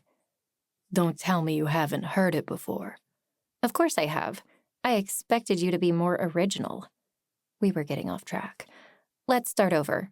Hi, I'm here because the Shady Grove police think you're dead, and someone told them I killed you. You? He pushed away from the counter and stood upright, rubbing his head. Why would you want to kill me? I don't. You attacked me just now, I said. I was trying to protect myself. It's okay, though. You're alive. I'm unharmed. Everything's peachy. Let's go back to Shady Grove. You can explain you're not dead, and the police will stop trying to arrest me. It's a quick drive. If we leave now, you'll be back before it's time to serve dessert. Everyone wins. Why would I do that for you? The question stopped me in my tracks. It never occurred to me that Tony wouldn't want people to know he wasn't dead. Because your friends and family will be sad if you're dead? The town is probably going to host a funeral. You know Thelma never misses an opportunity to sing. He chuckled. I can see why you'd want to cancel that. But look at me. I'm busy. I can't leave my sister's wedding. Tony flipped a switch, and the lights came on. We were standing in a kitchen, as I'd known. But what I hadn't realized was that Tony had already completed several batches of baked goods. A baker's rack against the wall appeared to be filled with tray after tray of mouth-watering delicacies. What's going on here? You faked your death and left town to do a catering job? Even to my own ears, that sounded completely ridiculous. Don't be dumb, Tony said. I didn't fake my death. I'm here to do the dessert table for my sister's wedding. And I'm way behind because some annoying girl was on her phone in my bakery instead of ordering, so I could get on the road on time. You could, I stopped and clenched my teeth together. If you didn't fake your death, why do the cops think I killed you? Nuh-uh, that's enough chit-chat. You want to talk? Put on an apron. I could use the extra hands. When I protested, he crossed his arms over his chest and mimicked zipping his lips. Wonderful. I glanced at the sky. Ready to reset me? I could use a good time loop. Nothing happened. Tony shook his head. Kids today, I'll never get all your jokes and your fancy technology. Technology? Before I wasted time baking, something which was not my forte and never had been, although I could follow directions, I needed to make a call. Hold on, Tony, I said. I will help you, but I need to call Doug first. Let him know that you're alive. Good luck. There's no cell service up here. Don't you have a landline? Sure I do. Walking over to the wall, Tony unplugged the receiver and put it in his pocket. Thanks for reminding me. Now, grab an apron. Really, I should have seen that coming. With a sigh, I followed Tony's pointing finger to several clean aprons hanging on a hook on the wall. I grabbed a hot pink one, hoping the bright color would lift my mood. Not quite ready to give up, when I pulled it over my head, I slipped my phone out of my pocket and checked the home screen. No bars. Darn it. Tony was right. My only way out of this was to help him, at least until I found another phone. When I turned back around, a rubber band bounced off my nose. Pull your hair back. I tried to remember if my vision had shown my hair pulled back. Maybe the scene where I murdered Tony hadn't occurred yet, and this entire situation was all about mounting my provocation argument. Don't just stand there. Make yourself useful. Turn the ovens to 350. Shaking those thoughts away, I moved toward the wall and pressed some buttons. After my last experience with a gas stove, I was relieved to see these were electric. Then I turned back toward Tony, hands on my hips. Is this a good time to mention I don't know how to bake? Then there's no time like the present to learn. He went to the fridge and pulled out 2 mixing bowls. You got a kid, right? My nephew, Kyle. Why?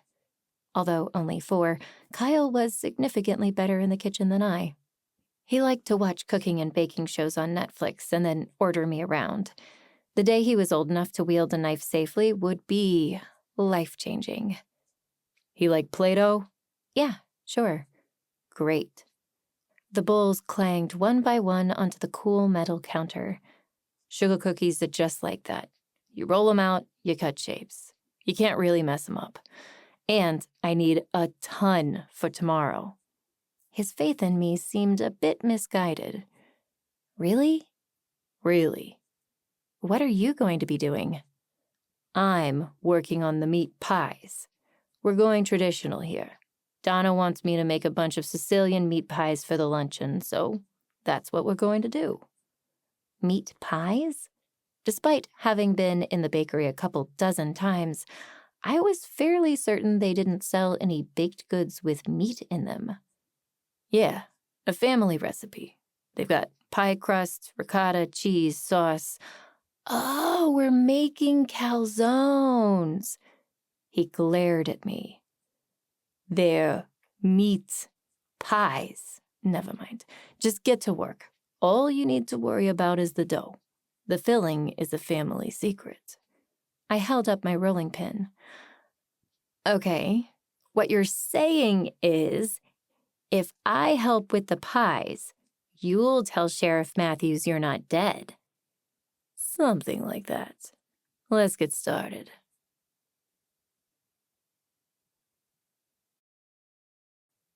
Chapter 27. Never did I ever think it would be fun to work in a bakery. After 3 hours of measuring, sifting, mixing, and pouring, my hypothesis turned out to be spot on. Baking was not the life for me. At least Tony let me taste test one of the meat pies so my stomach stopped growling. Somewhere around the 4th hour, Tony seemed to thaw a bit toward me. Nothing appreciable, like saying, "Nice job," or "Thanks for your help," but he came over to check the thickness of my cookie dough and grunted instead of telling me to start over. I took that as my opening. "How well do you know Todd LaCroix?" Who? Not a good sign. "He's your realtor? I saw him earlier today at your house." Oh. Tony grunted again. One of my customers recommended him. Nice enough guy. Talks a good game, seems like he makes a lot of sales. He listed the house for way too high, I think, but what do I know? He thinks I'll trigger a bidding war. "Did that upset you?" I asked, trying to sound casual. Nah, if the house doesn't sell, maybe Donna's husband will let me buy her out. I don't want to move, but that guy is a real piece of work. Asking for way too much money, refusing to let Donna rent her half. She'd do it if he weren't pressuring her. "Sounds like you're not a fan of the groom." I kept my eyes trained on the rolling pin, not wanting Tony to understand how important this conversation could be. I know what you're thinking. No guy is good enough for my baby sister, right? But that ain't it. Alan is really a creep. He swoops in, takes over Donna's life, starts changing everything. First, he gets her to quit the bakery. Then he convinces her to move out of town. Sure, it's not far, but in the winter the roads are terrible. I'm never gonna... He stopped abruptly and shook his head. I'm never gonna get this luncheon done if I keep yammering. Less talk, tinfoil girl, keep mixing. I'll be back soon. Where are you going? Doesn't matter. Finally, my fraying patience snapped. I was stuck in a time loop because of this ingrate. The same day kept taunting me over and over. I'd been killed, watched half the people I loved die, all to save someone I never, ever liked. Then he tells me none of it matters. I crossed my arms over my chest and glared back at him. "Considering I'm only here because I found Todd dead in your house and I'm worried you might be next, yeah, it matters. I'm supposed to keep you alive." If I'd expected some kind of emotional reaction to my shocking revelation, I would have been disappointed. Just a lot of blinking. Then, finally, "You're joking, right? That's not funny." "I wish I were." Actually, I wished I'd kept my mouth shut, but that ship had sailed. I went to your house to see what happened to you, and he had fallen down the basement stairs. Also, your stairs are not structurally sound. You should get them checked. Tony swore under his breath. Man, that's terrible. Tad was a putz, but he was decent enough. Todd? Right. What are you doing out here if you just found a dead guy in my house? You aren't worried I had something to do with it? Definitely worried about it, but given my visions and the other events of today, it seemed unlikely. Things I couldn't say for 200. You seem smarter than killing someone and leaving their body in your basement, where anyone could find it. Thanks, I think. After a moment, he said, Okay, look, I'm going to the can. Come if you must. I'll wait outside. We left the kitchen and walked across the moonlit path, which wound through the trees. It had snowed recently, making it almost as bright as day where the moon reflected off the ground. It was also even colder than Shady Grove. I shivered, pulling my coat tighter around myself. Good thing I didn't believe Tony killed Todd, or I'd be worried about being alone with him in a forest in the middle of the night when no one knew where I was. Isn't there a bathroom attached to the kitchen? I asked. Ain't there some kind of saying about that? Don't poop where you eat? Sorry I asked. No one told you to come with me. The kitchen is warmer. Nice try, but I'm staying with you. It occurred to me that I might wind up sleeping in the kitchen at this rate. As an uninvited guest, I didn't have a cabin of my own, and it looked increasingly unlikely that I would get out of here and back to Shady Grove before I needed to sleep. That was future Allie's problem. Present Allie couldn't leave Tony to scout nearby hotels, if there were any. Instead, I followed him up the porch of a small log cabin into the warm, cozy room. These cabins were more luxurious than they looked from the outside. A queen-sized wooden bed with faux fur blankets dominated the space. Cozy. It beckoned like a siren song. I had been awake for such a long time. Sort of. Tony disappeared through a door on the left wall that must have led to the bathroom. On the right wall was a fireplace with crackling flames beside an armchair.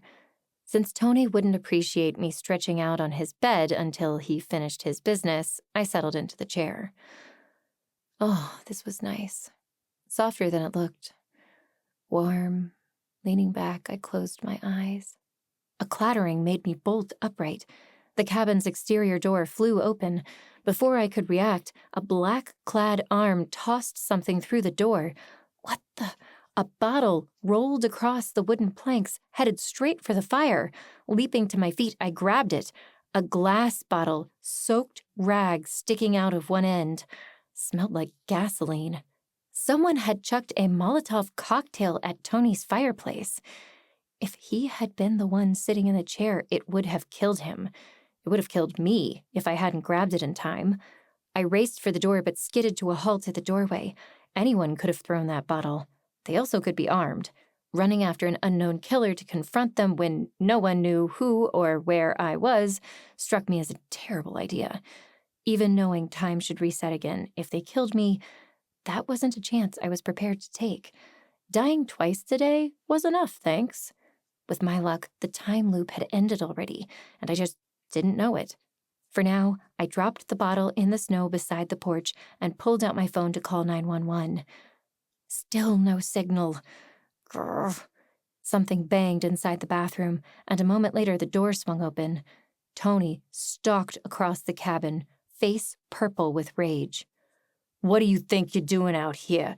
Can't a guy use the toilet in peace? With shaking hands, I pointed at where the bottle lay in the snow. He leaned over to look, squatting down to avoid touching the thing. When his nostrils flared, I knew he'd realized what we were looking at. Tony, someone just tried to kill you. This confirmed that whoever tampered with the basement stairs hadn't been targeting the realtor. Someone definitely wanted to kill Tony. Now, after he showed up at the campsite unharmed, they'd decided to try again. Who would want to kill the bride's brother at a wedding? Surely there must have been other times and opportunities for murder. Was it about Tony specifically, or did someone want to stop Donna and Alan from getting married?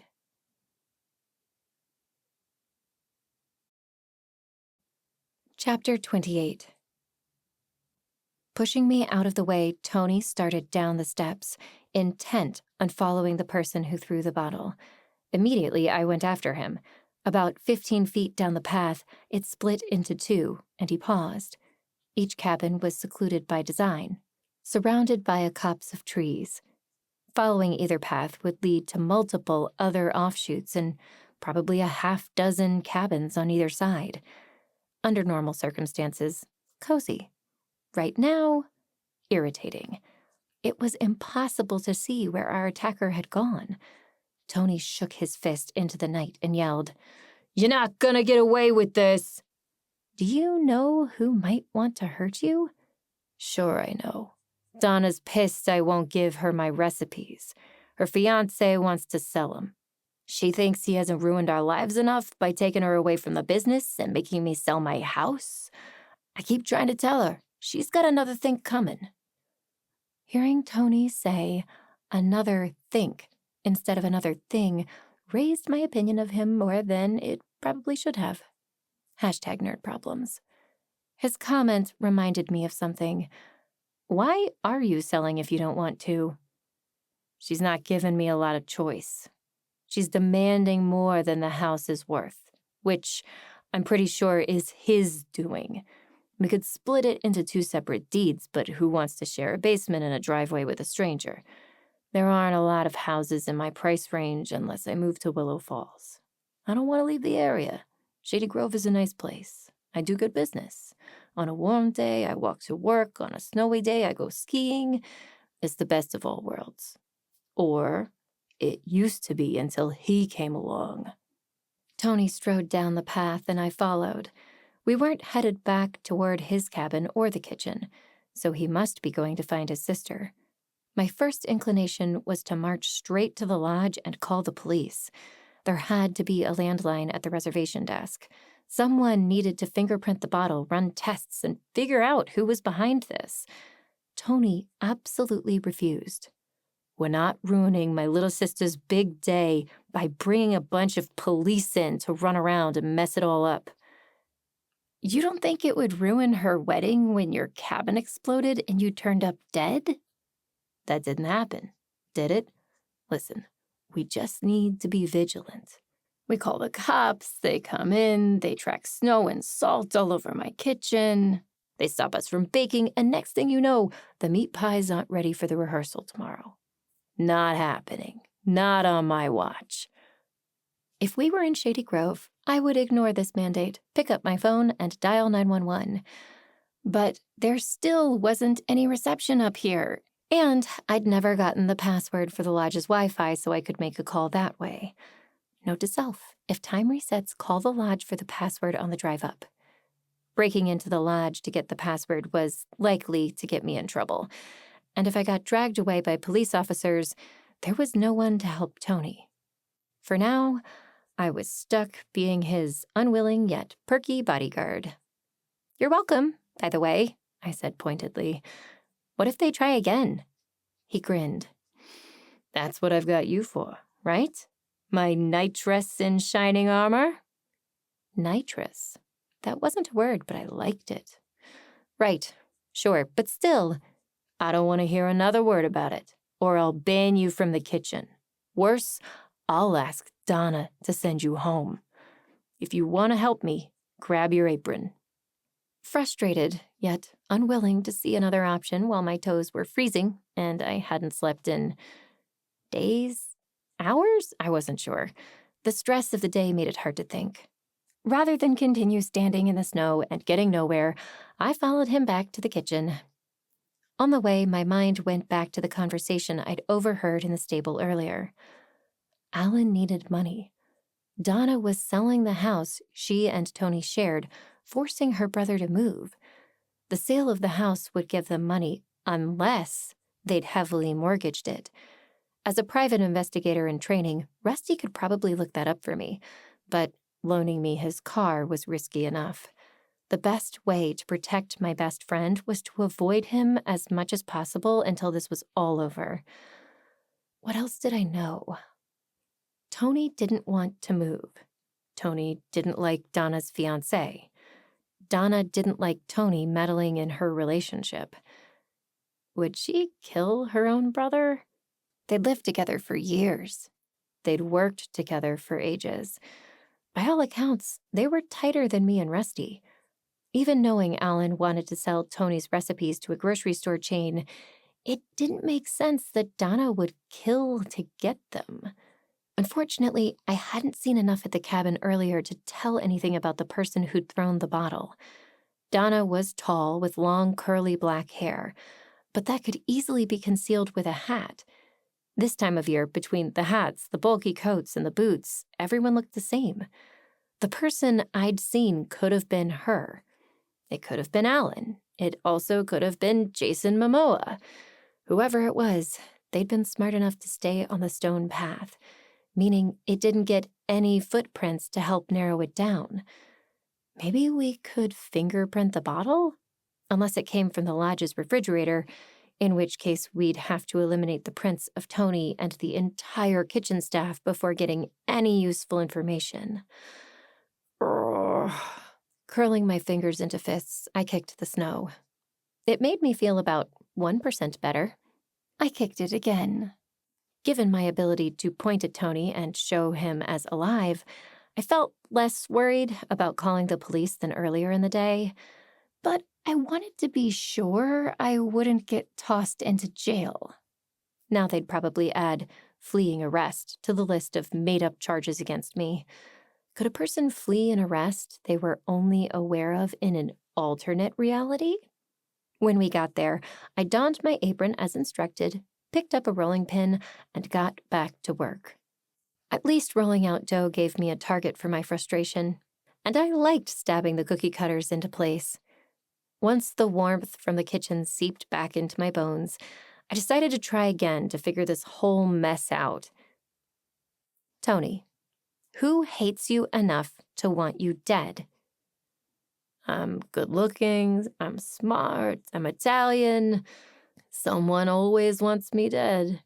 Come on, I'm serious. How can I protect you if I don't know where to look for the danger? I couldn't tell him about my visions. He'd never believe me. I'd be out in the snow faster than you could say sodium chloride. My mind went back to the conversation I'd overheard in the stable. What about Donna's fiancé? You said he wants your family recipes? Alan, he's a weasel, Tony said. Weasel enough to kill? Nah, he doesn't have it in him. He slinks around, buddies up, trying to trick me into telling him my secrets, like I'm some kind of sucker. He wants to do some reality show here or some baloney. He snorted. Can't he get the recipes from Donna? She must help you bake. She doesn't know my secret ingredients. They're pre-mixed, lettered, and labeled. Look. We walked to the large pantry, where row after row of opaque plastic containers lined the shelves. Each one had a large capital letter pasted on the side. No other indication of the contents. My inner scientist appreciated his methodology. But if I were being asked to make food with them, I'd probably be annoyed not to know what I was using. For a moment, I was on Donna's side. Is there a master list your sister could have accessed if Alan pushed her? Tony tapped his forehead several times. Right up here. My eyes narrowed. So if you die, Let's Bake a Deal dies with you? No one ever gets to experience those amazing cupcakes again? That's criminal, Tony. Thelma will find a way to bring you back to life only to kill you all over again. And the rest of the town might help. His face turned red. Oh, shucks. Okay, fine. There's a record somewhere.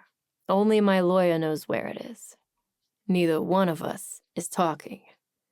Does Donna inherit the shop when you die? Oh, no. I don't like where you're going with this. My sister loves me, and I love her. Avoiding my eyes, he took the bowl off the stand mixer and grabbed a ladle. One spoonful at a time, he added meat to a row of meticulously rolled, somewhat lumpy pie crusts I had been working on earlier. Now, put the tops on these. Rather than argue, I obeyed. The best way to keep him talking was to comply with these requests.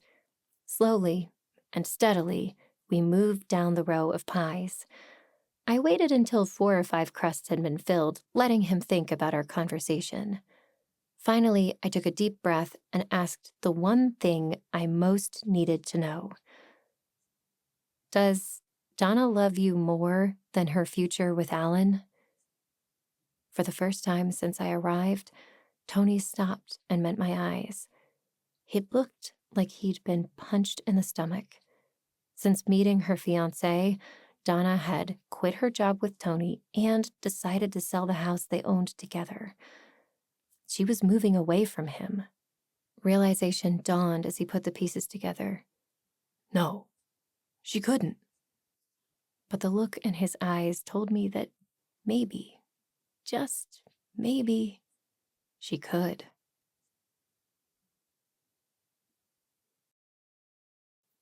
Chapter 29.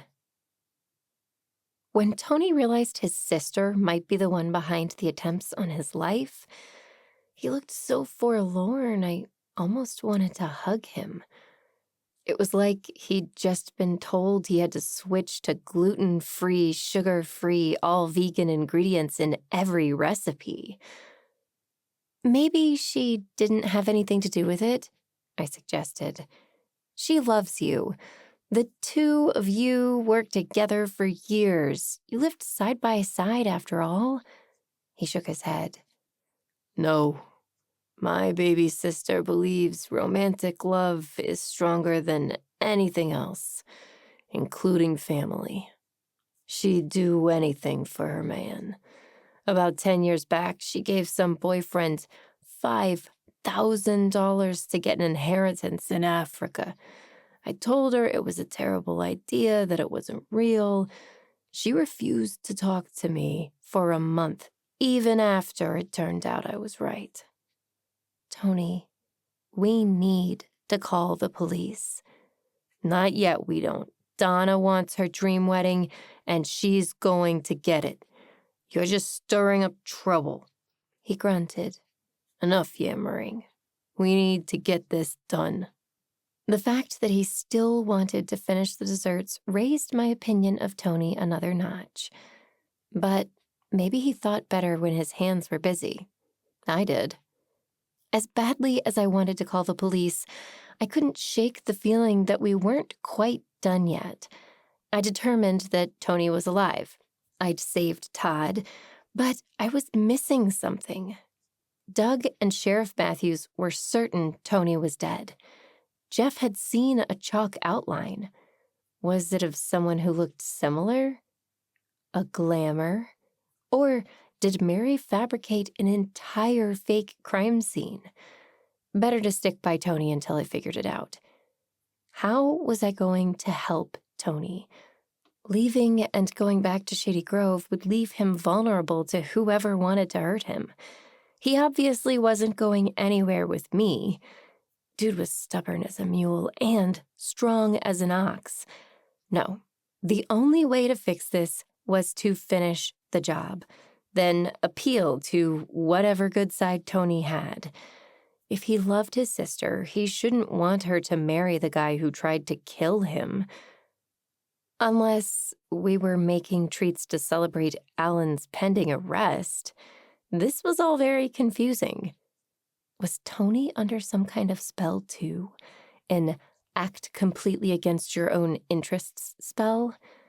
One by one, we filled the remaining pie crusts and loaded each finished delicacy onto a baker's tray. When the final pan was off the counters, Tony pulled a cover over the whole thing, zipped it shut, and wheeled it toward the giant walk-in refrigerator. In the morning, he'd come back and bake everything. We both would, I guessed. Assuming time didn't loop on me again. It felt like it had to be after midnight. Maybe the curse was finally broken. But I wouldn't believe it until the sun came up. For now, I was too tired to get excited. After everything was put away and the counters wiped clean, we walked back to the cabin. My mind was still constantly searching for an opening, but it had been a long day. I didn't know what Tony was thinking, but he seemed to have crossed his sister off the suspect list. Once Tony got to a safe place, I'd pay Donna a visit. That didn't seem like a great plan, but it was all I had. No one else was going to tell me anything until morning, and that might be too late. Back at Tony's cabin, he ignored me as he walked through the doorway and toward the far wall. "Where are you going?" I asked. "It's been a long day. It's late. I'm tired. Someone tried to kill me. You think it might be my only sister?" Tony stalked toward the bathroom before turning in the doorway and glaring at me. "I got a tiny, annoying shadow who won't leave me alone and 200 meat pies to bake tomorrow morning. I'm going to take a shower, get the smell of gasoline off of me, and go to sleep." "But what?" "You think someone's gonna get me in the shower? This ain't the Bates Motel." I didn't answer. It sounded silly when he said it like that. "Listen, take a nap. You've had a long, rough day." He held the door open with one arm. "Unless you want to come in and watch." No. Hard pass. I crossed my arms over my chest. "Thanks. I'll wait out here." If he thought I was going to lie down and go to sleep while he went gallivanting out into the night, he had another think coming. But after the door slammed and the water turned on, it occurred to me that maybe resting wasn't the worst idea. After triple-checking the lock on the front door and all the windows, I moved back to my chair by the fire and settled in to watch the flames. Time hadn't reset yet. Maybe I was finally nearing the end of this terrible day. Maybe this time, if I fell asleep, I'd wake up to a rising sun in the woods, rather than at 2:57 p.m. in Kevin's front hall. A sound made me jump in my chair. Some kind of scraping? We were in the woods. It was probably a tree shifting in the wind, moving across the window, but all of a sudden, I felt uneasy. Standing up, I moved toward the closed bathroom door. "Tony?" I tried not to sound as anxious as I felt. No answer. He'd been in the shower too long. If he was really doing bathroom things, I absolutely didn't want to barge in, but the feeling in my stomach told me that wasn't the case. With all the force I could muster, I banged on the wooden door. Taking a deep breath, I spoke from my diaphragm. "Tony, everything okay in there?" Still, nothing. Pressing my ear to the door, I strained, but all I could hear was the running water. I knocked again. Same result. Finally, taking a deep breath, I squeezed my eyes shut against seeing anything I shouldn't, flung the door open, and waited for Tony's cry of righteous indignation. Nothing. Still only the sound of running water.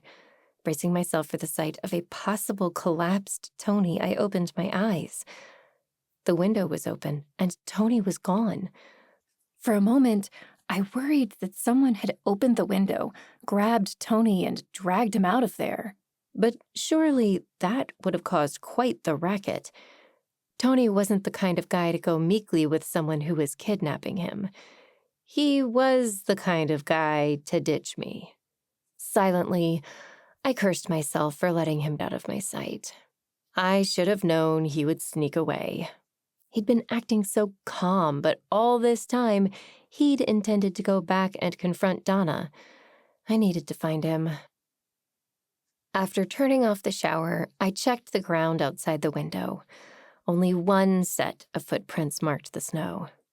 Unless someone broke in, took Tony, chucked him over their shoulder, and hauled him away like a sack of potatoes, he'd walked out of here under his own power, by himself. Jason Momoa was looking more likely by the second. Grumbling, I slammed the window shut and turned to head back to the kitchen. I knew he'd been too chill about the possibility of his sister or her fiancé trying to kill him. He must have gone to confront her.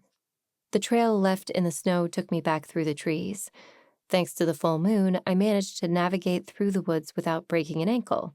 The footprints came to a stop at another path. One way snaked further into the woods, and the other headed back in the general direction of the main lodge.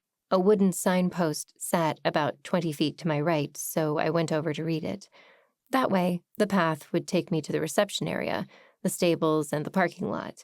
If I turned right here, I'd head toward the guest cabins, likely including Tony's. Had he just made a circle? Oh, how I missed the internet. It would take me about 8 seconds to load a map of this place. Tony wasn't trying to hide his tracks. I didn't think he would have gone to the trouble of making a fake trail and doubling back when my attempts to protect him amused him more than anything. Turning around, I followed the path away from the fork, past where Tony's footsteps came out of the woods. After a couple of minutes, I rounded a corner and, aha! A very large wooden cabin sat in front of me, bigger than Tony's, all white, very picturesque. 2 hearts and a painted signpost declared this the bridal suite. I bounded up the steps before realizing all the lights were off. It was the middle of the night, after all. "Tony," I whispered, hoping he would both hear me and respond. Nothing. Creeping closer, I listened for any signs of life. No one stirred inside. If Tony came here to confront his sister, he must have changed his mind. Unless he'd gone to find Alan instead. The path ended here, so I decided to head back in the direction I came. This wasn't a huge resort. How many cabins could they have? Too many, it turned out. I found another copse surrounding 6 units. All cleared of snow, but dark. No way to tell if anyone was staying in them. No handy fresh footprints. Alan could be anywhere. Not to mention, I'd never met the guy. I couldn't knock on each door, wake the occupants, and ask whoever answered if the bride's brother had dropped by to accuse them of trying to kill him. With a sigh, I went back to Tony's cabin. It was still empty, which left me 2 more places to look, the kitchens or the stables. There was no logical reason to think he'd go to the stables. He must have gone to check on the food for some reason. Or maybe he was hungry. When I got to the small stone building housing the kitchen, the windows were unlit. Okay, maybe the stables were the answer after all. He had to be here, somewhere. I started to go down the hill when something moved out of the corner of my eye. I stopped and waited, hardly daring to breathe. A bobbing light moved across the row of windows at the top of the kitchen. Someone was in there. Did Tony think I wouldn't remember he had a flashlight? I was going to grab that man by his greasy hair and drag him out while lecturing him on bad decisions. As the kitchen door swung open, I stopped. My hand paused halfway to the switches beside the door. Why would Tony not have turned on the light in his own kitchen? If he came back to check on the pies, he couldn't do that by flashlight, although I'd love to believe Tony feared me coming in here to lecture him. That didn't make any sense. He probably assumed I'd either fallen asleep waiting for him to come out of the world's longest shower, I was still sitting there waiting for him to come out like a schmuck, or I would help him. None of those were terrible assumptions. I expected to find Tony back at the tables where we'd been working earlier, me rolling out dough, poorly, while Tony mixed the filling expertly. But a glance at that gleaming countertop showed it as empty as when we'd left. What was going on? Where was Tony? Was I about to loop back to 2:57 p.m. because I'd failed again? A dim light shone from over by the baker's racks, where we'd stowed everything until tomorrow. The plastic covering the pastries had been unzipped, with one edge of the plastic moved aside. Someone wearing jeans and a sweatshirt had pulled out a tray of baked goods. Someone not wearing a white chef's jacket or baker's hat. Someone with straight, dark hair rather than Tony's slicked-back gray locks. Someone who was tampering with our painstakingly prepared pastries.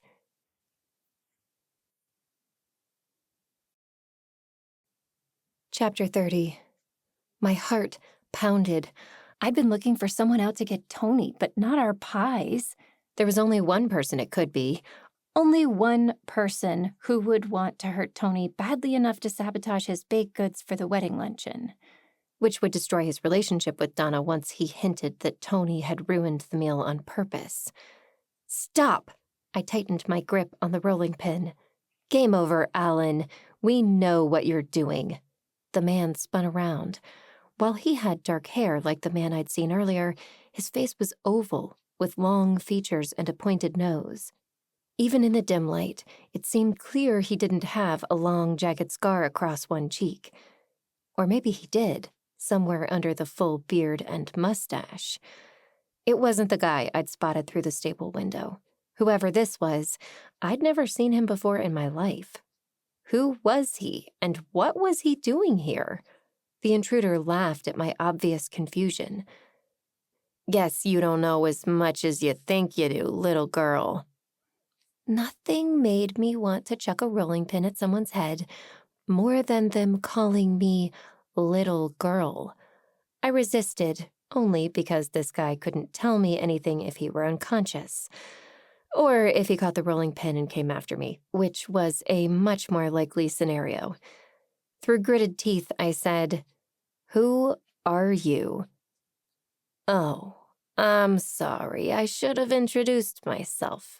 I'm Greg. It's lovely to meet you. For me, anyway. Not for you." He paused. "I'm sorry to say you're going to have to get tragically locked in the freezer. A terrible accident. It'll be so sad. With all the trouble that's been happening, people will think this property is cursed. They won't want to come to events anymore between the food making everyone sick and the chef's assistant dying. I'm so glad you walked in on me. This is even more perfect." As he spoke, the man's voice became more and more familiar. Then everything clicked into place. "You're the neighbor, the one who holds the mortgage on this place." "Oh, smart and cute. A double threat. Not to me, obviously. Unfortunately for you, not to anyone in the future." Greg stood between me and the main exit. To my left were the doors to the walk-in refrigerator and freezer. Behind me was the tunnel leading to the main reception area. I didn't know if I could outrun Greg, but finding out seemed to be my best option. I couldn't hide in the fridge or the freezer without him locking the doors. And with no sign of Tony, I had no idea how long it might be before someone came to let me out. "Why do you want to hurt Tony?" I asked. "Do you even know him?" "I don't need to know him," Greg said. "Alan owes me a lot of money. Gave me a mortgage on this place a few years ago. Alan is convinced he can talk Donna into getting enough to pay me back. I was going to kill Tony. If Donna thinks her beloved fiancé killed her brother, she'll break things off. No money for Alan. But every time I tried, Tony got away. Time for plan B." That didn't sound right. I tilted my head at him. "Donna and Tony are selling their house in town. How much does Alan owe you?" Greg said, "Way more than any house in Shady Grove is worth, I promise you. If you just want to get the lodge shut down, you don't need to kill anyone. Why not release a couple of rats in the kitchen and call it a day?" Not that I wanted the health department to burst in, but it seemed better than the alternatives. I need Alan out of the way. Tony cooks lunch for the entire wedding reception. Everyone gets horribly sick. The assistant is dead. Everyone knows Alan hates Tony. He wants the recipes bad. Bad enough to kill. They'll think he killed you to get them. Once Alan's in jail and the wedding's canceled, there won't be anyone to pay me. Finally, I'll get this place, rip the whole thing down and put up a luxury resort. It'll be fantastic. I'll make a killing. His beady eyes met mine. He smiled again, a humorless, chilling expression on him. Pun intended. Desperately, I decided to bluff. Tony knows you're trying to take the property from Alan. After I overheard you talking earlier, I told him all about it. I took a couple of steps away from Greg toward that swinging door. It was 1,000,000 miles away and yet also so close. All I needed to do was head through the door, down the tunnel, pray the other door wasn't locked from the other side, and then find a landline to call 911.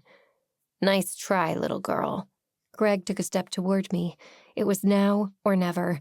I threw the rolling pin at him, spun without waiting to see if it hit, and ran. Behind me, Greg roared, whether with anger or pain, I didn't know, through the swinging door, down the several feet to the main house, toward the second door. It was unlocked. Lunging through it, I turned to look for a deadbolt. It was broken. Greg was still right behind me. I shouldn't have slowed down. Having never been in this room, I didn't know where the nearest exit was. Turning around, I put on a burst of speed and slammed into someone. A sob escaped me. Donna grabbed my arms. "Shh, it's okay. Everything is okay." "Greg is going to kill us," I screamed. "Not today, he's not. Allie, stop. Take a deep breath. Look into my eyes." Her words finally penetrated my hysterical fog. Flashing blue and red lights played across the room. Turning toward the massive front windows, I saw a police car stopped in front of the lodge. As realization dawned, Doug ran through the front doors and right by me. He barreled through the still swinging door, headed toward the kitchen. Inside the hall, Greg turned to go back the other way. Sheriff Matthews appeared in that doorway, sealing Greg's fate. My body sagged with relief. "How did you know?" I asked. Her face turned red. "I couldn't sleep, so I went to sneak one of Tony's pies. The oregano, the ricotta. My mouth is watering just thinking about it. That's why I wanted them for tomorrow's luncheon, you know? Those pies are so good. They always make me feel better when I'm stressed. Tony refused to give me one earlier, but I figured he wouldn't notice just one missing. Trust me, he would." I laughed at the mental image of him counting every single pastry. "But he would have forgiven you, especially now that you've saved his legacy. I'm just sorry your pies are ruined." "Don't be." She held up a paper towel that smelled suspiciously like garlic tomato sauce and butter. "I was just wrapping this up when I saw the flashlight outside the front door. I thought it was my brother, so I hid.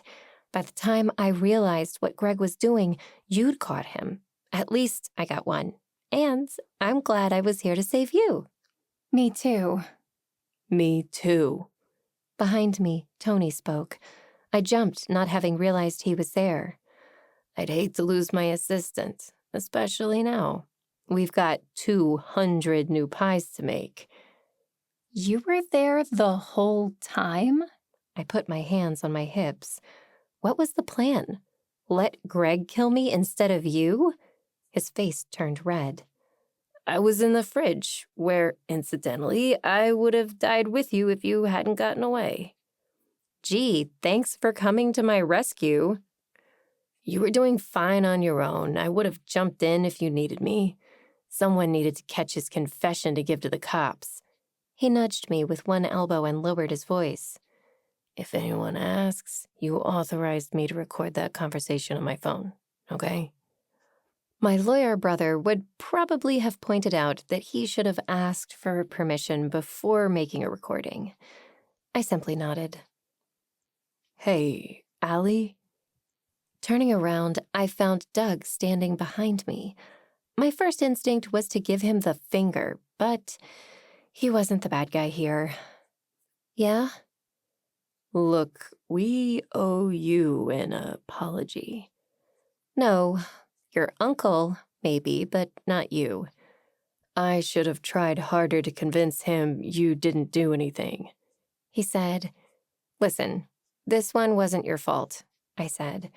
Someone staged the whole thing. You did what you were trained to do. There's one thing I don't understand, Doug said. What's that? Uncle Tim saw Tony's body. He called the coroner. He took pictures. If it wasn't Tony, who was it? That was an excellent question.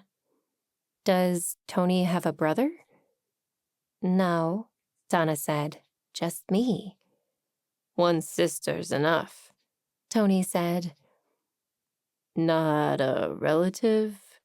Doug spoke very slowly. About an hour ago, the coroner's office called. The body disappeared. His table was empty, tools were clean and put away, like no one had ever been there. You wouldn't have any idea how that happened, would you? Honesty was usually the best policy, but explaining to Doug that someone put a spell on Shady Grove to trap me in a time loop? Yeah, no. I've heard that sometimes a gas leak can cause hallucinations, I said. Someone should go check Tony's bakery, just in case.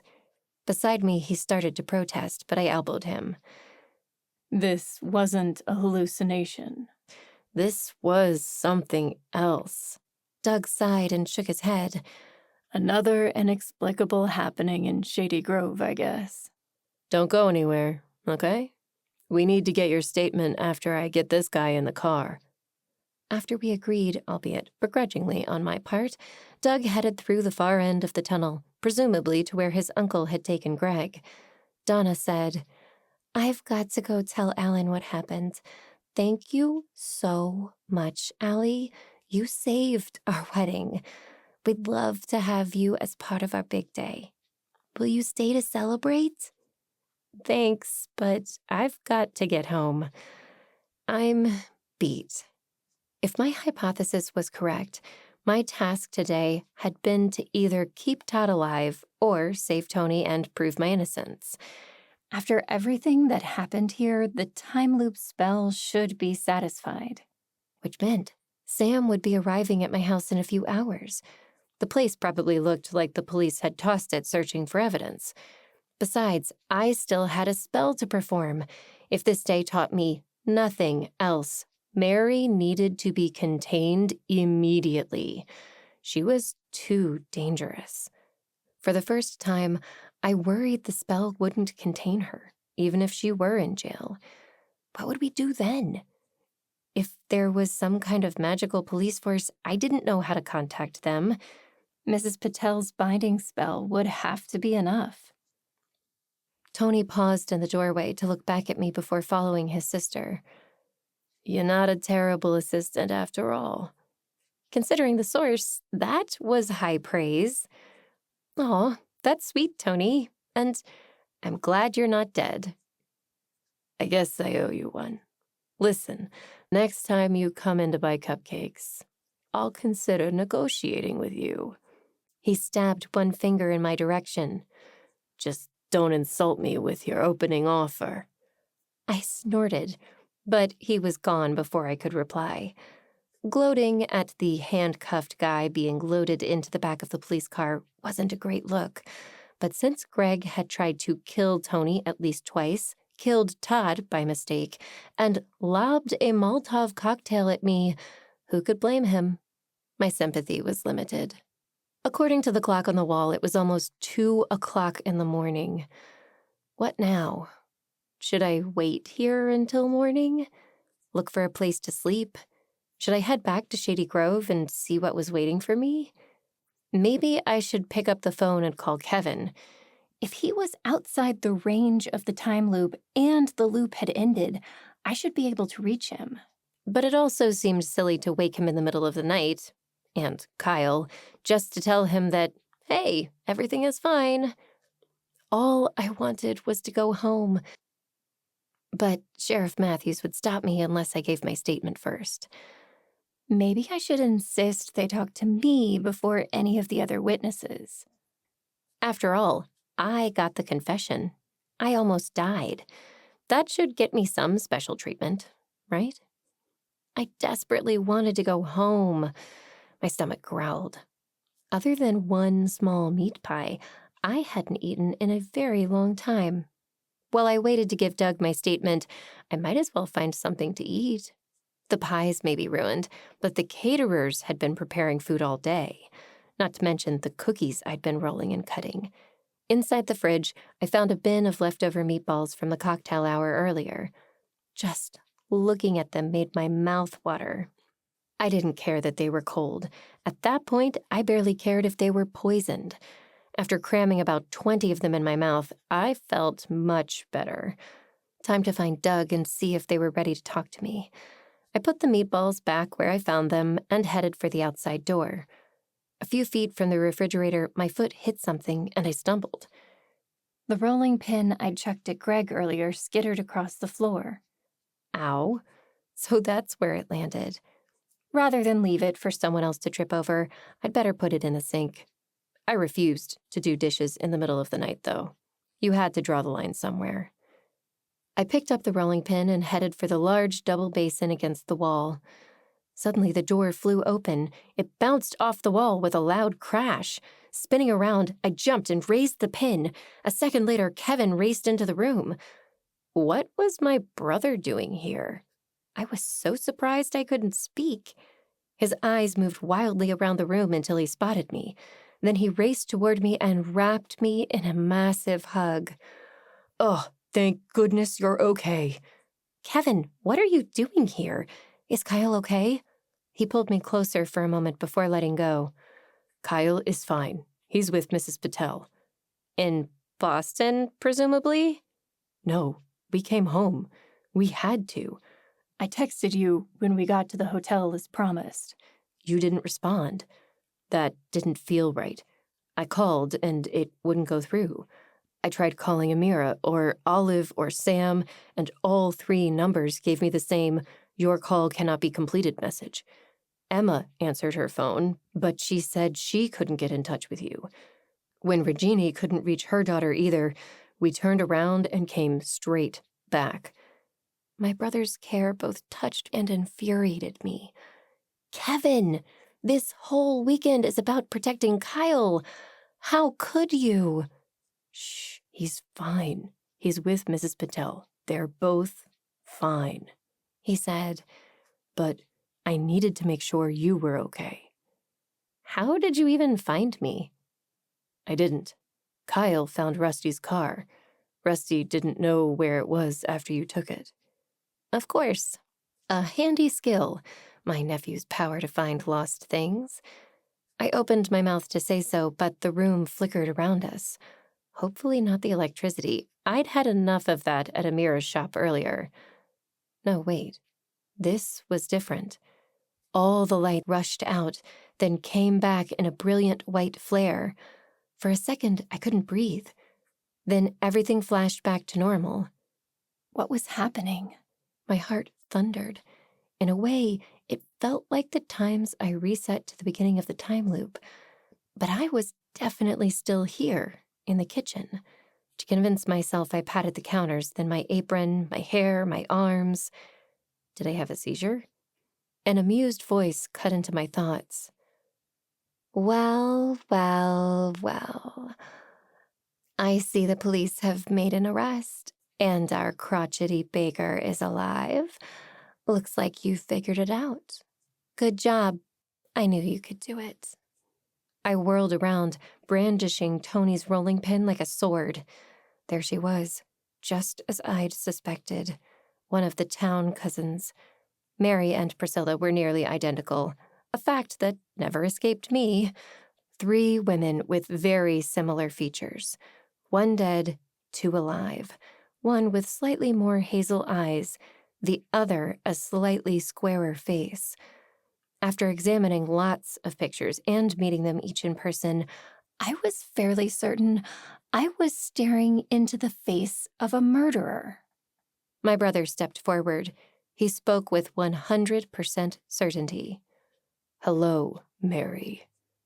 Hello, Kevin. Hi, Allie. It's nice to see you 2 again. Chapter 31. My grip tightened on the rolling pin. I lifted it over my head like a baseball player waiting for the pitch. Tell me something. If I kill you, will I automatically reset to the start of today? Because it might be worth having to dodge police all over again. Kevin put a hand on my arm. When he spoke, his voice was low. "Allie." Mary laughed. "I guess I deserve that. To be honest, I'm not sure what would happen. Maybe. You might be caught in the time loop forever without me to end it, living this day over and over, rolling meat pies endlessly like Sisyphus." It took a minute for her words to sink in. I never expected she would admit what she'd done to me so easily. "I can't believe you're so cavalier about abusing your powers. I thought one of the basic tenets of witchcraft is to do no harm. Does that somehow not apply to the famous town family?" "I'm trying to undo harm. You keep getting in my way." She gritted her teeth and stepped toward me, hands balled at her sides. Why couldn't you let me have Kyle so I can fix everything? I blinked at her, surprised. What was she playing at now? She wanted to make things right, and that required Kyle? But how? As if reading my thoughts, Kevin said, "What are you talking about? You know I'd never let you hurt Kyle." She sighed in exasperation. "I don't want to hurt him. Don't you get it?" For the first time, I really looked at her. It had been several months since I last saw Mary, and the primary thing that had struck me every time was her resemblance to her sister. Same chestnut curls and heart-shaped lips inherited by Kyle. Similar bone structure. Now I also noticed the deep shadows under Mary's eyes. How limply her hair hung around her face where it escaped its ponytail. She'd lost weight since I last saw her. To be blunt, she looked at least as bad as I must. And I'd gotten arrested for murder, watched half my friends die, and been forced to bake for hours while reliving the same day over and over. Of course we don't get it. I empathized with her misery, but I'd reached my limits. How is creating a time loop that gets me killed and or sent to jail supposed to undo harm? The only harm that got undone was the harm you caused. If you hadn't framed me for killing Tony in the first place, there wouldn't have been any need for the loop. Look, I'm sorry about that. I really am. I never wanted to hurt you. I barked out a laugh. She blinked at me. Sorry, I assumed that was a joke because it's the most ridiculous thing I've ever heard. You don't understand. I admit I hurt you, but everything I did, all of it, was for my sister. All I ever wanted was to save Katrina. My grip on the rolling pin tightened. My eyes darted around the room, seeking any trap, any advantage. Let me see if I've got this straight. Over the past year, you've planted a cursed object in my home, cast a spell to steal my powers, and trapped me in this nightmare. I gestured around me. All to save your sister who has been dead for more than 2 years? She opened her mouth to speak, but I cut her off. Excuse me, I meant to say, who you murdered 2 years ago. Mary jerked as if I'd slapped her. I didn't mean to kill her. It was an accident. I want to make things right. Beside me, Kevin gasped. Say that again. You can't, I said. It's not possible. I promise you, I can. I have a plan. I stole a glance at Kevin, whose face had turned white. My brother had the ability to see lies. If Mary wasn't trying to fix things, if she came to hurt me, he would know. Almost imperceptibly, he nodded. She was telling the truth. I still had about 1 billion questions, but I tilted my head just enough to tell Kevin I'd gotten the message. Mary wasn't aware of Kevin's powers, and we preferred to keep it that way. She might be here to convince us she wasn't the enemy, but she wasn't close to a friend. Still wary, I lowered the rolling pin a fraction of an inch, mostly because my arms were aching. My self-defense lessons hadn't involved holding heavy objects over my head for extended periods of time. I don't understand. When I visited her at Destiny's Haven, Priscilla told me you wanted Kyle to do a spell. What spell could be more important than your own sister's life? Mary wrinkled her forehead. Huh? When I scried the past, you wanted to take Kyle. Katrina wouldn't let you. Priscilla said, "We should sit down." Instead of moving toward a stool, Mary opened the fridge, pulled out a bottle of wine, and set 3 glasses on the counter. Then she pointed the bottle at me. Care to join me? In 1,000 lifetimes of poor judgment, I would not accept anything that woman gave me to eat or drink. Even knowing I could flounder my way back here wouldn't make it worth suddenly finding myself back in the front entryway for the 87th time because I'd done something stupid, died, and reset the time loop. No thanks. I don't drink. A wise choice. She poured herself a glass and took a swig before settling into a seat. Alcohol can have strange effects on your powers. I've developed a tolerance, as long as I don't have too much, but poor Prissy gets horrible problems. Is that why you locked her up in Destiny's Haven? Kevin asked. She sighed and rubbed her temples. I didn't want to do that, but I didn't have a choice. After Kat died, Prissy snapped, drank too much, lost her grip on reality. She had to be locked up for her own protection. And Kyle's. That didn't make any sense to me. What do you mean? My cousin gets visions like you, but her visions are of the future. Not only the existing future, but lots of possible futures. That's where I got the vision of you killing Tony, by the way. There was an alternate reality where I really did kill Tony with a rolling pin? No, not now. We'll come back to that, I said. Go on. I'm sure Priscilla believed whatever she said to you, but she no longer had a clear picture of anything by the time you met her. She'd been slowly deteriorating because she blamed herself. But it was you I saw in the mirror, I insisted. I saw your tattoo. I'm getting to that, Mary said. On the day Katrina died, I went to her house because Priscilla got a vision of her death. I was beside myself. I was prepared to do anything to keep her alive. Priscilla told me there was one way to avoid her vision. A spell to fix everything. I needed a strong power source linked to the family. To do that, I needed Kyle. Need Kyle, in fact, because I still haven't completed that spell. Mary closed her eyes for so long, I considered grabbing Kevin and slipping away, but my need to give him and his son closure kept me rooted to the spot. I hardly dared to breathe, afraid she would change her mind about talking. Finally, she sat up straight, opened her eyes, and drained the rest of her wine glass. It was only after I got there, after Katrina attacked me, that I realized the truth.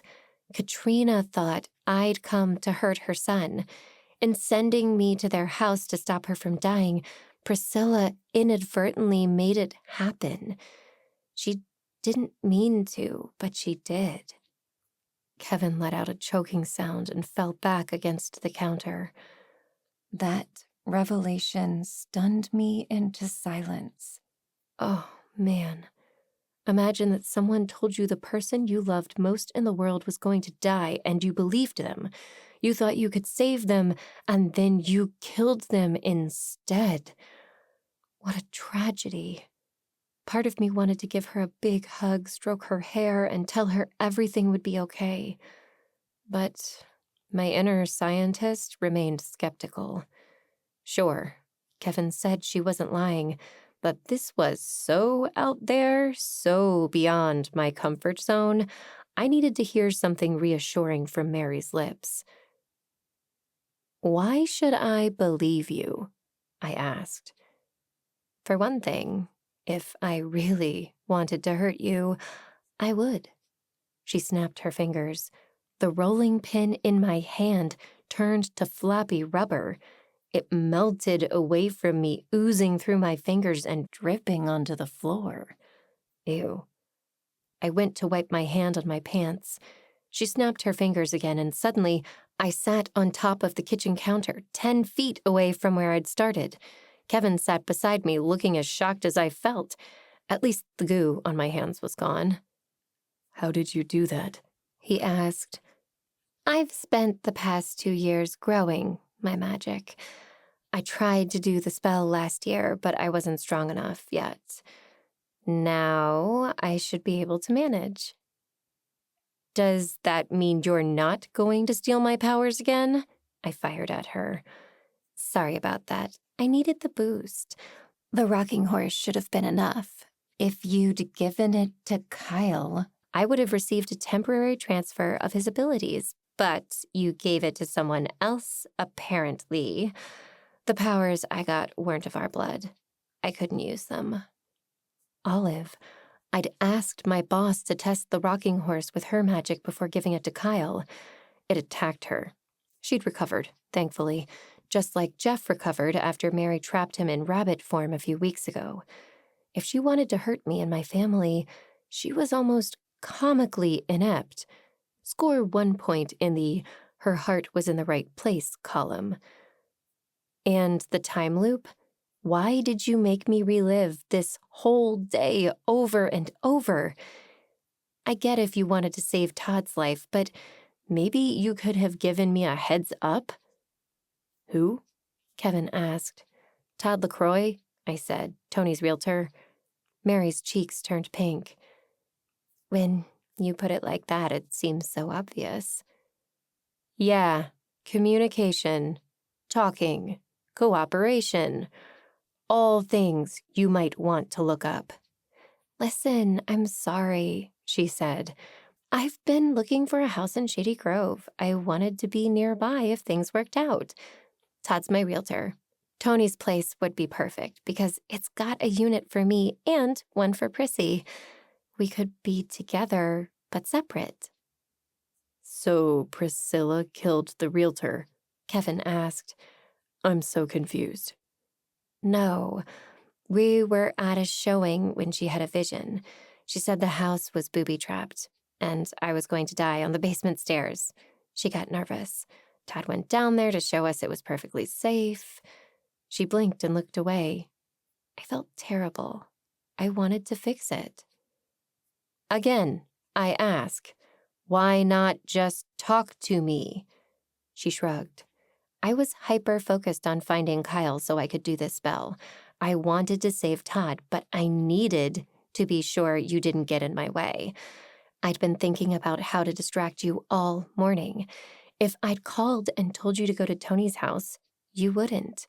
But if Tony was dead and people thought you killed him, that would probably get you through the front door to find Todd. My mind boggled at her thought process. To think whipping up a spell to disrupt my whole day, co-opt the entire Shady Grove Sheriff's Department, and kill my friends one by one in front of me, albeit temporarily, was easier than having a conversation. Instead of commenting, I glanced at Kevin. As ridiculous as all this sounds, He said, I believe her. amazing. Do me a favor, Mary, I said. Next time you need help with something, ask. Do not do a spell until we talk.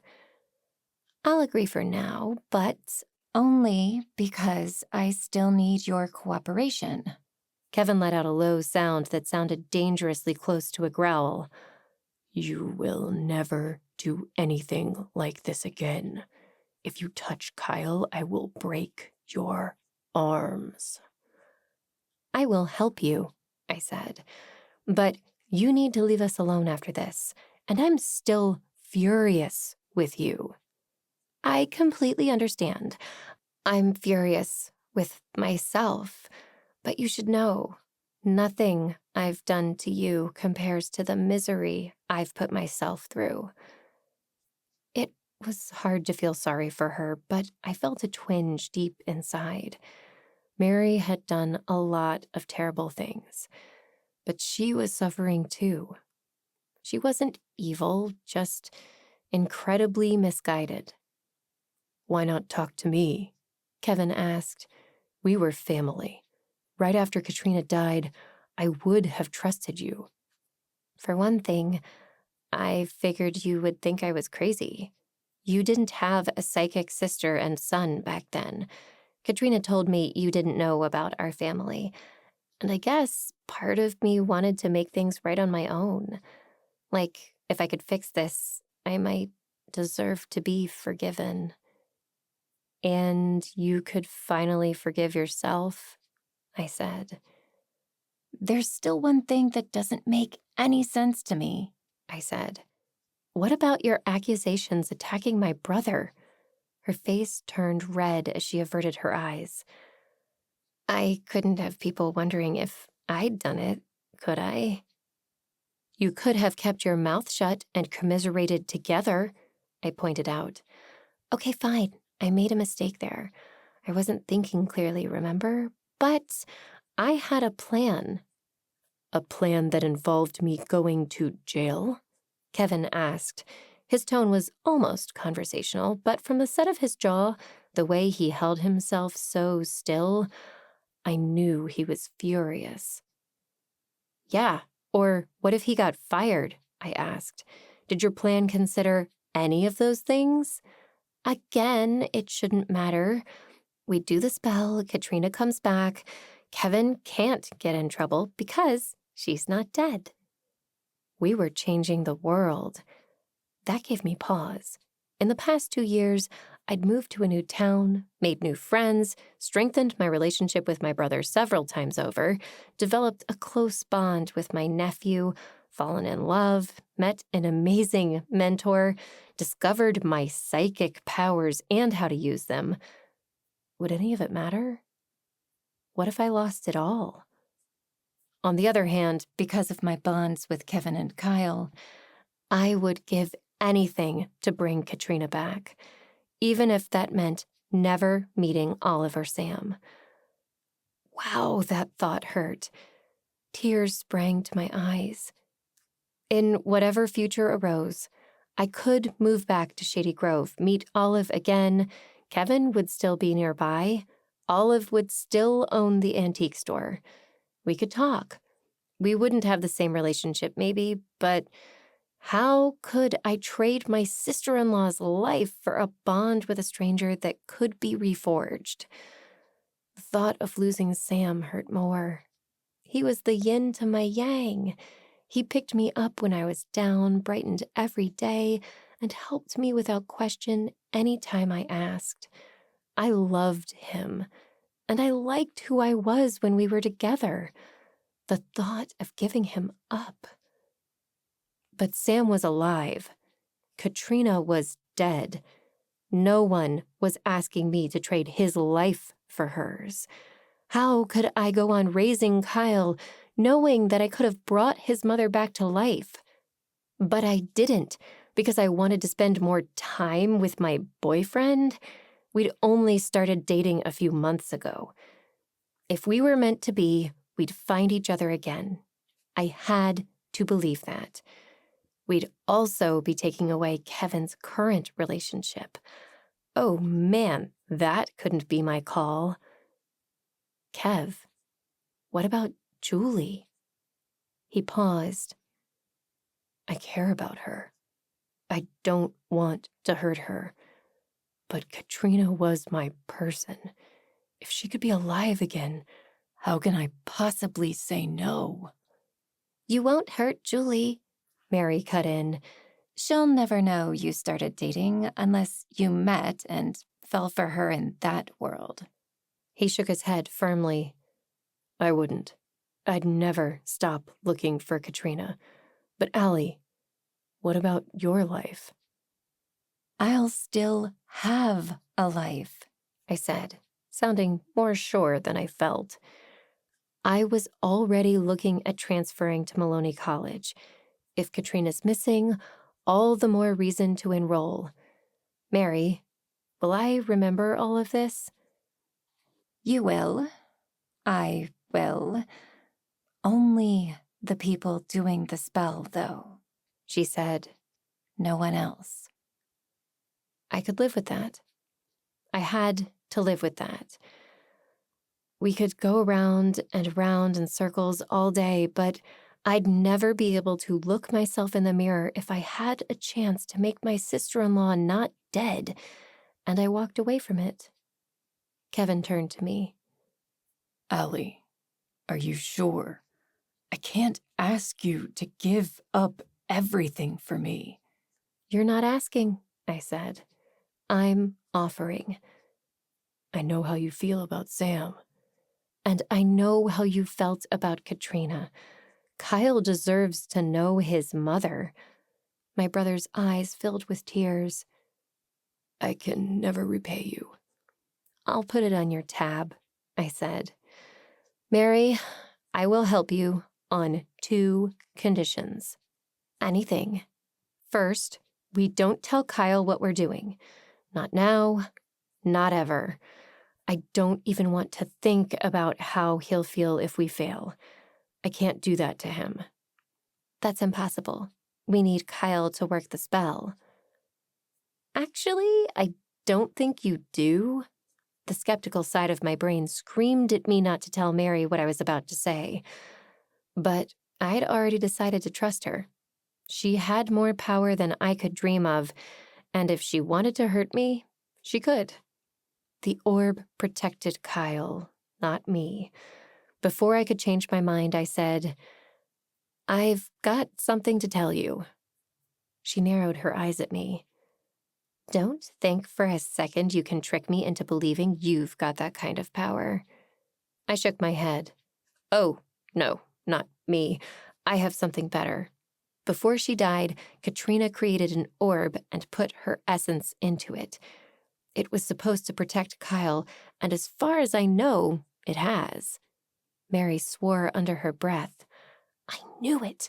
Prissy said I was imagining things, but I knew it.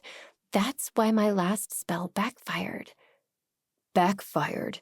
You caused an earthquake and drained magic from half the town, Kevin said. Sure, but I didn't get Kyle's strength. That was the purpose of the spell. What would have happened to him? Would he have gotten his powers back? I asked. She hesitated and bit her lip. Finally, when I was just about ready to call the whole thing off, she shook her head. I don't know. But I was willing to risk it. He's a kid. He'd never miss them. Not like he misses his mother. Are you still going to help me? It was too late to back out now that she knew about the orb. If I said no, she'd probably reset the time loop and find another way to get it. At least if we worked together, I could keep my eye on her. Yeah, just one more thing. What's condition number 2? If the spell fails, that's it. You leave us alone. Leave Shady Grove, leave New York. I don't want you near us ever again. Mary swallowed. Never? I crossed my arms over my chest. I understand how terrible you feel. I loved Katrina too. I want to bring her back, but I also love Kyle. And it's not good for him to have you causing problems. I need you to stay away if the spell fails. He deserves to grow up like a normal little boy, as much as possible. She gazed at me with narrowed eyes. For a long moment, I thought she would refuse. After all, I didn't have Kyle's abilities. But I was her path to the orb, which was even stronger. If she didn't grant me this one request, she'd have to do the spell alone. Finally, her face relaxed. She met my gaze, unwavering. The spell won't fail. I agree. Great. When should we do it? Right now. Are you kidding? It's after midnight. I've lived about 4,000 times today. I'm exhausted. You can sleep in the car. Besides, I don't need you if I have the orb. She paused. Today is the anniversary of Katrina's death. The 2 dates that will give us the best chance of success are today and her birthday. I could do the spell on her birthday, but, well, that's not until February. More than anything, I want to spend Christmas with my sister. I'd cut off my arm and hand it to her before letting her take that orb away from me. But that statement made me feel a lot better about helping her. Christmas was in a few weeks, and if we brought Katrina back, it would be better for everyone. My parents were planning to spend the holidays with us, and it would be that much better if Katrina could be with us. I'm coming with you. What else do you need to get ready? We need to go to Kevin and Katrina's old house. Of all the things she might have said, I never expected to hear that.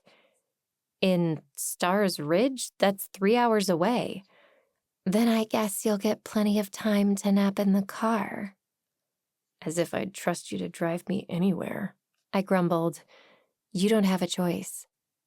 She had me there, but I didn't have to like it. Why can't we do it at my house? I asked. Because Katrina's energy is strongest in the house where she died. What if the owners catch us breaking into their house to do magic? I can put them in a time freeze like this one. If the spell works, it won't matter, Mary said. We'll revert to the 2022 we all would have lived if Katrina had never died, and the house will presumably still belong to her and Kevin. And if it doesn't work? Her eyes filled with tears. Then nothing matters.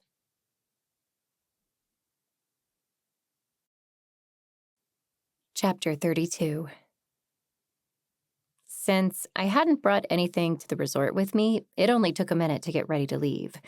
I grabbed a handful of cookies from the fridge, and Kevin warned Mary that he would make her pay if she double-crossed me. Then he left to be with Kyle.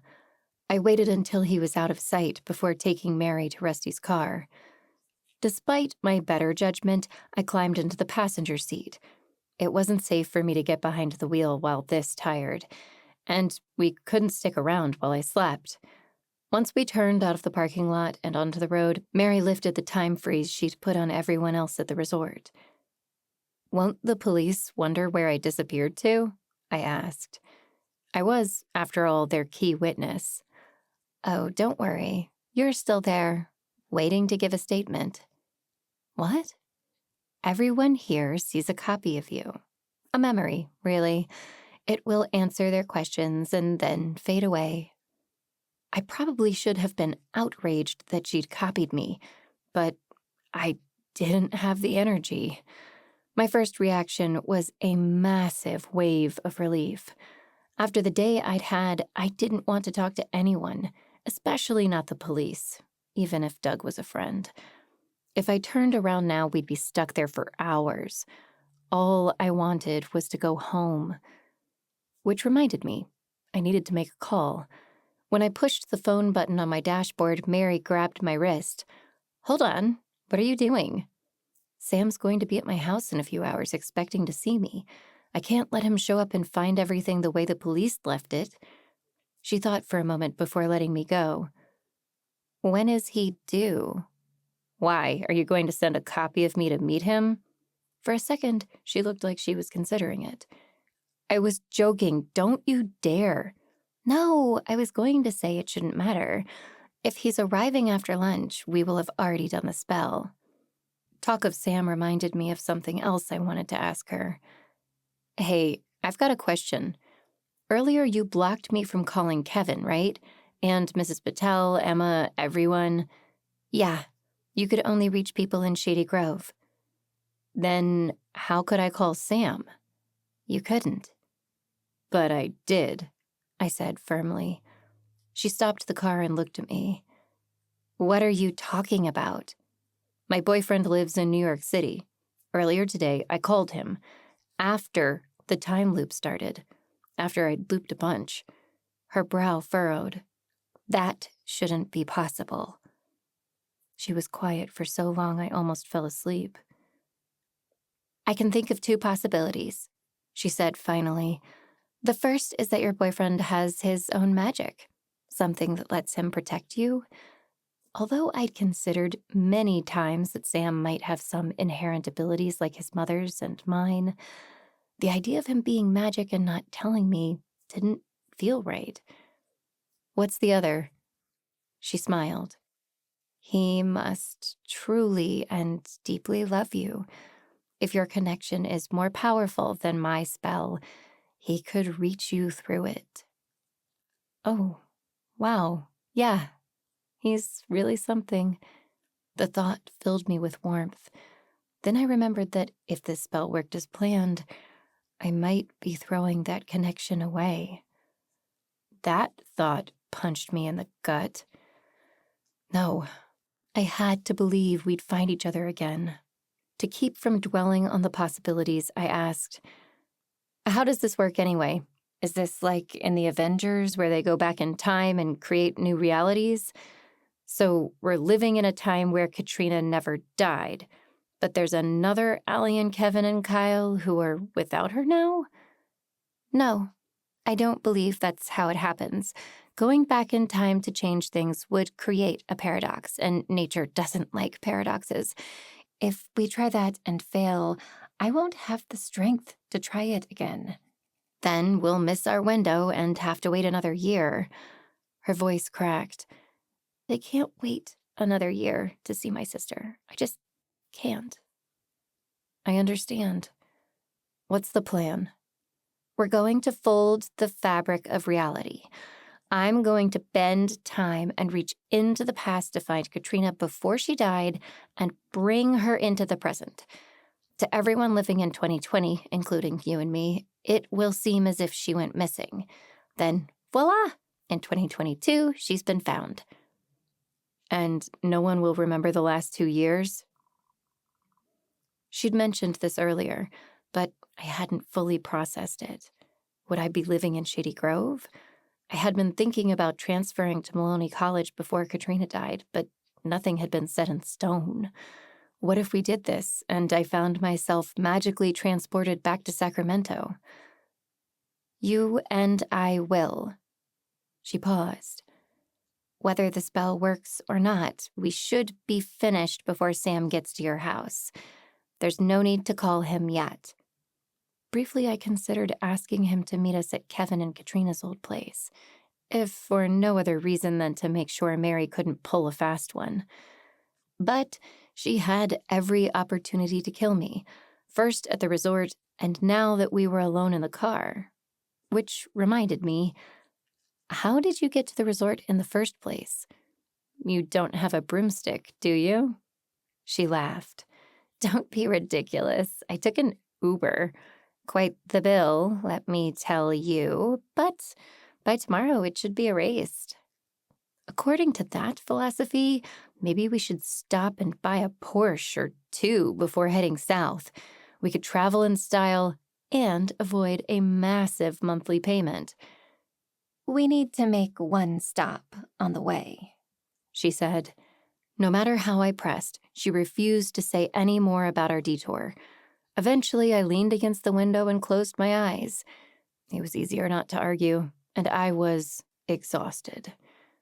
By the time Mary stopped the car in front of a very fancy hotel in Saratoga, I felt much better, like I'd slept at least 45 minutes. "Wait here," she said. "I'll be right back." If police surround the car and I reset to my entryway at 2:57, I am going to be very cross with you, I told her. She smirked but didn't respond.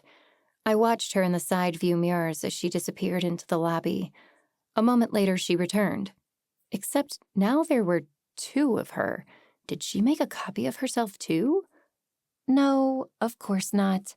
This woman's heart-shaped lips, brown eyes, and slightly oval face told me exactly who she was.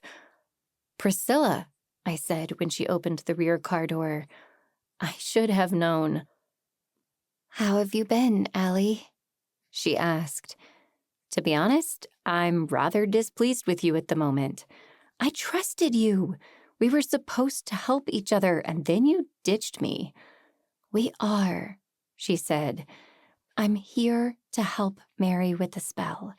She needs as much town energy as possible.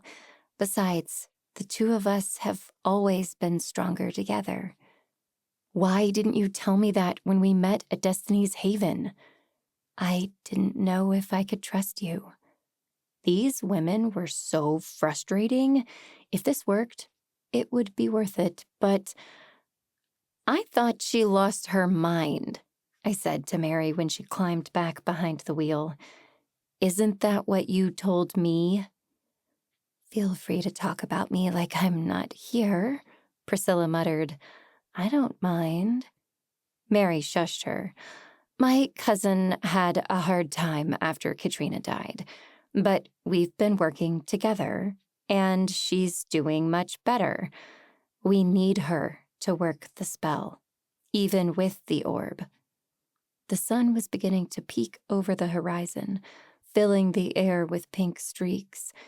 Although it had been past midnight for several hours, seeing the sunrise finally made me feel like I'd survived. Time wasn't going to reset on me again. That reassured me more than anything, Mary said. On the way to Stars Ridge, Mary and Priscilla told me stories about growing up with Katrina. "Did she have magic?" I asked.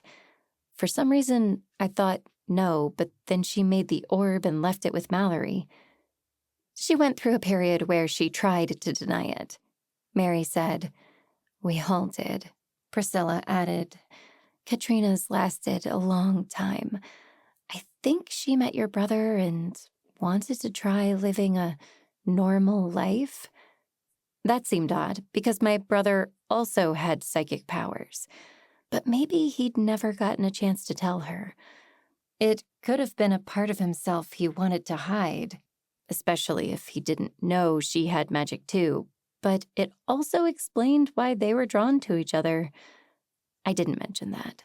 Kevin's story wasn't mine to tell. While Mary and Priscilla knew I was psychic, I'd never told them about Kevin. "Then why did she make the orb?" I asked. "I called her," Priscilla said. "When I had the vision, I called to warn her that her life was in danger." "You didn't cause her death, Prissy. I've told you 1,000,000 times, Mary said. I know, but maybe she wouldn't have attacked you if she didn't think she was about to die." She sounded wistful. "I guess we'll never know." "That's not true," Mary said. "In about half an hour, you can ask her."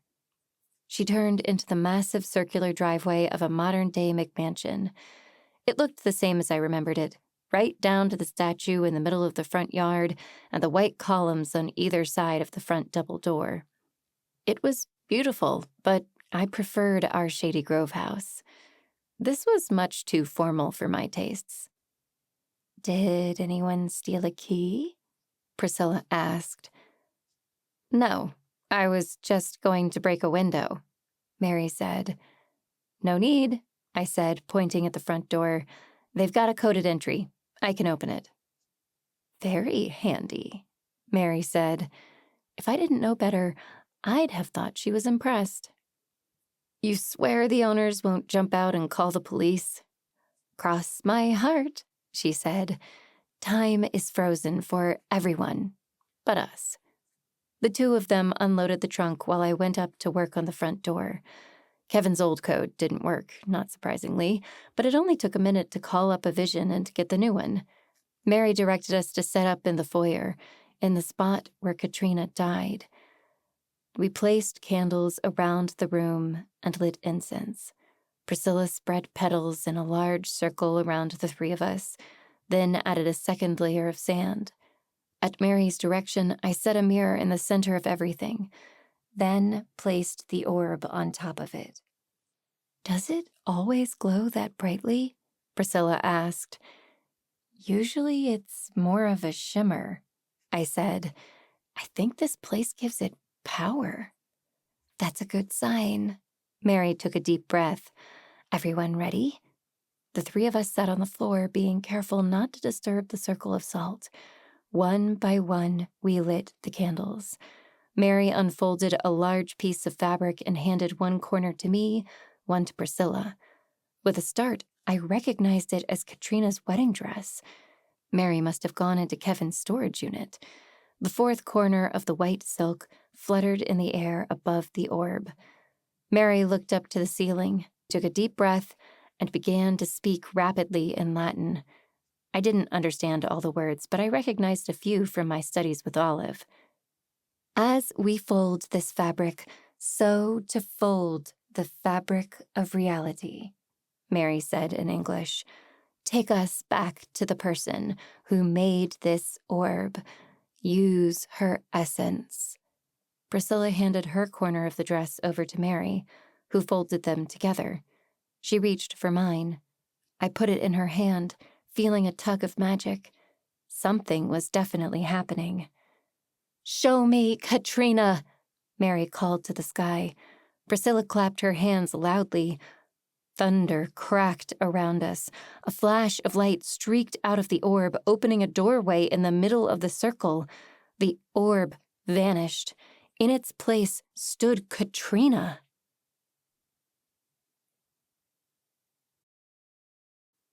Chapter 33. At Katrina's appearance, I gasped. My mind raced through the possibilities. Was she a ghost? A vision? A memory? Or was she flesh and blood? Had the three of us actually brought Katrina, the real Katrina, into this room? She still wore the same outfit I'd seen when scrying her death in the mirror. Although I'd known all along what we were trying to do, I'd never allowed myself to believe it might work. My heart squeezed with joy. I almost forgot that we were still in the middle of the spell. At the sound of my gasp, Katrina turned, focusing her gaze on me. "Allie, what are you doing here?" "Not now," Mary ordered. The strain of the magic was showing in her grimace. Sweat beaded on her forehead. She took the final corner of the fabric and held it out to her sister. "Walk toward me. Come through the doorway. Take this." Although her nose wrinkled in confusion, Katrina took a step forward and grasped the fabric in one hand. She either trusted the three of us or she was too confused to argue. Quickly, Mary handed me and Priscilla our squares. We unfolded the fabric to its full size, once again a flat sheet. The doorway full of light began to shrink. Mary clapped. "So mote it be." The doorway vanished. Katrina remained beside me. That should have been the end of the spell, but something happened. The room tilted. Everything swirled. My vision clouded, pounding filled my ears. It felt like a massive head rush. All of a sudden, I was very grateful that we'd been sitting when we performed the spell. This must be what Mary meant. The world was changing around us. Not wanting to disrupt the magic, I squeezed my eyes shut and waited. It felt like an eternity, but was probably about 2 minutes. Then, finally, a stillness grew within me.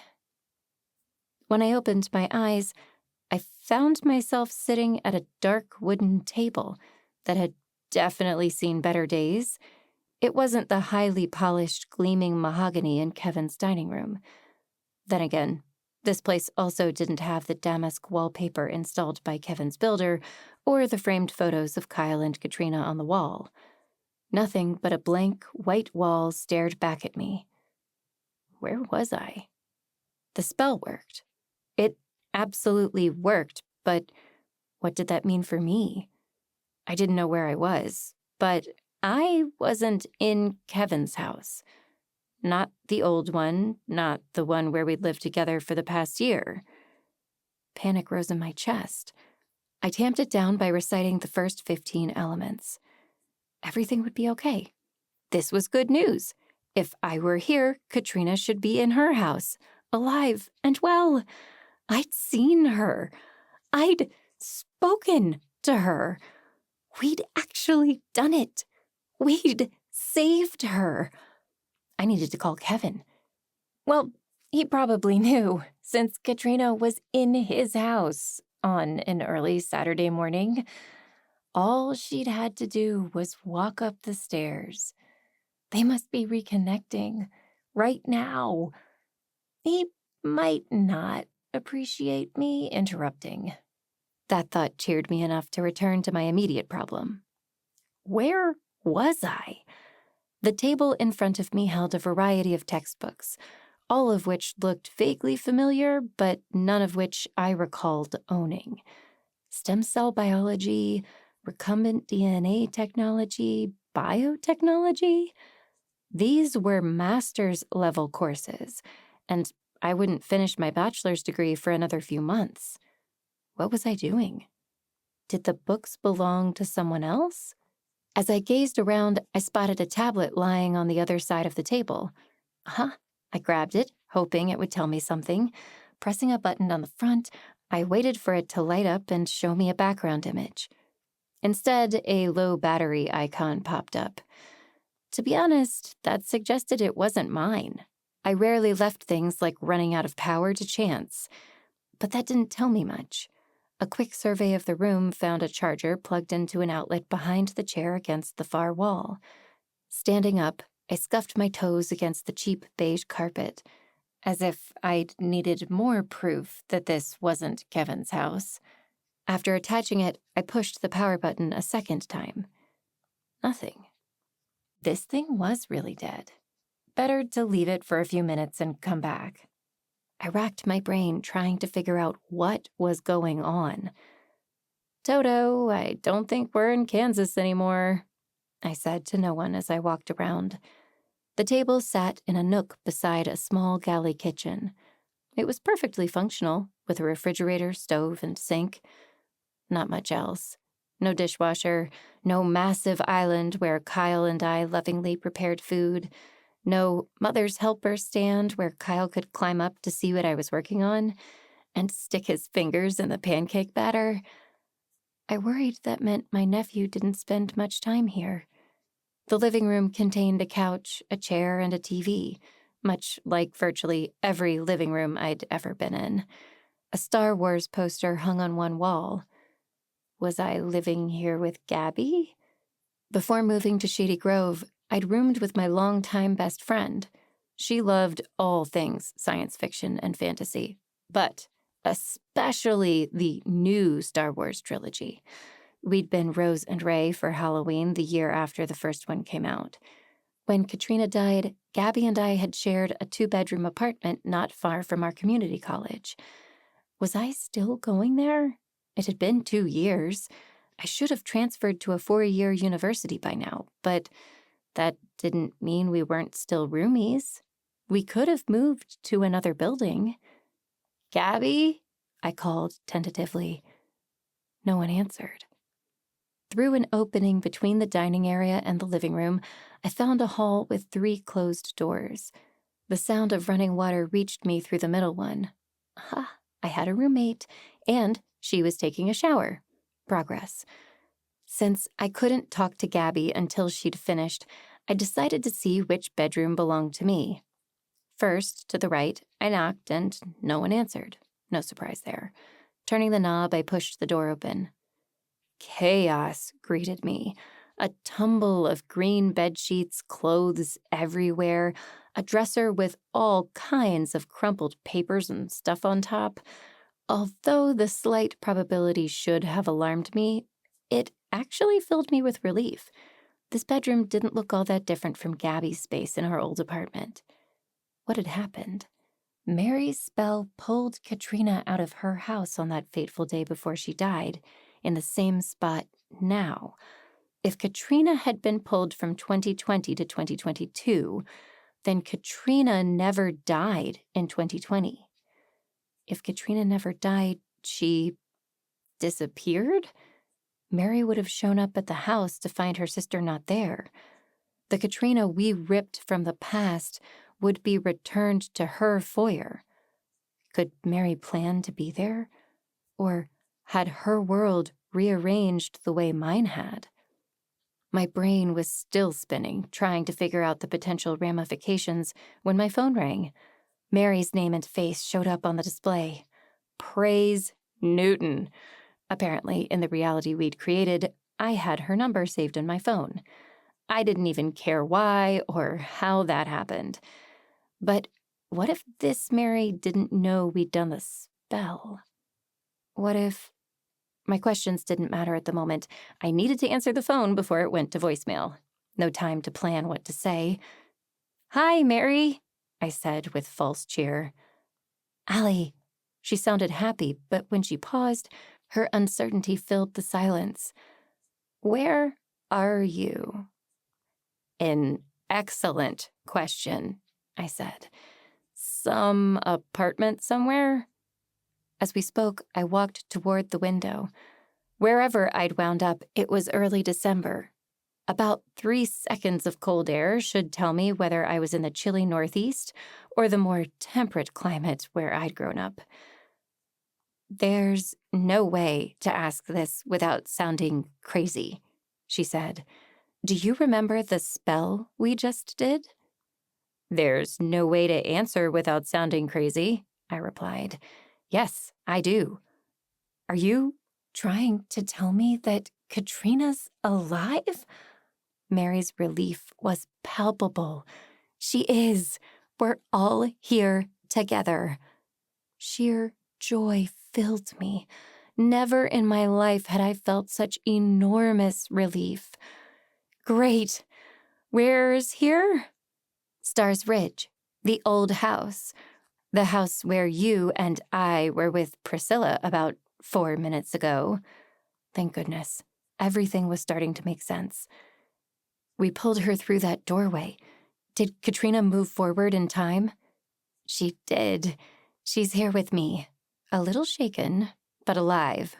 So alive." My sister-in-law was back. The thought stopped me in my tracks, too overwhelmed to move. "Allie?"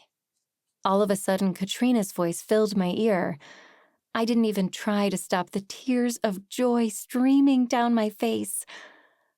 "I understand that I have a lot to thank you for." "Not at all," I said. "I'm so glad you're back. A little dazed, but thrilled. I know we weren't close before, but we've all missed you terribly." She paused while someone spoke in the background. "Forgive me. It seems like I just saw Kevin and Kyle a few hours ago, but to them, I've been gone for years. I need to lie down." "I understand. Give Kyle hugs for me." She passed the phone back to Mary. "How do you feel, Allie?" "Good. How are you?" "I feel amazing, to be honest. Happier than I've felt in years." Her tone made my ears perk up. "What's wrong, Mary?" "My magic is gone," she said. "Sure, that was a huge spell. Anyone would be drained." "No, not drained. I can't explain how, but I can feel it. It's like I got what I wanted. I got Katrina back, but there's a price. My magic was that price. Do you still have your powers? A chill went down my spine. No more powers? That wasn't part of the equation when we discussed what could happen. Not that it mattered. Katrina's life was worth so much more than a few visions, even if I tried to use them to help others when possible. Closing my eyes, I reached inside myself. I focused my energy on the inner well where my powers normally lived. It was low, lower than I'd ever seen it. Of course, in this reality, I didn't know how much I'd trained with Olive. If I hadn't gotten a chance to grow my powers, maybe this was what they looked like. I think I'm okay, I said. Drained, but there's something there. It should bounce back.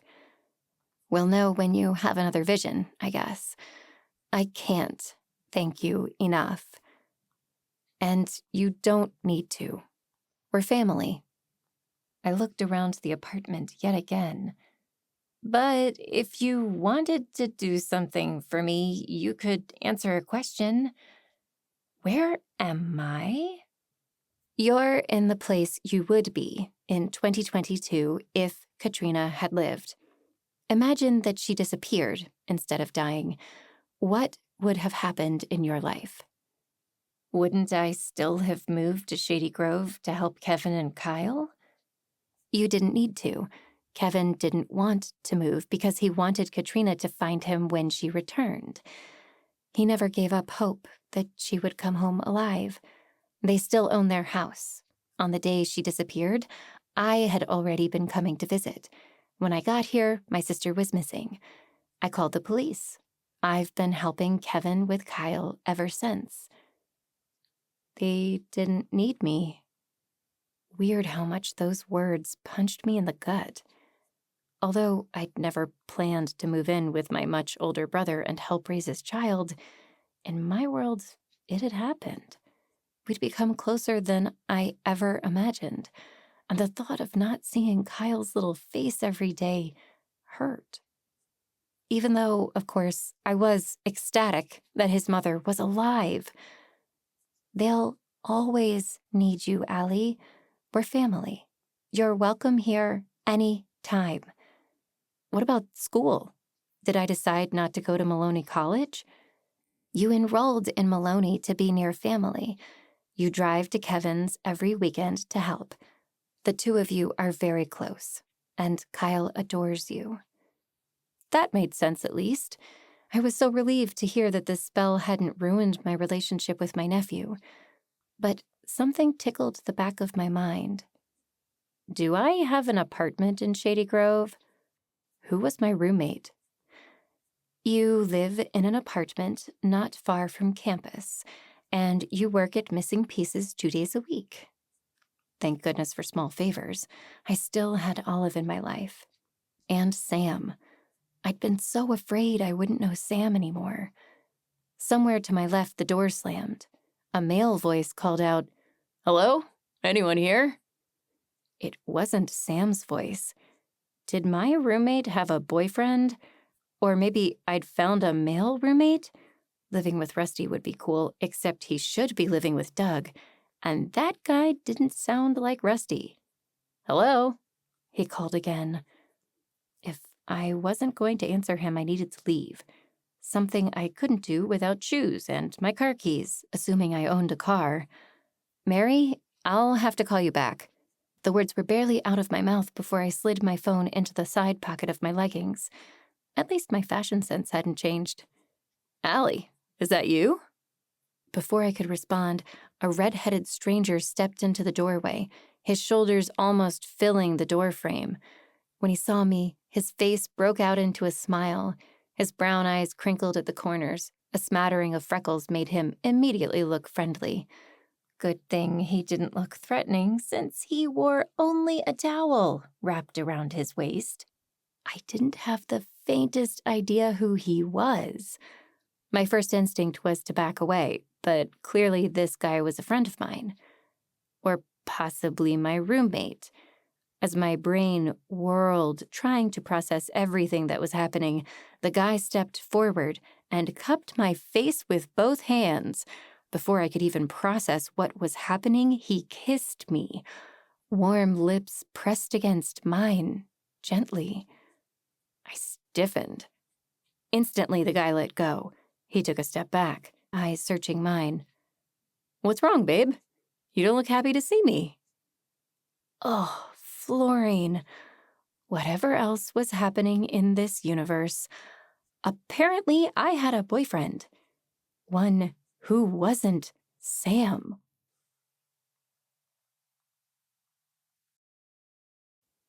What happens next?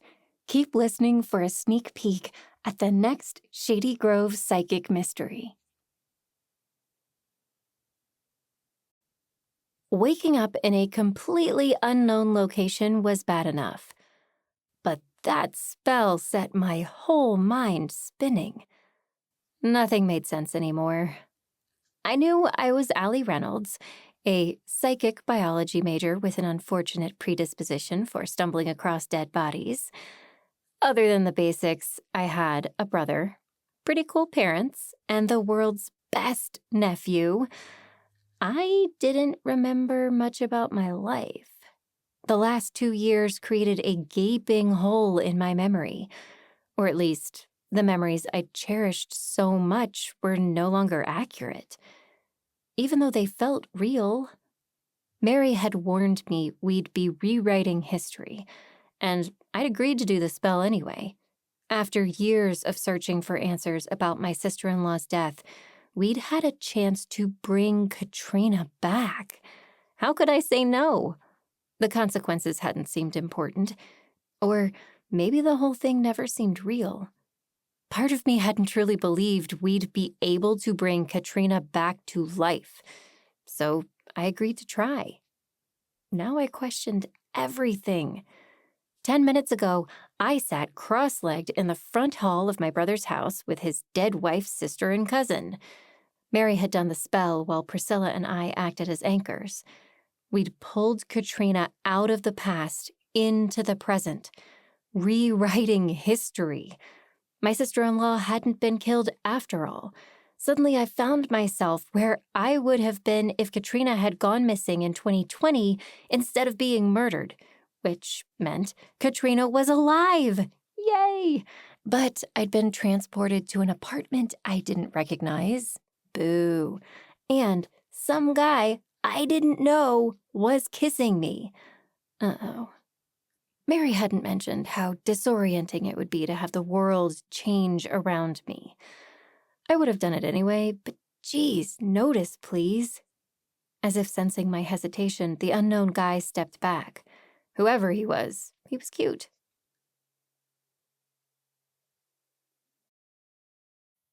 This has been a production of PIE in the Scry, Shady Grove Psychic Mysteries, Book 5, by Ada Bell. Narrated by Liza Jacob.